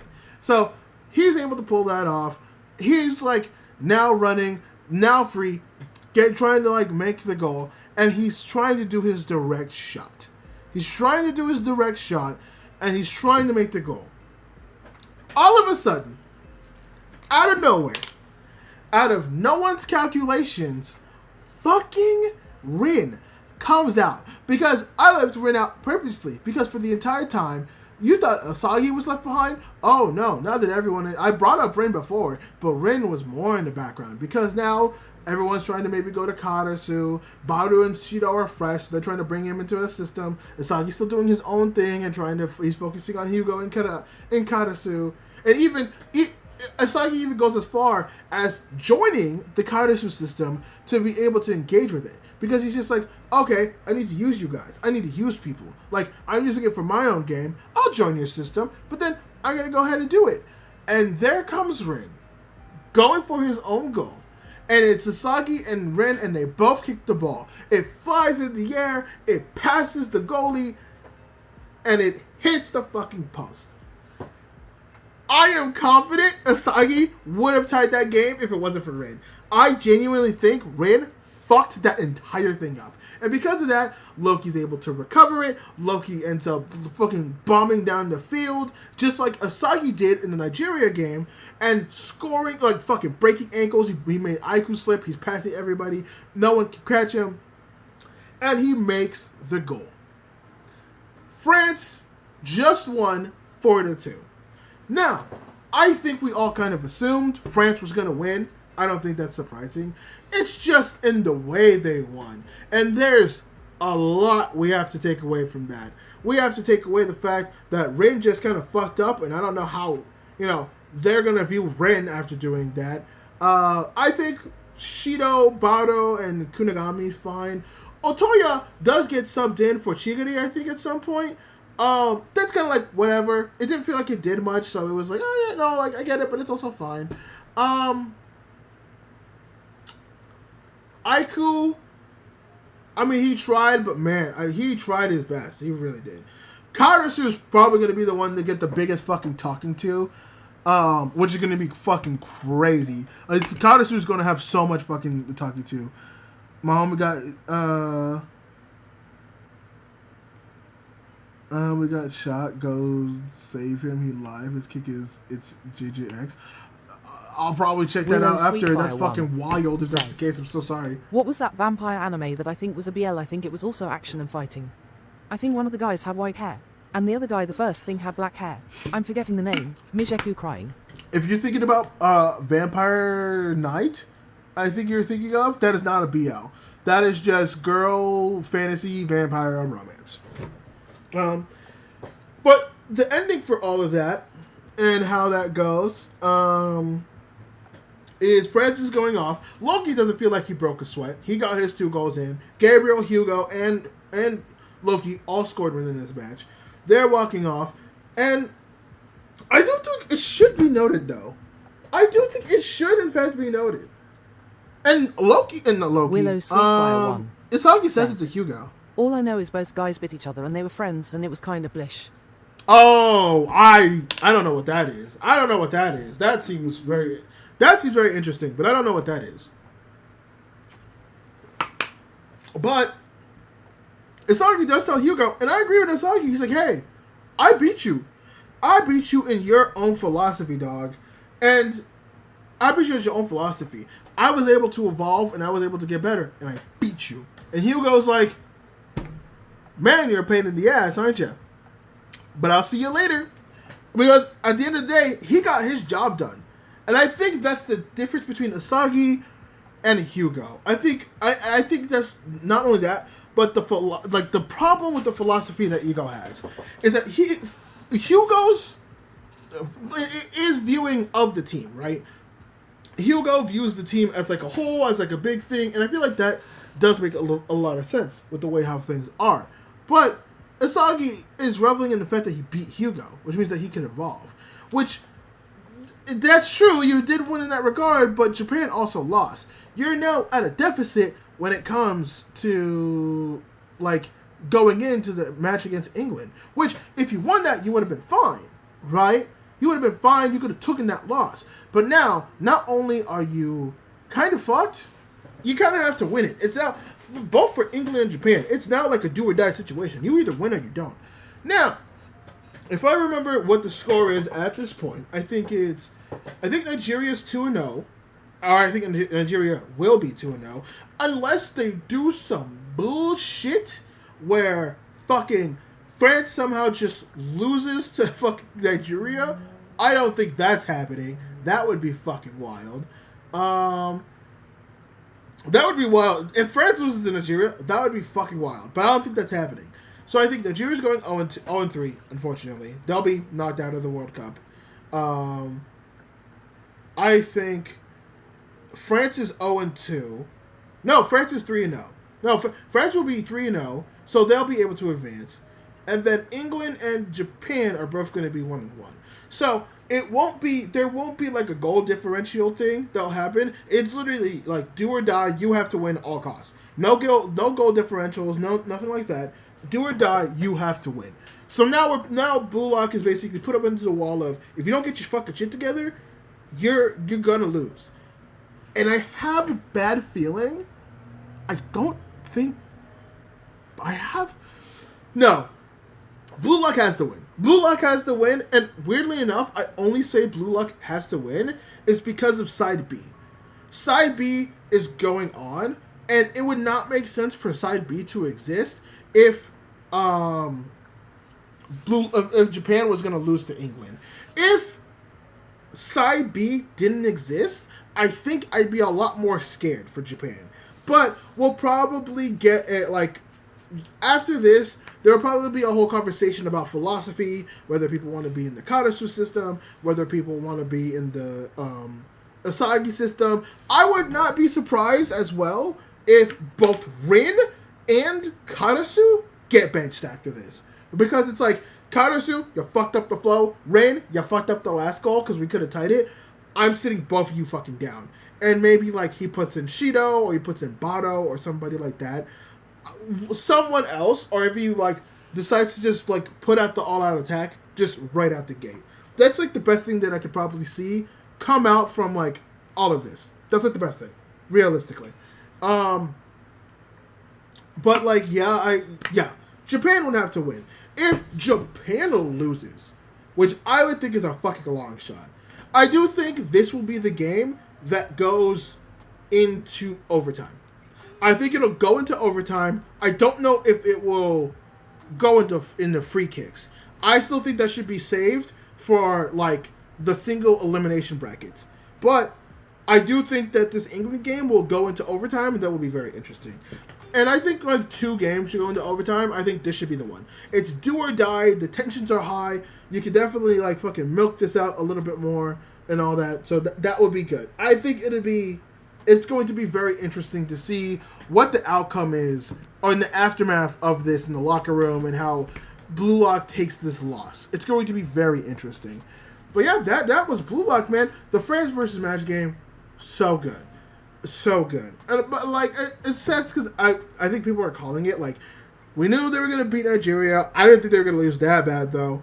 We knew they were going to lose against France, but my God, the way that they lost, was not expecting it. Oh, the other thing I would also want to bring up as well is, I think from this and how this like this U20 World Cup plays off, I think you can play this off really well to clubs, because there will be people like Rin who might not want to like control his anger, who might go off somewhere else to try to train. There might be Karasu who will like whatever. I think if we get a club arc, right? We get like all the Blue Lock players going into different arcs, going into different clubs, all that stuff like that. I do think Karasu is going to go to whatever club Hugo is. And Hugo might reach out to Karasu because he saw Karasu and how he trains. Hugo might actually reach out to Karasu and be like, hey, come back, I want to train you, I want to be good. Just to plant the seeds potentially.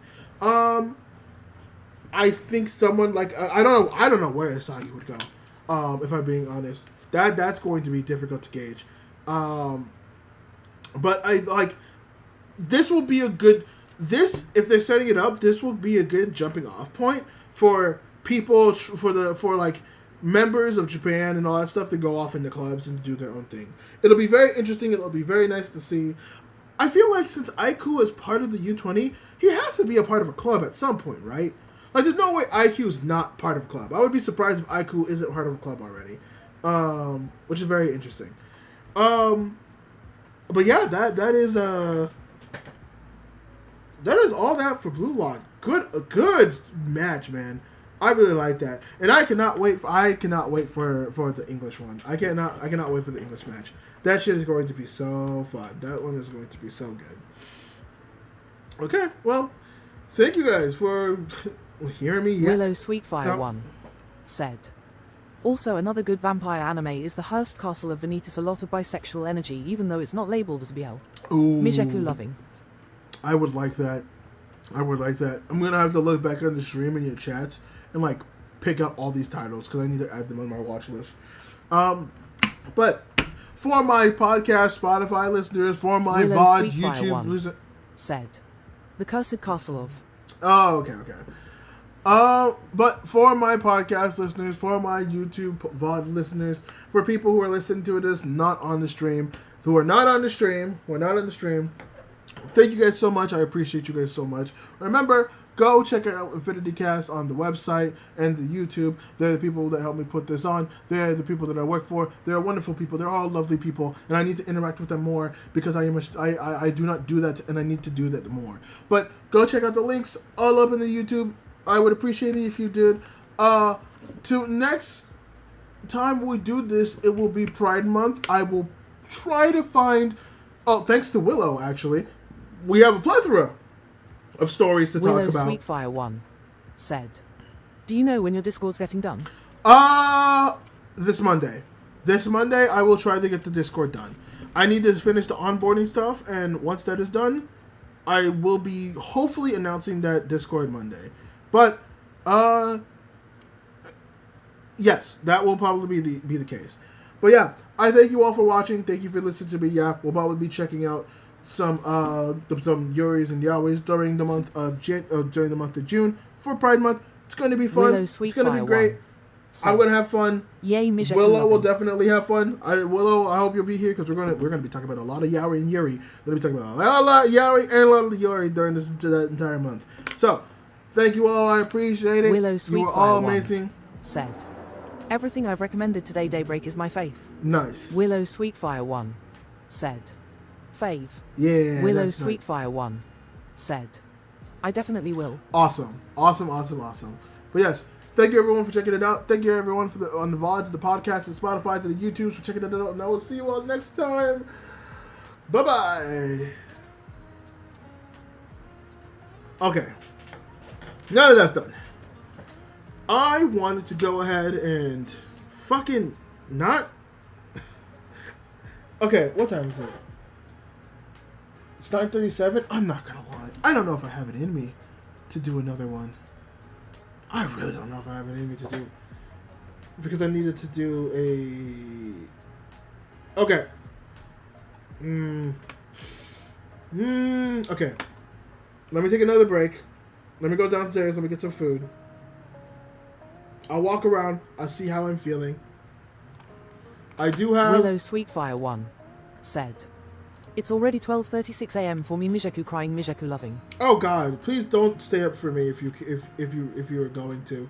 I would not feel good if you did that. Please. Oh God! This might be. Okay. Let me go. Let me recharge. Let me go downstairs, get some food, recharge, do that shit. Blackstar 0403 said, same here, lol. Why is it so late for y'all? I appreciate you guys. So good. Also, said, Blackstar, I didn't realize you were here. Bro, I stay up until 5 a.m. every night because of my ad. Mijaku loving, Mijaku crying. That, you know what? That's fair. That's fair. That's when y'all motherfuckers are the most active. Okay. Oh, that made me realize what coast you guys are on. Okay, let me go, because it's like 9:30 for me, so I still have time. Okay, you know what? Let me go downstairs. Let me get some foodies. Willow Sweetfire 1 said, but yeah, Eastern Standard Time. Oh, yeah, that makes sense. That makes sense. Okay, let me go. Let me get some food. Let me take that break for the third one, and we will be back. That's the Be Right Back stream for that. Where's the Be Right Back stream? For you? Yes. Okay. I shall be back. I am leaving y'all with music once again. Okay. I shall be back.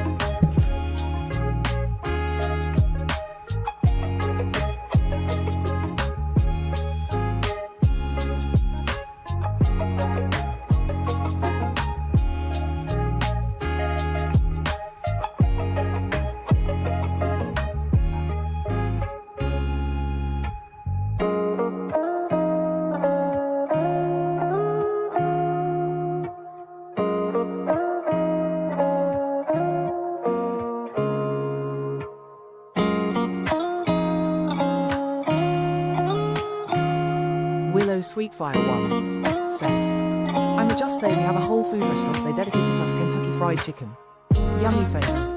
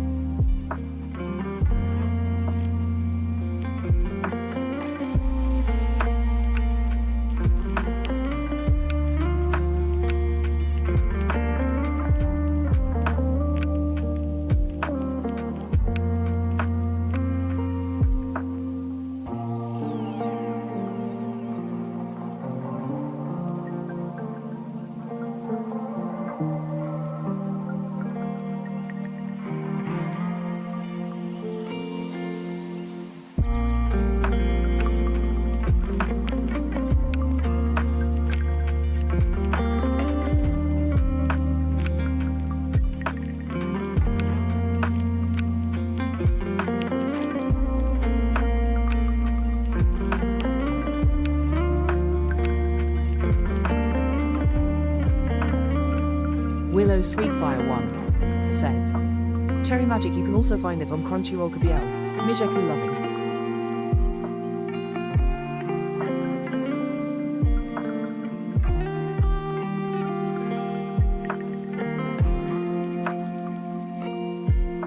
Willow Sweetfire1 said. Good BL.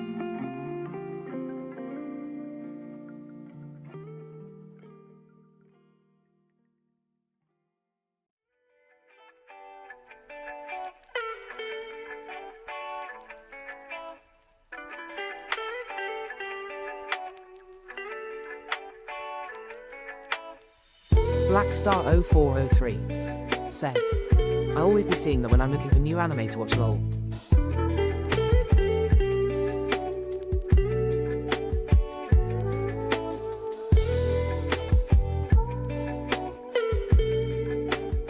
Willow Sweetfire1 said. At Blackstar0403 Mijeku Loving, Mijeku Loving, Mijeku Loving.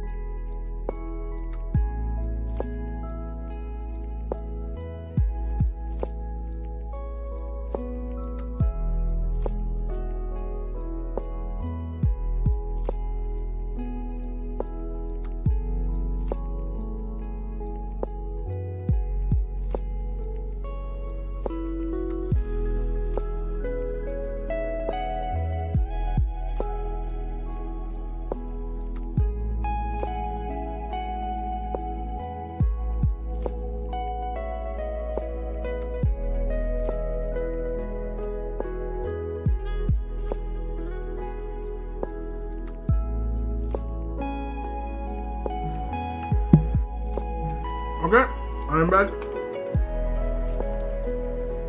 Unfortunately, I might have to eat on stream. So, I apologize for that. I have a time. But, this is not a podcast thing anymore. There's not more of the, like, yappity yap stuff. But, there are definitely some news bits I need to talk about. And the biggest one for me is I'm talking about Destiny and Bungie and all this shit. Now, I did talk about this before. I put out some videos. I haven't put out the proper video. I still need to, like, just cut it down, edit it. But I did post some clips, and there's a lot of comments. And before I get anything, I need to preface it with this for anybody that's listening. Also, I will put my thing down. Hold on.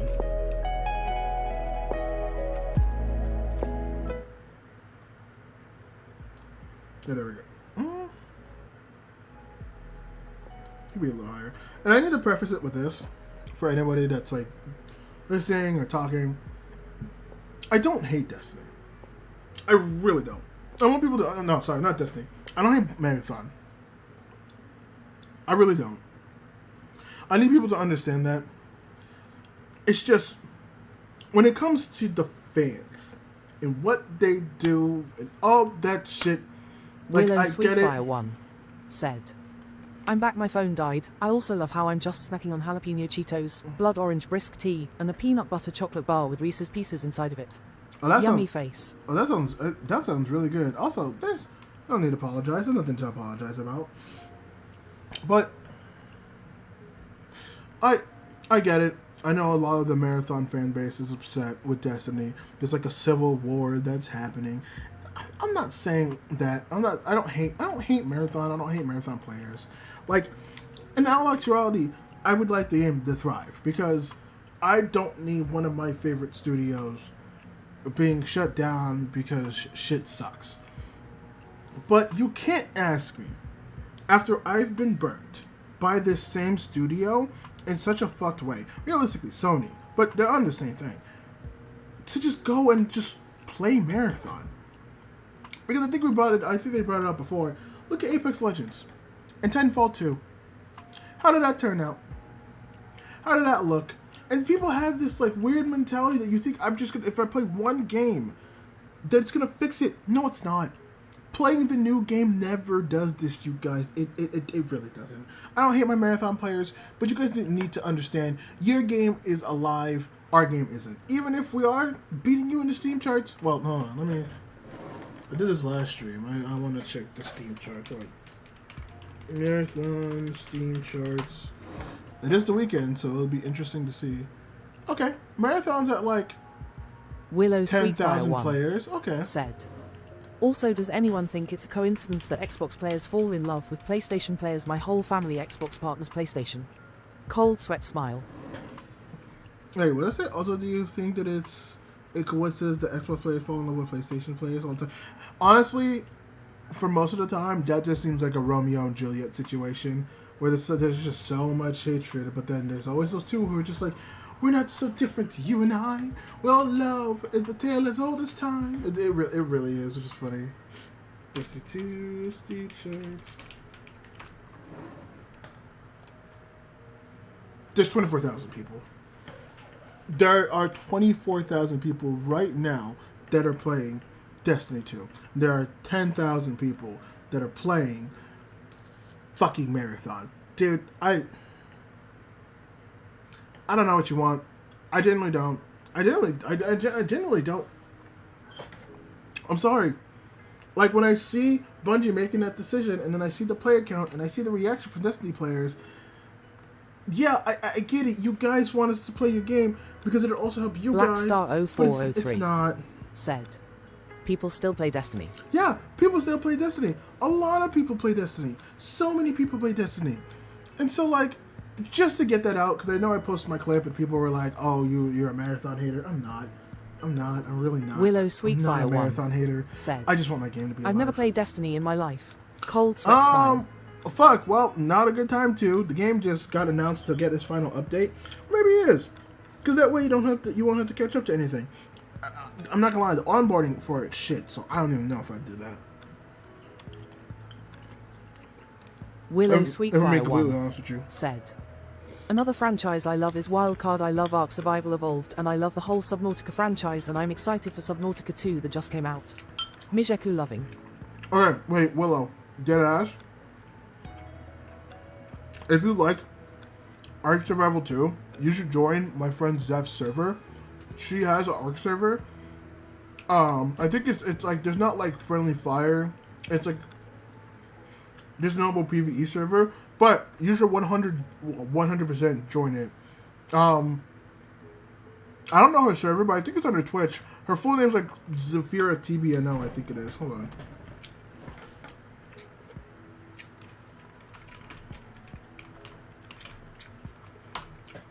Mizi Kurosaki said, That's her Twitch if you ever want to follow it. BNLO.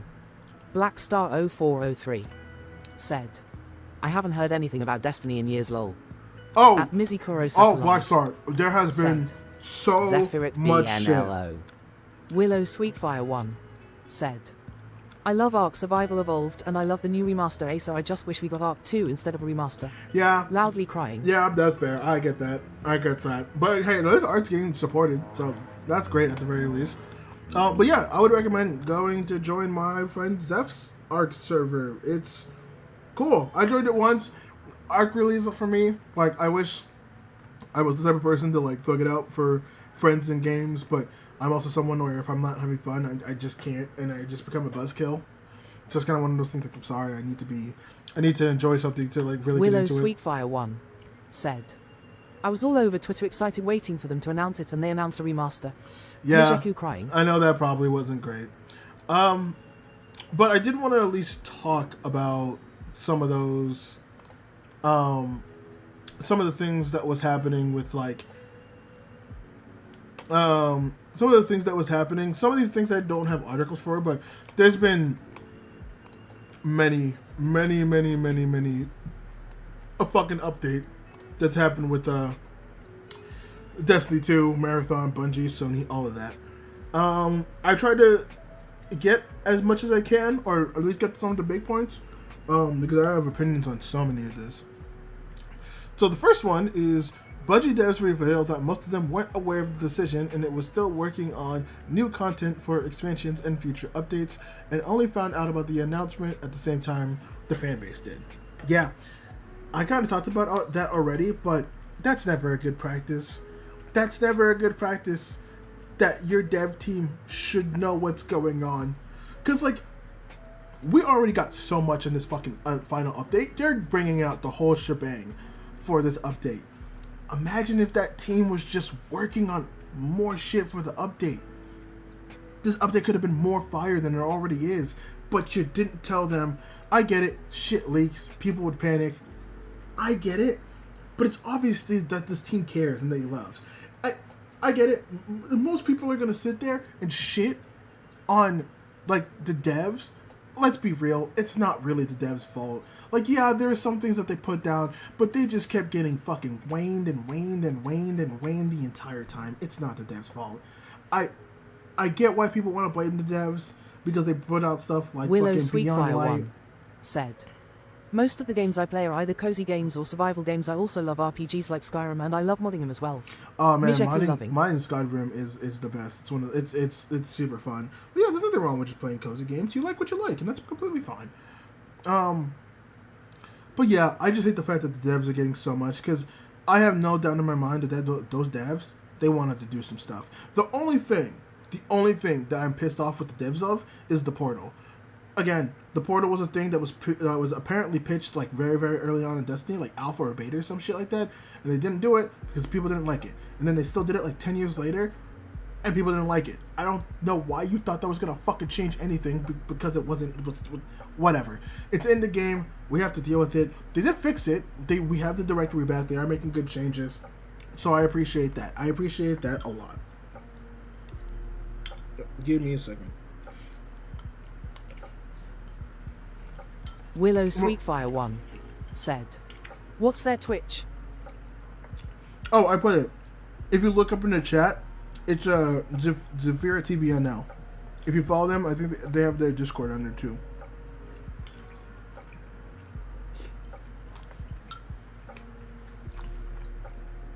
Oh, give me a second. Fuck.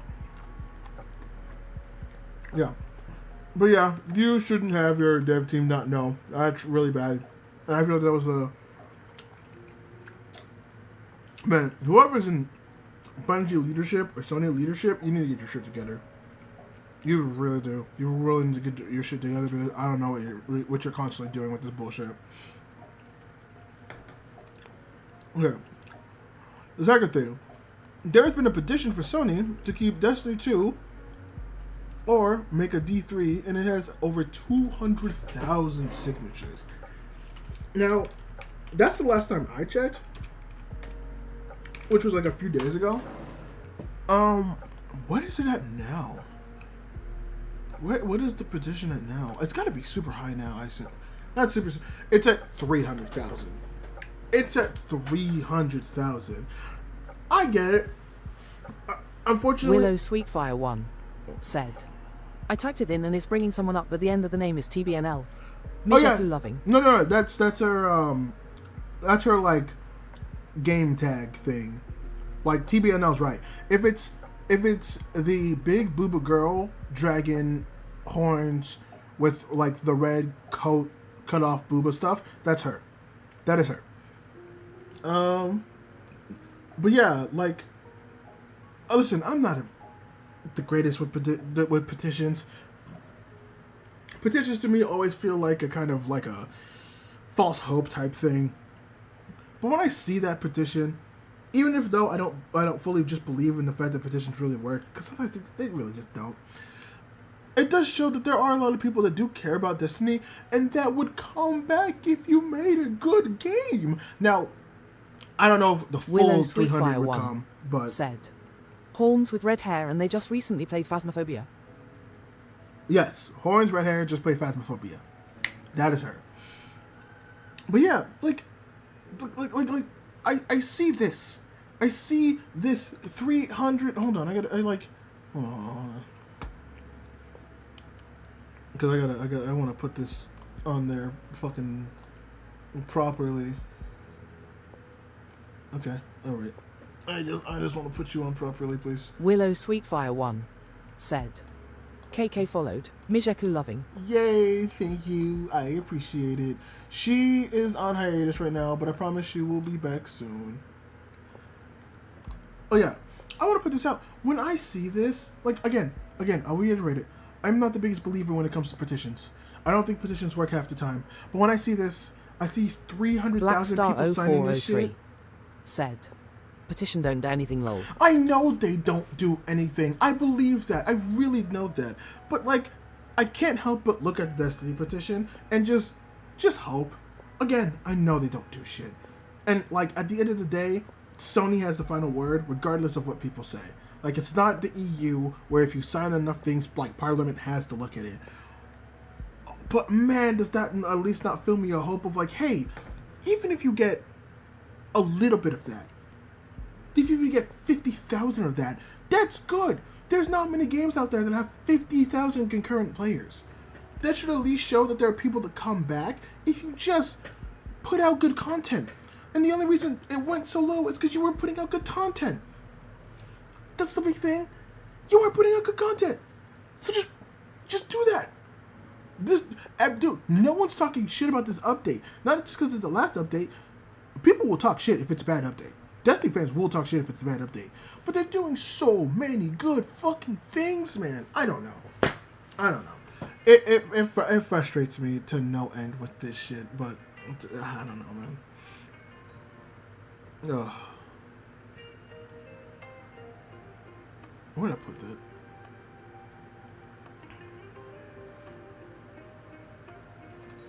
Oh, there it is.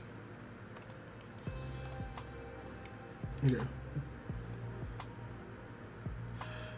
Apparently, reports say that Sony was going Willow to support... Sweetfire 1 said, have you ever played The Isle? No, I think I've heard about that one, but I don't think I've played that one. Which one is that? I don't think I have played The Isle.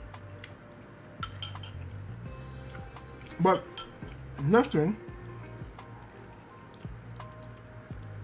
apparently, reports say that Sony was going to support D2 longer, but financial reports have changed their minds with the rising costs and such. That one doesn't surprise me.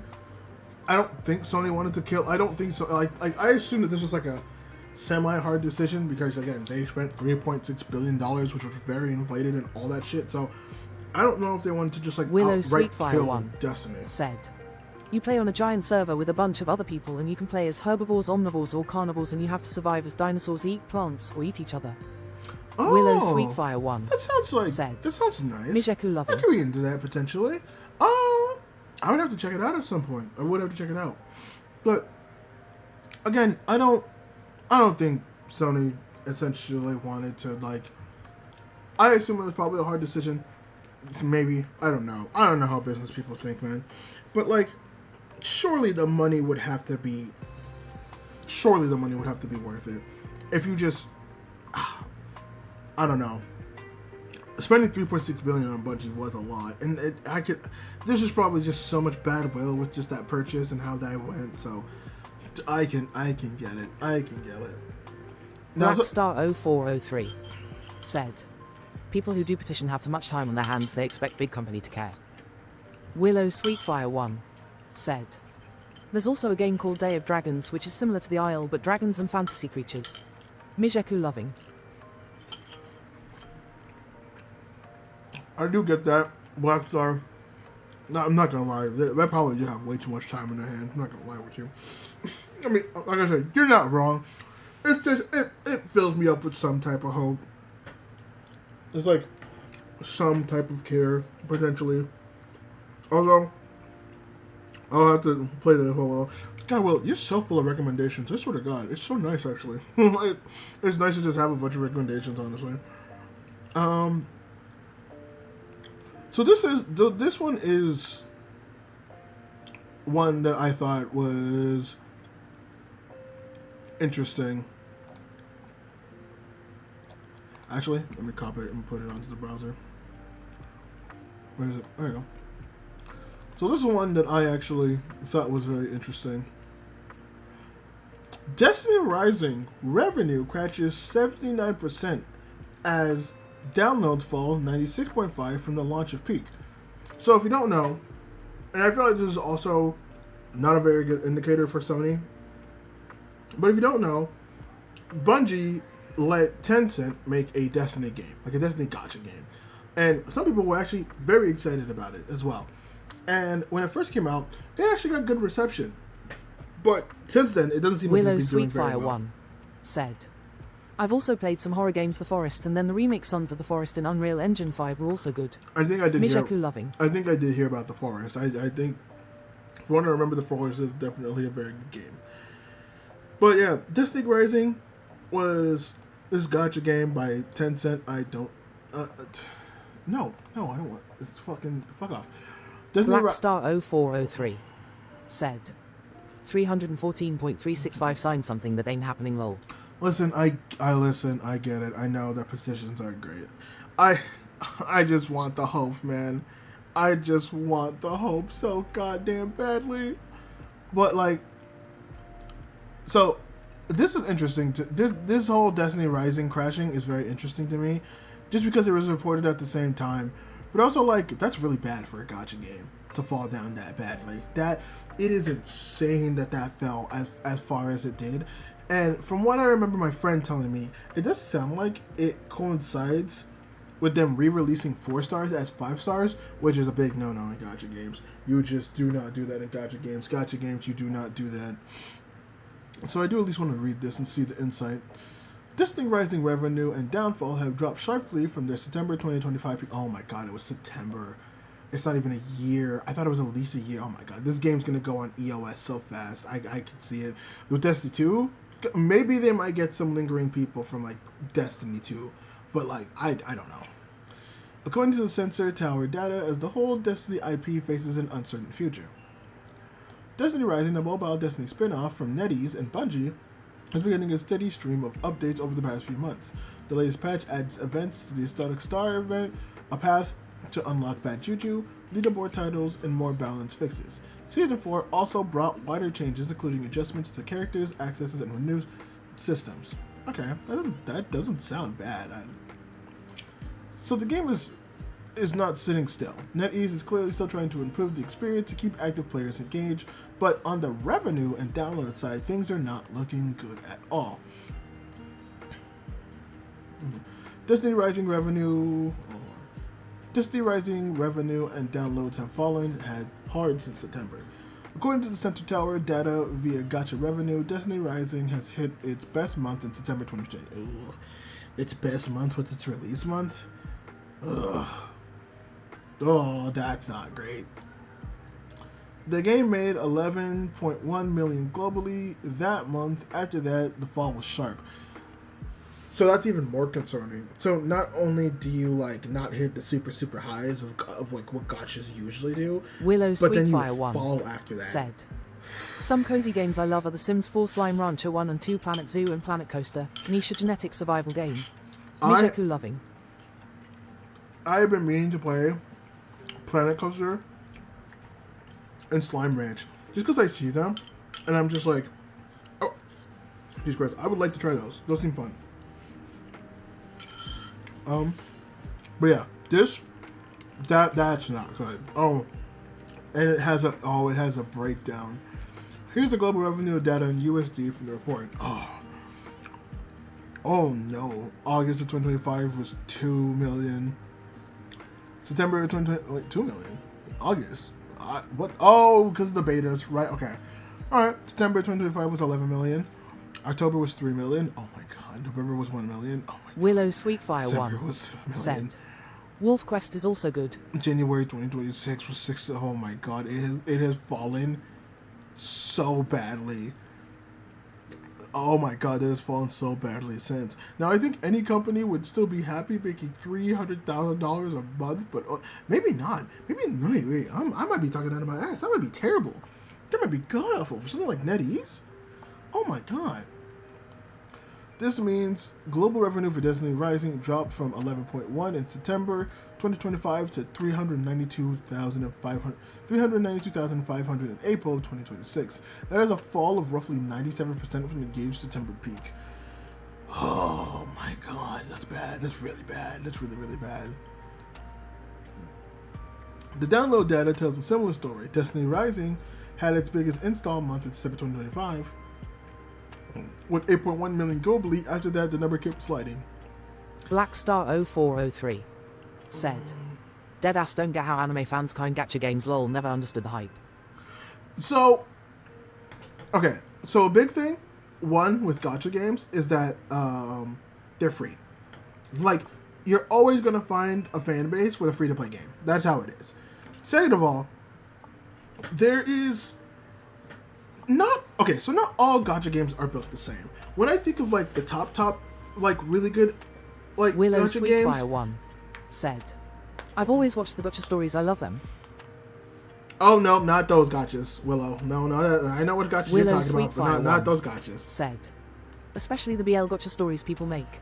Not those gachas, different gachas. We're talking about like like Genshin Impact, Zenless Zone Zero, Arknight, Azure Lane, like those gachas, like the money gachas, like the you pay for characters gachas, like those gachas. Not the story gachas, not those ones. But like, one, it's free. Willow Two, Sweetfire 1 said, Mijeku crying, Mijeku crying, Mijeku crying. No, you're all good. You are all good. But yeah, one, it's free. Two, honestly, a lot of them have like really cool aesthetics. Like the two I always go to is Genshin Impact and Zenless Zone Zero. Like they have some crazy aesthetics when it comes to them. Like yeah, they're mobile games and yeah, they're gachas, but they are really pretty. They are really pretty, and they're unfortunately some of the best games that come out, like fidelity wise in the market. It's so weird. Said, gacha seem like a pimp-ho relationship. Oh, it definitely is. I'm not going to deny with you with that. It is definitely a pimp-ho relationship. But it's a pimp-ho relationship that, like, I feel like a lot of anime fans have just accepted. We've just kind of accepted that fact. I don't know how. I mean, I'm not innocent of this. I've played Genshin Impact. I played Zenless Zone Zero. I played Wuthering Waves. I've played Infinity Nikki. I've played Crystal of Atheon. I've played so many, dude. It's actually bad. I played Uma Musume. Fucking love Uma Musume. I gotta get back into Uma Musume. Okay, and I'll also be honest, there is a Gunner aspect to it. There is oh my god, there was something that was called it was either the Snowbreak method or this gacha went Snowbreak, because Snowbreak was horny. So horny that fucking China had to fucking put a ream on it, being Willow bro, this is way too horny for you guys. Said, the only time I've ever watched Genshin Impact is when my Filipino friends play it on their live streams. Mijaku loving. I mean, it's fun. It's worth it. If you have gambling addiction tendencies, do not play these games. But if you're able to keep yourself to if you could keep yourself to the monthly subscription that some of these have, and just the pass, you'll be fine. Also, all the Genshin Impact art delicious. Mijaku loving. Yeah, there's just so much because there's so many characters and people love them and people want them. I think gachas also just, they fuel a lot of people's want to collect things, and I think it just came out at a good time. I think if this came out in the 2010s or the 2000s, I don't think people would be that. Oh, maybe they are. People have always wanted to collect things, so maybe this is just something that was just inevitable to happen, if I'm being honest. Which also makes me very surprised how a big Destiny-like IP, circling it back around, see what I'm doing there, is struggling this much. But then also, the Destiny fan base is a bit different because, it's a looter shooter. I'm still on the philosophy with Destiny Rising. Blackstar0403 said, I played Wuthering Waves, got bored after streaming it for 10 minutes. That's fair. I get that. You might be someone that just needs a bit more, complexity with your games. Because gachas are simple. But I'm not going to lie.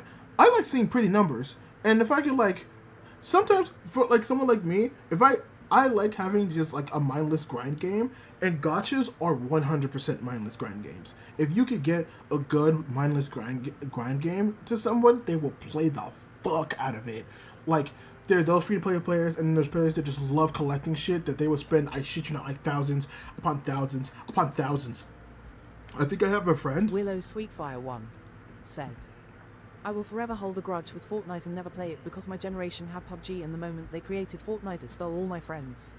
I don't blame you. I'm glad that we were able to hold off on Fortnite for a little bit. I played it when in the beginning, and then I played it again when they added the racing and the music. I think those additions are cool. Now they're taking it away, which kind of sucks and shows kind of the struggle of all that. But it was fun while it lasted and stuff like that. I don't think it's failing, but yeah.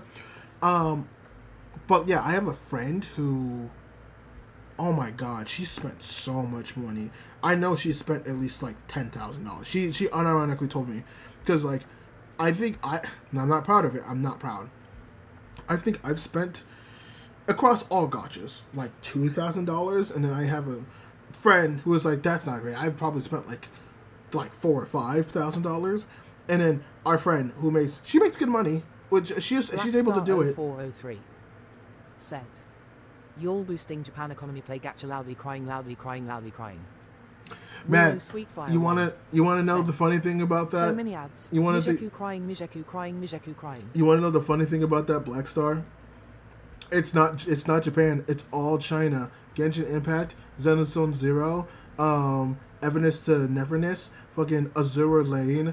I think there's one called Blue Archive, Arknights, Snowbreak. Girls X2 Elysium, it's all China. It all comes from China. I don't know if there is a gacha that Japan has. Hold on. I'm gonna need to check that. Are there gachas that come from Japan?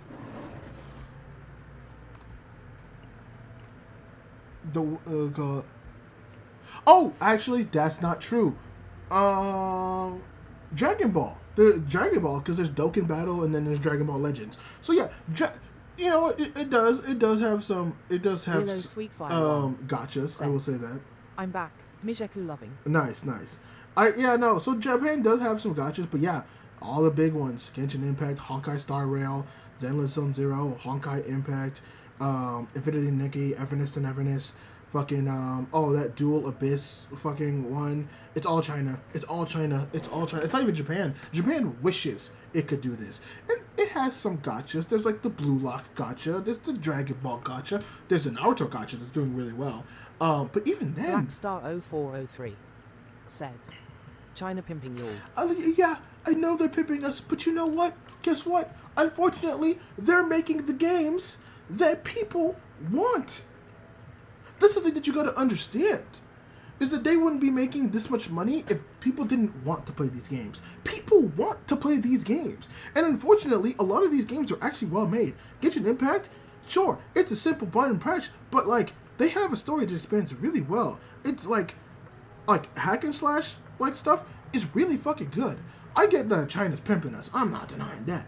But god damn, if I love me some fucking Hu Tao and Lisa and Combinations and Ayako and just fucking playing shit, I get it. I am being pimped. But I'm having fun.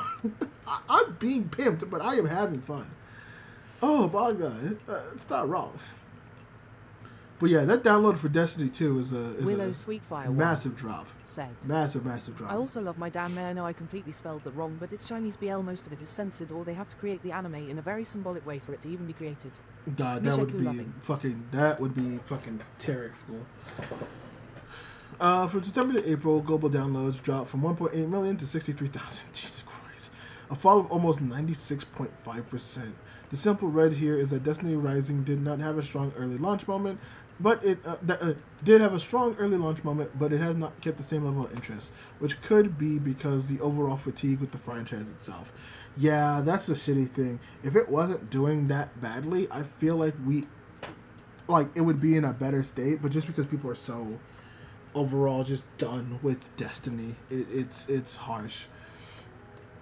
Early in the year, Blackstar0403 said, I'm being pimped, but I'm having fun, Mizi Kurosaki. Yeah, I'm being pimped, but I'm having fun. And you know what? I will die by those words. You can clip it, ship it, while you want. I unfortunately am dying by those words.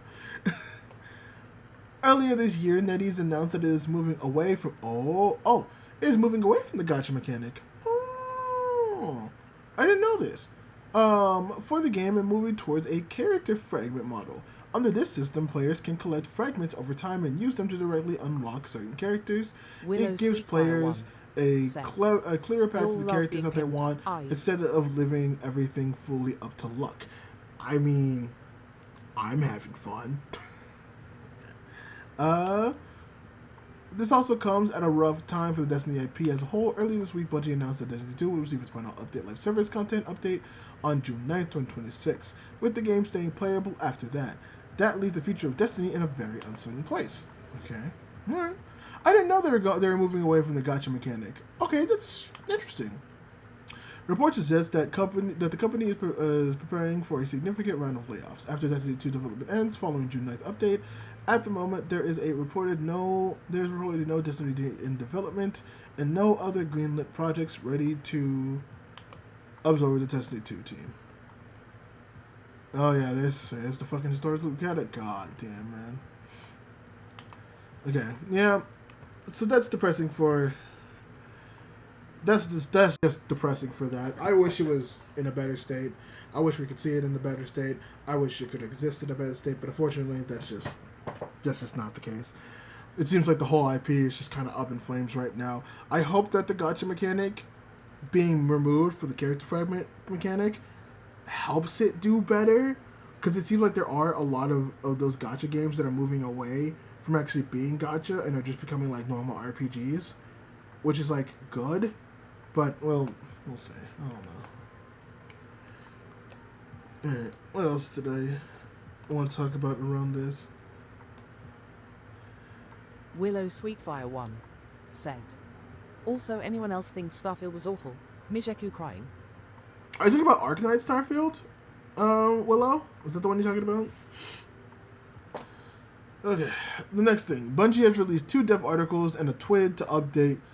Okay, so yeah, dude, the whole fucking updates, I said this before, it looks great. It looks great. I'm not gonna lie. It looks pretty banging, if I'm being honest. That update looks fun. That update looks nice. They're doing a lot of cool things. Starfield that was also made by the same people that made Skyrim in Fallout. Oh yeah. No. It was not great. Starfield was not great. It's funny, people are trying to compare Starfield to like No Man's Sky and Star Citizen and be like, oh man, it's gonna compete with those games. No. It has its audience, don't get me wrong, but no. You're not gonna compete with Star Citizen, even despite the reputation. That game is way too fucking massive, and you're definitely not gonna compete with No Man's Sky. That has way too much love, too much backing, too much passion. You're not competing with No Man's Sky. That's insane. I don't know what they were thinking with that. And then the final update thing that I thought was really interesting. Marathon is having a free week, and it is going to be interesting to see how that week is going to be leading up to the June 9th update of Destiny 2. So, yeah, Marathon is having like it's having like an open week for its new thing. Said. Which I was kind of surprised by. No Man's Sky is another one of my favorite games. I don't like how they have made it, and it will never be the game they promised, but we get free updates. They're never making us pay again for an update, and it has gotten better. I'm not gonna lie, Willow. I'm surprised you're saying that. Not only do I think it is actually the game that they promised, but I think they've gone beyond that. Like, have you seen the new update that came out like a couple of days ago? Like, the Swarm update looks amazing. Everything about it looks like amazing. I think Hello Games has gone above and beyond with what they were like promising us in the first place. Honestly, like I really think they did a fantastic job. Oh, that's not what I want to do.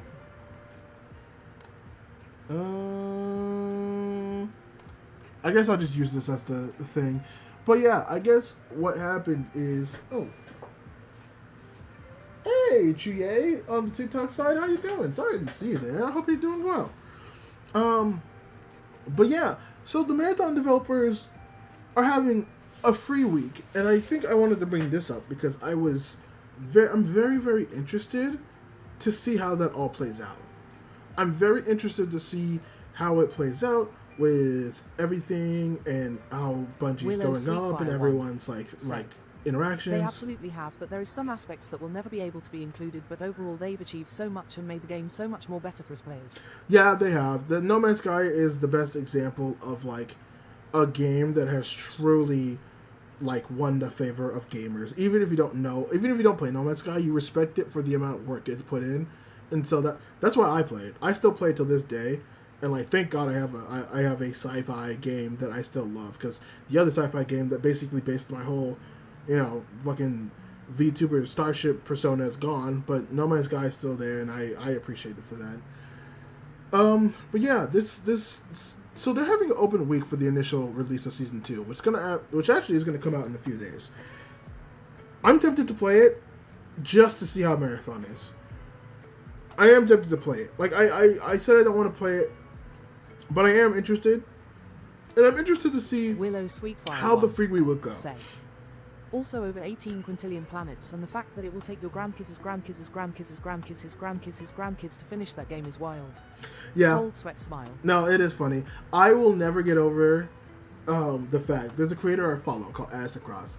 I will never get over the fact of watching him play that game for the first time and seeing him like zoom out the map, and you just see him like baffled, just sitting there being like, what the fuck? And like it just keeps going and it just keeps going. He's just sitting there, he's like, what the fuck? What the fuck? And it just keeps going and going and going. It's funny. It's funny. But yeah, with Bungie on fire and Marathon kind of getting a lot of slack, I assume they're doing this free week thing to kind of get some goodwill and get people to like, hey, you could like, you could try Marathon for free. You could do that. How about you go ahead and try our game, try our new game. Please try our new game. I'm not gonna push people to play it. Obviously, I literally just went on that whole rant to do it. I might try it out just to see what the fuck, because apparently they're adding new stuff. I don't know. I part of me wants to, but part of me also doesn't want to at the same time. And I'm not doing it because I think it's gonna bring Destiny 2 back. I really don't think playing Marathon is going to bring Destiny 2 back. And any Marathon people are telling me that you're either wanting to base up your own game or you're delusional. Another space game I got out when it was in demo and early access was Osiris New Dawn. Mijeku loving. Oh, I thought you were talking about Destiny for a second. I don't know what Osiris is, but that sounds kind of fun. But, yeah, I might play it. I'll be interested. I'm just also a little upset with the update that the last day for that update is coming out on the same, is going to end on the same day as the reset for the game. I don't know why it's fucking doing that. Late stream means that? Yeah, late stream. I've been going, I think it says it's been going on for 2 hours and 45 minutes, but on the TikTok side, I've been going on for 5. I have to basically catch up to content, and I usually don't do late streams, but unfortunately, that's just kind of where I am right now. Sweetfire1 said, I would compare it to No Man's Sky, but Oh, more so I can't realistic hear and anything. probably I'm only at a about grad 10 to party. 20 planets, but they're not randomly generated, they're all It's loud customly as sculpted fuck. and made by the creators. Oh, that's right. You are at a grad party. Okay, that makes sense. Well, damn, what are you on your phone for? Go have fun. Go have fun. I know you're probably tired and you don't want to deal with shit, but go have fun. Do that. I wouldn't compare it to No Man's Sky, but realistically, it's probably only about 10 or 20 planets, but they are randomly generated and they're constantly sculpted and made by creators. Oh, that's cool. That's still cool though. Given like how that is. That's still really fun. But yeah, it's kind of shitty that the marathon is ending or overlapping with the final update release. I wish they didn't do that, and it kind of is always bad to just Destiny and the devs just planning bad fucking shit around it. They did this. They were gonna do it with the update if it went out, along with the fucking update for fucking marathon, and I don't know. It's so fucky. They're fucky. They're so fucky, man. It's about that time of the party where everyone's tipsy and dancing and Cupid shuffle. Oh, so you're gonna have a good time. You're having a good time. You're having a good old time. I can see that right there. That's funny. Yeah, I think that's all I kind of want to say on the whole thing. I'm gonna be playing the June update. I might have some people I might be playing with. I gotta reach out to the boys and see if they want to. I need to reach out to my boys Key and Dada. And the updates. The fucking who did that? Sweetfire1. Oh, Fumi, hi Fumi. Also, Astroneer is a good space game. It's more of a blocky pixely space game, but it's fun. There are several planets to explore. It's mainly just build a base survival. You can play with a thing up to 4 or 5 people. There's no aliens, they're just plants. Cold sweat smile. Aww. Okay, hold on. Zev, thank you for the ball stick. Okay, Zev, stop. Zev, stop. Also, Fumi, I see you. Are the updates working now? Thank you, Fumi, for doing that. Lizard. Oh yeah, they are working now. I have no clue why they weren't fucking working earlier, but they work now. Why? I don't know. The fan status is frozen. Willow Sweetfire1. Oh, I don't know what to do with that. They don't work. Mijeku crying. No, I just did it. Look. Lizard. Willow Sweetfire1. Yeah. Said. Why are they working? Mijeku crying, Mijeku crying, Mijeku crying. I have no clue. I didn't do anything. Yeah, look. Yeah, they're working now. But yeah, thank you, Fumi. Damn, shout out Fumi for Fumi fixed my shit. Lizard. Also, Zeph, I don't know what you want me to do with fan status, but thank you for giving me money. I'll have to give that back to you at some point. But yeah, I don't know. That's more of what I have for the Destiny stuff. It's whatever. At this point, I'm kind of just at the point of acceptance with it, I think. I've just accepted the fact that that's the case. I've accepted the fact that this is where everything is right now, and I just want to go in, maybe hop in with the boys, maybe hop in with some new people, and just go and just do it. I think I'm at that point. Okay, let's see if we can rattle off some other news things. Where are you? No, that's not it. It's too many. I have too many articles open. Oh, you know what? We could talk about we could talk about this one. This one was one that like Lizard. I saw. Oh, Willow's abusing the lizard button now. Willow's abusing the lizard button. You can abuse it if you want. I don't care. Oh my fucking my ass is sore.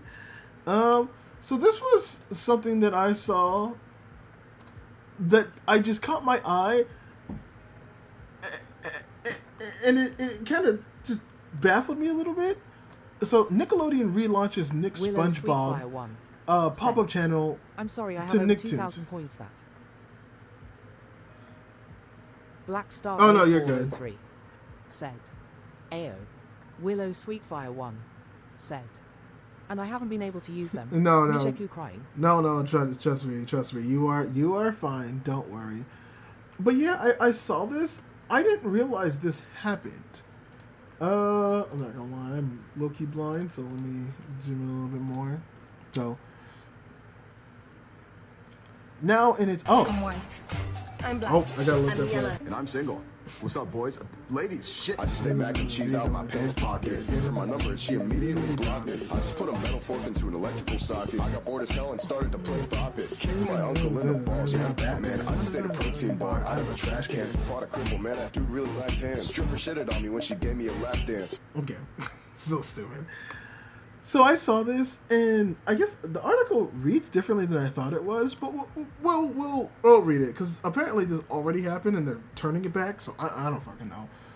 Now in its second year, Nickelodeon launched this year's iteration of its Nick SpongeBob pop-up channel on Nicktoons on Memorial... Oh, this is nothing. Never mind.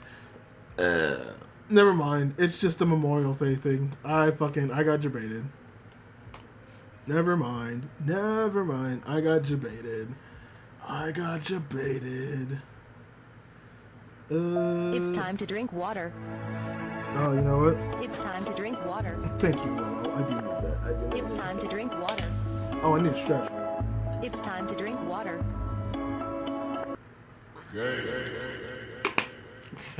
Gay. Oh, actually, I'm not gonna lie. Give me that stretch. Even though I went to go downstairs to get food. Oh, big stretch. Oh, I haven't. Oh, I actually need that. Oh. Black Star 0403 said, clickbaited by SpongeBob. Yeah, I got fucking clickbaited by SpongeBob. Fucking imagine that. That's fucking insane. Okay. I'll talk about this. I was a little late to it, and no one else did, but I didn't really see anybody else really talk about it, so we'll give it a talk. We'll give it a talk. And you know what? Blackstar could even chime in this, because this will be anime related. But Netflix shares details on... Oh my god. Jesus Christ. Netflix shares...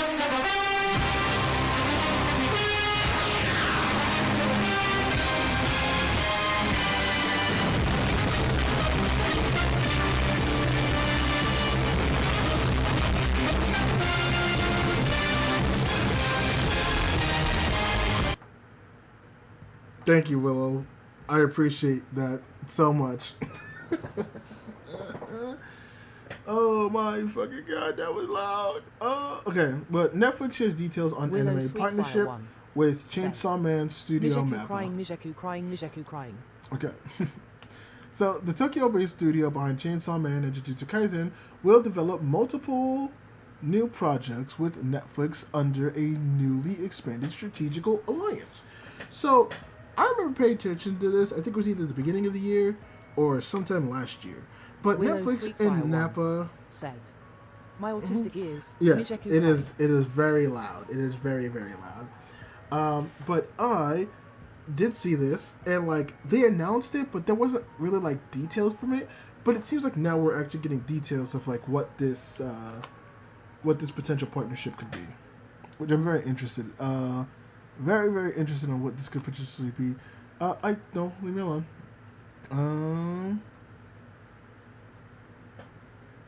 Oh, okay.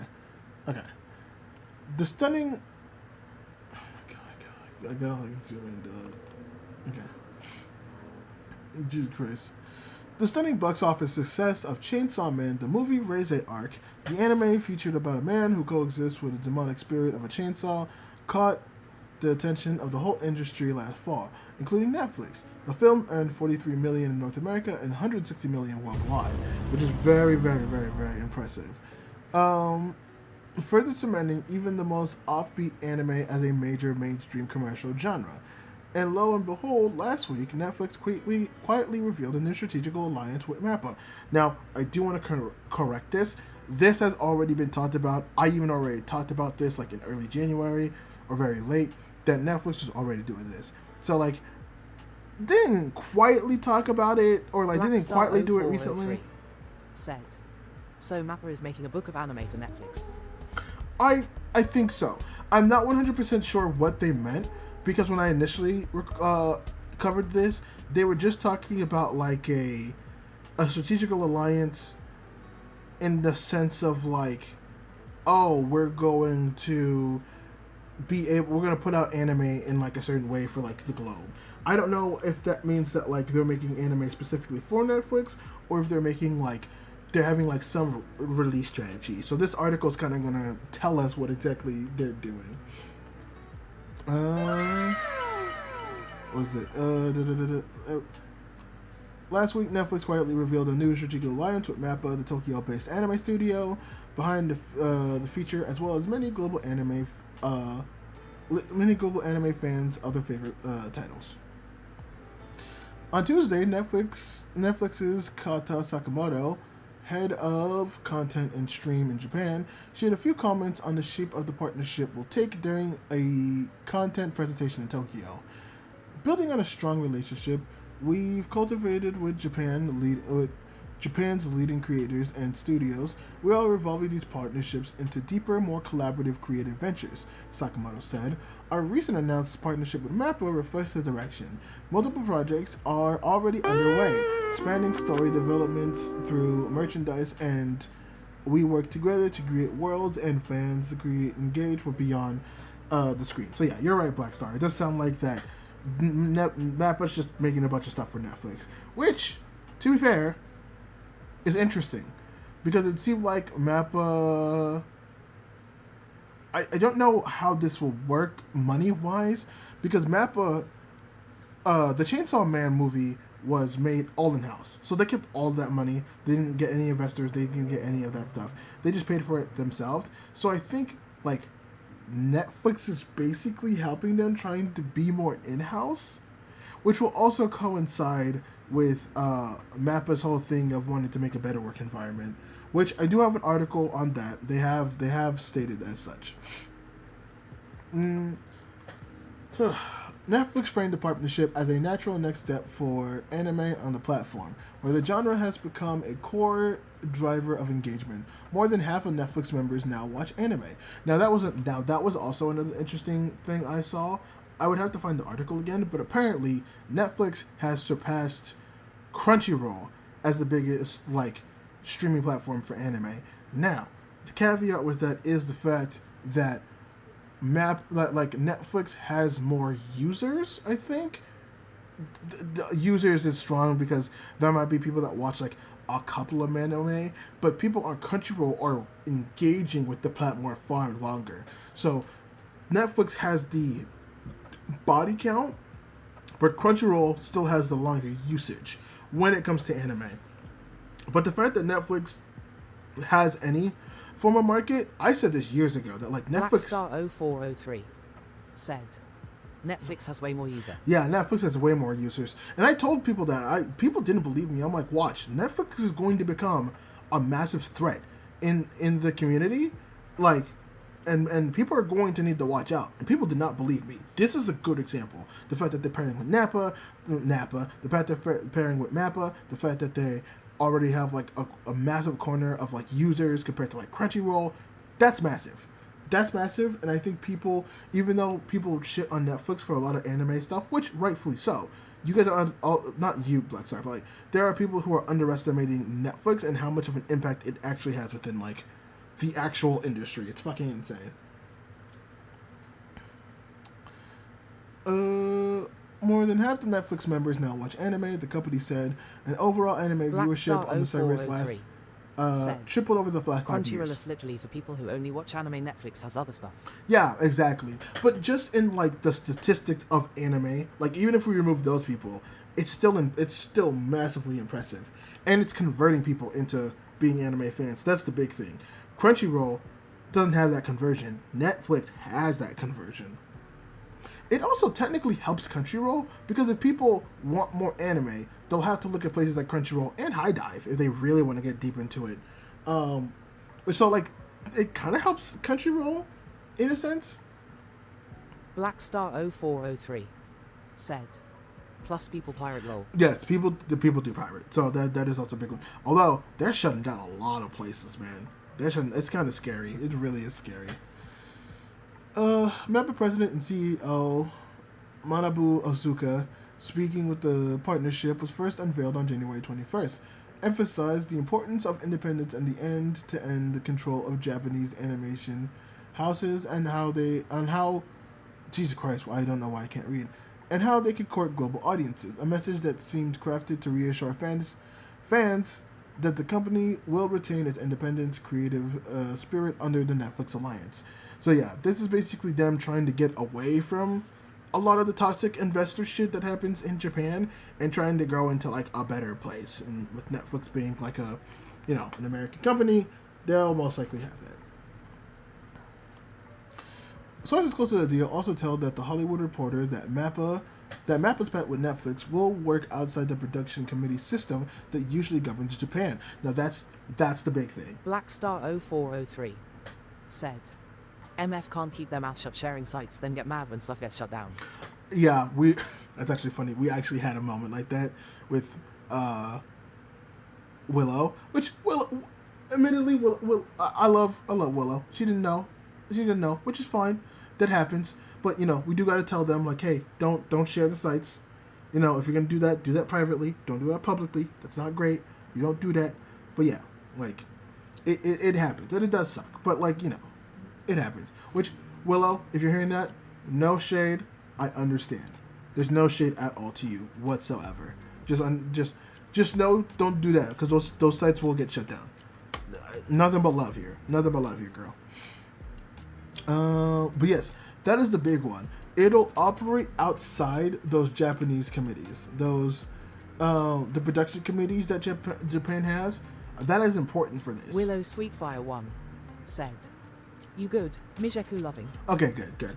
But yeah, because I think those Japanese production committees are the things that like really put the crunches and really fuck with shit. This will allow them to do more things outside of that. Said, Crunchyroll, I don't support piracy, don't sue me. Yeah, Crunchyroll, I also don't support piracy. Don't sue me, please. And also, if you want a sponsorship, I'll sell my soul.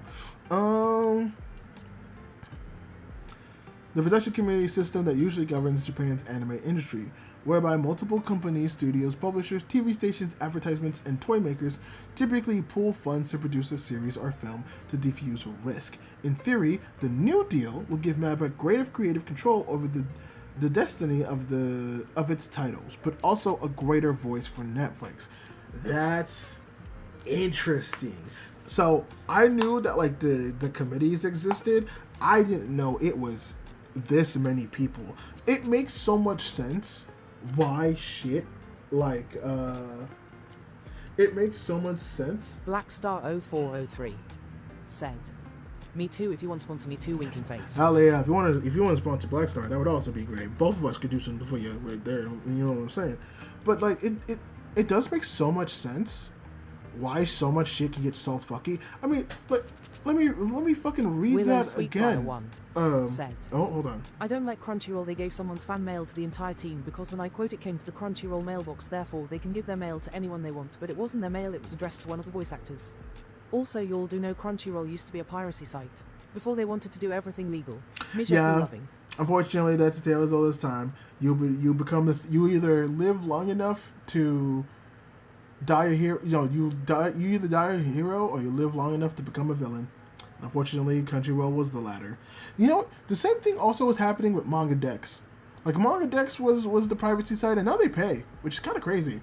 And I'm only willing to talk about Manga decks is because they technically went legal. So Manga decks is no longer a piracy site. They are full legal now, which is crazy to think about. But yeah, like, I understand why anime gets so fucked sometimes. I mean, because look at this. Fucking, whereby multiple companies, studios, publishers, TV stations, advertisers, toy makers, that's so many people that have their hands on the IP. Like, yeah, no fucking shit's gonna get fucking weird. You have so many people fucking shoving their hands in this shit. God, it's so fucked. I understand why the industry is just how it is. You have so many people that want different things, and you gotta satisfy everybody. It loses the artistic passion for any project you make. God, it's fucking terrible. Oh. We have worked with Netflix for over various projects in the past, but this expanded partnership is based on MAPPA's core belief on being an independent studio, both relatively and in business. Osaka said, Japanese animation studios must proactively lead every stage, from understanding global audience needs and developing projects reaching viewers and expanding related businesses. MAPPA is committed to deepening our collaboration with Netflix, aiming for a long-term win-win partnership. Now, another thing I want to point out, another thing that's interesting to see how this falls out is, I wonder how the industry is going to react to this, because I feel like there's a lot of people that I saw last year that were calling for anime to like not cater to the global industry, and MAPPA doing this with Netflix, it feels counterintuitive to all of that. Said. Also, this was my favorite show as a kid, and even as an adult, it's still up there. Wings Club. Loving. I love Wings Club. You know what? I don't hear anybody being at Wings Club anymore. You know what? It's a crying fucking shame. It really is. It is a crying shame that show just doesn't get talked anymore. It's sad. I need more people to know what that show is, because that show is genuinely good. Well, yeah, I'm very interested to see the backlash of how that's happening. Those past collaborators have included bringing distinctive MAPPA productions such as Ramen and a Half and Kakegurui Twin to Netflix global audience, with multiple new anime efforts already in planning and production. The partners suggested the goal is not to only scale original Japanese anime worldwide, but also to push into new creative territories and mediums. Reach continues its seemingly relentless expansion. So this will Willow Sweetfire 1 said, 9 seasons and absolutely amazing. I love it. I don't like the live action though. Or the weird HD animated remake. I don't like that either. They're trying to fit like 6 episodes in a 22-minute episode. They're rushing it. Mijiku crying. I did not realize that there is a live action, and I did not realize that there was a HD remake. That sounds terrifying, and I'm going to need to check those out at some point. Holy shit. But like, yeah, it's kind of like, okay, if this brings us a new season of Kakegurui, I'm all for it. I'm all for it if it brings a new season of Kakegurui. Both are on Netflix. Ooh, I'll have to look at that. But also, like, both Ranman and a Half and fucking Kakegurui are 2 good examples. If MAPPA could put out that quality of stuff with this partnership, dude, MAPPA might be unstoppable. I'm gonna be honest. The only thing that I like about the live action is that there is plus size representation and males can be fairies now. It's not gendered like the old animated series. Oh shit! Oh, that's kind of cool. Oh, I like that actually. That's really nice. That's kind of cool. Also, but yeah, I'm very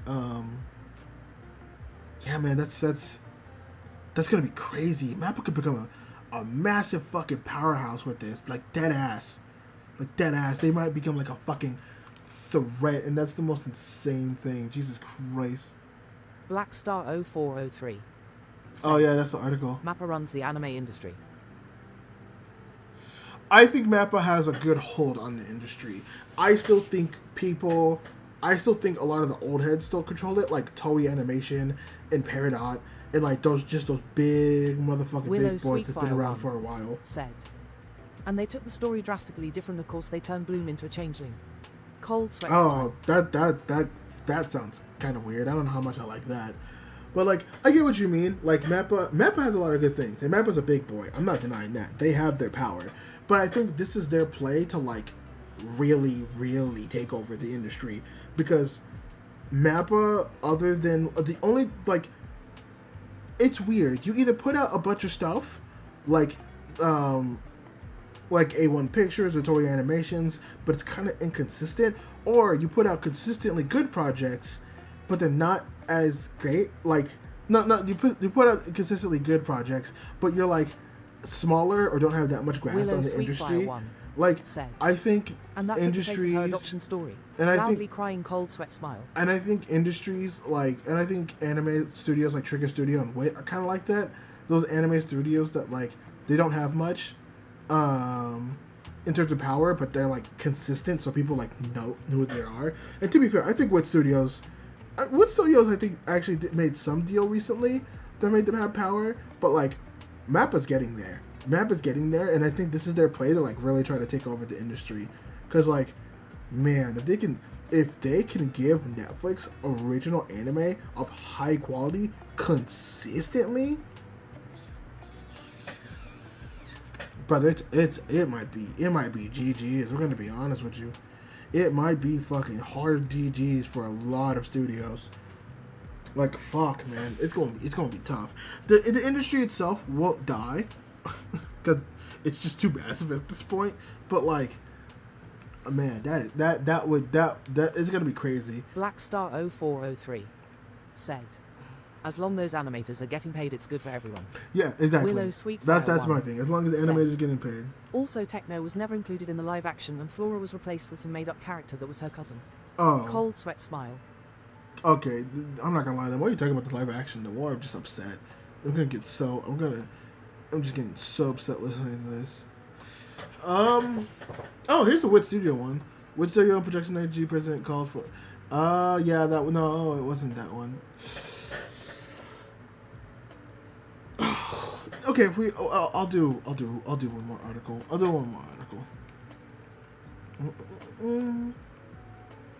Because I am getting EPCPs.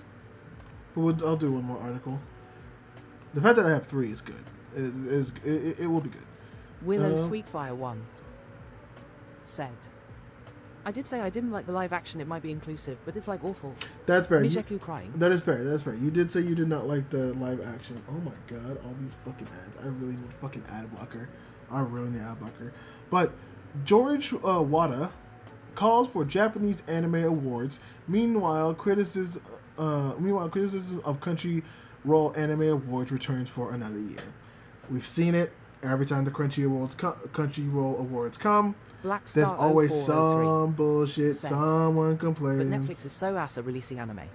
I know. I've seen the JoJo stuff. I know they're ass. It's so ass.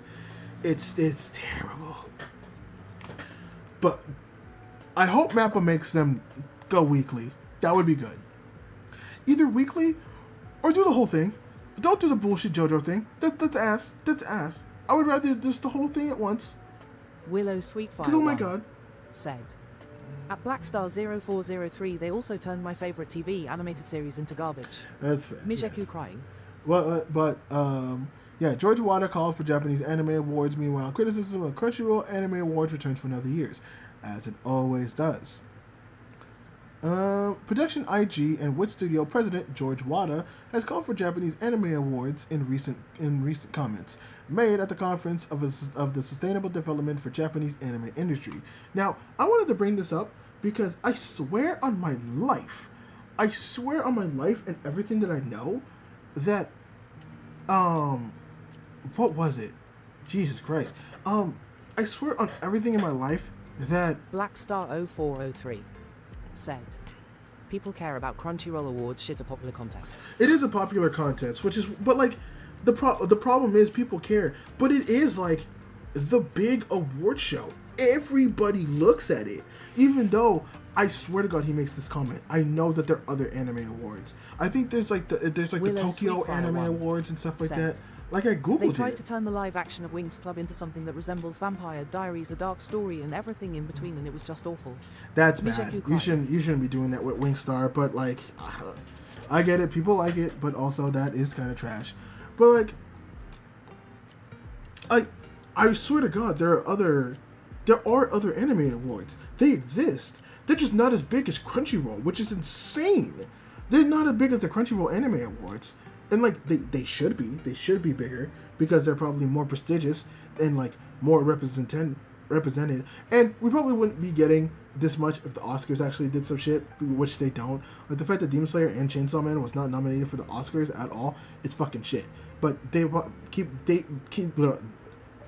Demon Hunter can, which K-pop Demon Hunter is a good movie. It's a really good movie, and it deserves that Oscar. But not nominating Demon Slayer, Chainsaw Man, come the fuck on. Like, let's be Black fucking Star real right now. 0403 said, Netflix host award show is a rap lol. Willow Sweetfire 1. Oh god, I would not. said, Oh my god. All of the Wings Club fans have said you have 9 seasons you could have used, but instead you had to make some dark made-up story that makes no sense. Yeah, Crying. it's stupid. I hate when people like take liberties like that. It's so fucking stupid and dumb. Sharing what he felt would strengthen the anime industry's sustainability, Water called for improvements in humane resource development and working conditions, as well as the skills certification system and a Japanese version of the Anime Awards. These comments were made on April 16th and published on May 25th. Other comments from leading industry figures are below. Oh, so other people commented as well. Oh, so the Nippon Animation representative director Kazuo Ichiwa spoke about the need to train new animators, develop human resources, digitize animation productions, strengthen overseas collaborations, and create more regional bases.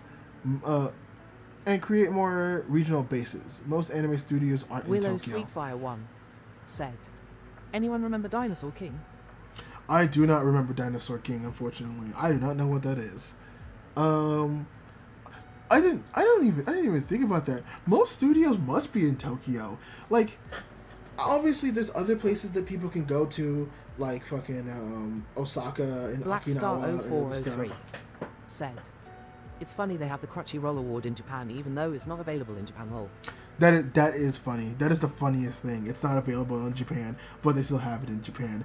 It makes sense to have it in Japan, but it is funny that Crunchyroll isn't available in Japan, which I never got. But you know, it's. I mean, I get it. Japan's like, you already have enough money. Sony, fucking chill. Despite the fact it's owned by Sony, who is a Japanese corporate. Japan business makes no fucking sense sometimes. I'm gonna be honest with you. So the MAPPA CEO, Manabu Asuka, who also we read about, spoke about growth strategies Willow such as Sweetfire in-house 1 IP management. said, MAPPA self-funded it's on cultural Netflix. These anime, 3 kids found where 3 most cards and they animes immediately turned are into funded by dinosaurs and they community kept companies. collecting them and meeting the villains in this animated show, and then they found a boy that was supposedly an alien and they traveled the universe. Cold sweat smile. I'm not gonna lie, Willow, that sounds like a fucking lot. I don't even know how to compartmentalize that. I that sounds like a lot for a fucking show. I'm gonna be honest with you. Oh no! We went too far. Stop! We went too far. A1 Picture CEO Akira Shizumi spoke on the difference in business structures, such as companies. Said, sound like a Cartoon Network show. A little bit. It really does. Spoke of a difference in business structures, such as companies that are part of a broader group, like A1 Pictures is to Aniplex / the Sony Group. Oh my god, I did not realize Sony also had fucking A1 Pictures. Jesus fucking Christ. And shared back Willow office Sweetfire infrastructure. 1 said, I think it only has 2 to 3 seasons. The fact that it has multiple seasons and not a season is fucking crazy. Toei Animation Senior Director Kichino Yamado said Japan needs to target global audience with its works. The company is developing the film Hypergalactic to reach international audiences, address piracy, and develop further touch points on children and international audiences. I thought the industry didn't want to cater to the global audience, but it seems like a lot of comments I'm seeing for CEOs do want to. So I'm surprised by that. I'm not gonna lie. Bandai Namco. Oh, Jesus fucking. Can we fucking. Okay. Bandai Namco Filmwork Operator Officer Takai spoke on the importance of marketing and establishing legitimate anime distribution infrastructures in areas where anime isn't popular. That's a good start. You should definitely do that. AV Picture CEO Hideo Katsumata said that while overseas expansion is competitive, Japan needed to come together to build a joint foundation. Katsumata is also the representative director of the Anime Times distribution company, Willow Sweetfire which 1 several major Japanese companies are shareholders. Dinosaur King has 2 seasons comprising a total of 79 episodes. The anime series, produced by Sunrise, was originally broadcast in Japan and later localized by 4Kids Entertainment for audiences in the United States and Canada. Oh, you know what? If it was on 4Kids, I probably have seen this. And I probably know what it is then. An LP, the current governing Japanese party, chairman of the Economic Trade and Industries, said that Japan could explore public-private partnerships for growth. I can read the full comments and full summaries here. Okay. Oh my god. Wata doesn't reference it, but amidst calls of Japanese Anime Awards, the elephant in the room for the same is Crunchyroll Anime Awards, by far the biggest anime-centric award show in the world. The latest edition pulled a reported 73 million votes. Jesus Christ, that's a lot of votes. Nevertheless, it came under criticism for various angles, some somewhat inherent in the nature of many award shows, and others unique to Crunchyroll's award show format and position in the industry. Also, anyone remember Slugterra growing up? Smiling face with hearts. I don't know, but if it's on 4Kids, I might have watched it. If it was on 4Kids. In the Crunchyroll Anime Awards, panelists first determined the nominees. Many noted that the panelists feature barely any professionals working in the anime industry. This is compared to, say, the still often criticized Academy Awards, where voting is largely decided by people who have worked in the industry. Okay, yeah, that's a big thing. Like, there's a lot of, like, journalists and content creators. I'm not gonna lie, I'm okay with some reviewers being there, like Glass Reviews and the guys from the Trash Takes podcast. You gotta get actual industry people in here, man. Like, I get it. It might become elitist like the Oscars, but we really gotta get actual workers in here. We gotta get actual, like, animators and directors. And multiple movies, and it's where this boy called Shane, I'm pretty sure, started shooting slugs and went underneath his world to the underground to sling slugs like his father. Cold sweat smile. Willow, I'm gonna be honest. You watch some wild fucking shit, girl. They sound fun as shit, but you watch some wild fucking shit. I'm gonna be honest with you. Why not universal? The nature of journalism, blogging, and content creation, particularly in the modern day, the fields of many in the panelists incentives mainstream opinions, risking the nominations reflecting those tastes. Crunchyroll also selects the panelists. Its Pokemon selection process leaves the decision-making rationale up to the imagination. It also maintains relationship with many of the panelists by virtue of general marketing to these media, which Japanese production companies and organizations generally don't do much of. There's just like, again, there's so much of that. They need to be legitimized by like actual fucking things. As much as Crunchyroll's marketing power goes to title with arguably more mainstream appeal, and Crunchyroll is by far the loudest voice of any overseas anime licensee, nominations and winners are biased to titles like Crunchyroll has particularly pushed, without even mentioning titles that it doesn't license, many of which were still nominated.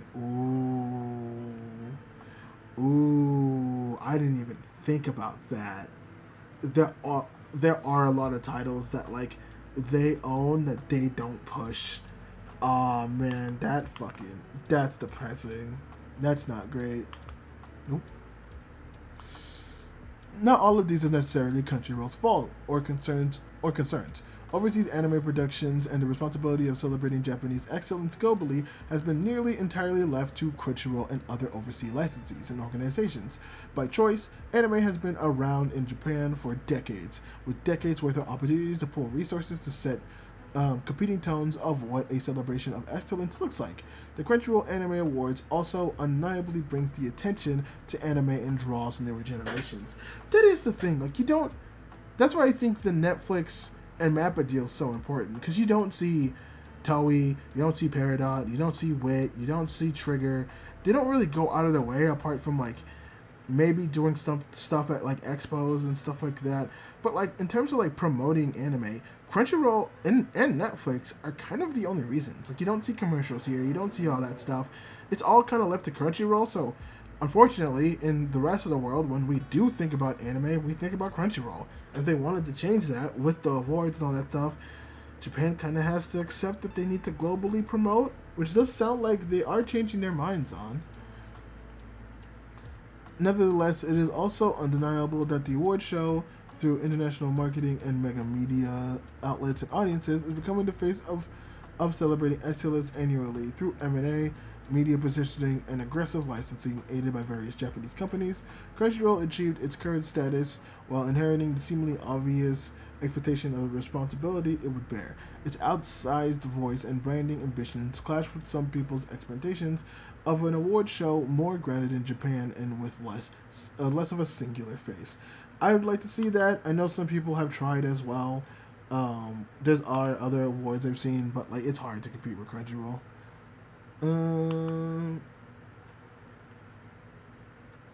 Okay, yeah.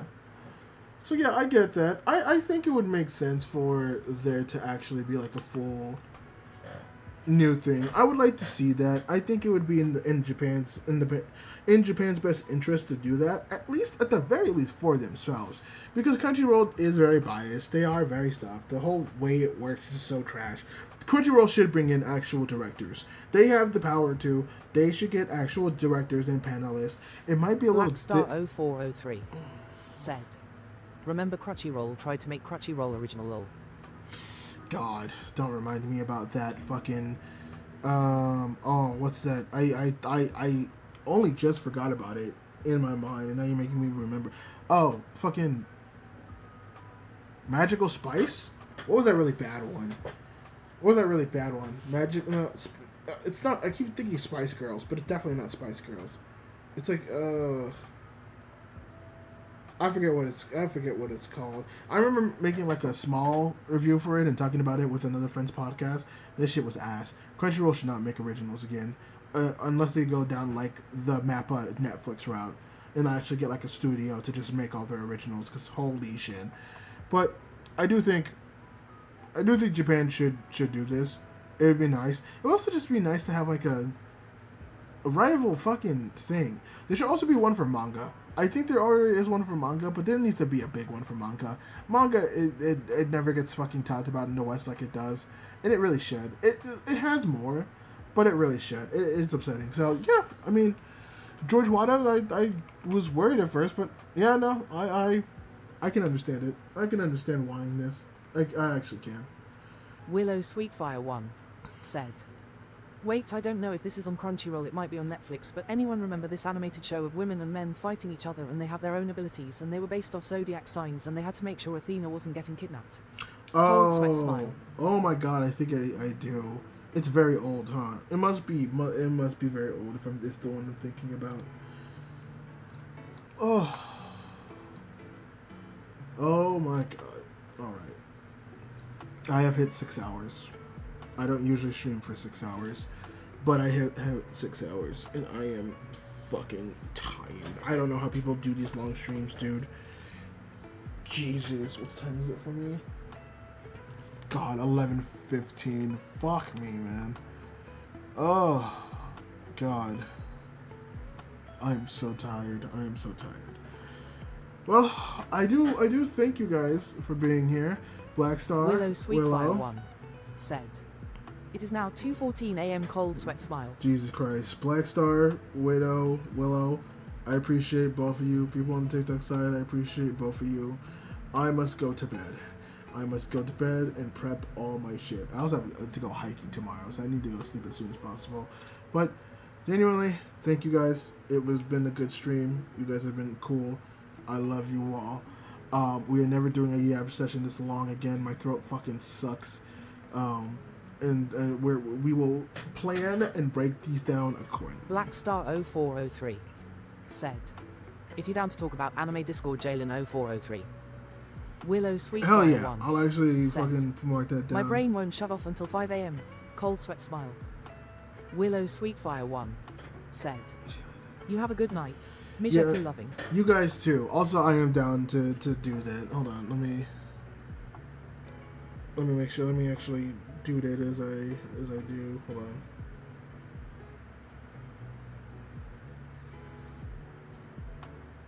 Oh, thank God! I'm getting picked up at 7 a.m. tomorrow. I'm Willow so fucking Sweetfire happy. 1 said, Okay, give me a second. "My Discord is also just this username.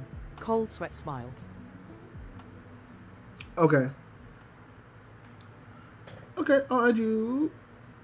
Okay, yeah. I'll actually add you both. It would be chill. Hold on. Let me do this properly. 1, 2, 3. Willow There we Sweetfire go. 1 said, "Thing is lowercase. Cold sweat smile."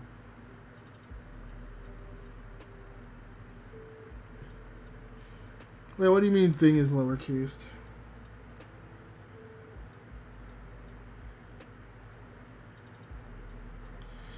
Okay, I have sent both of you guys friend requests. Willow Sweetfire 1 said, "Everything."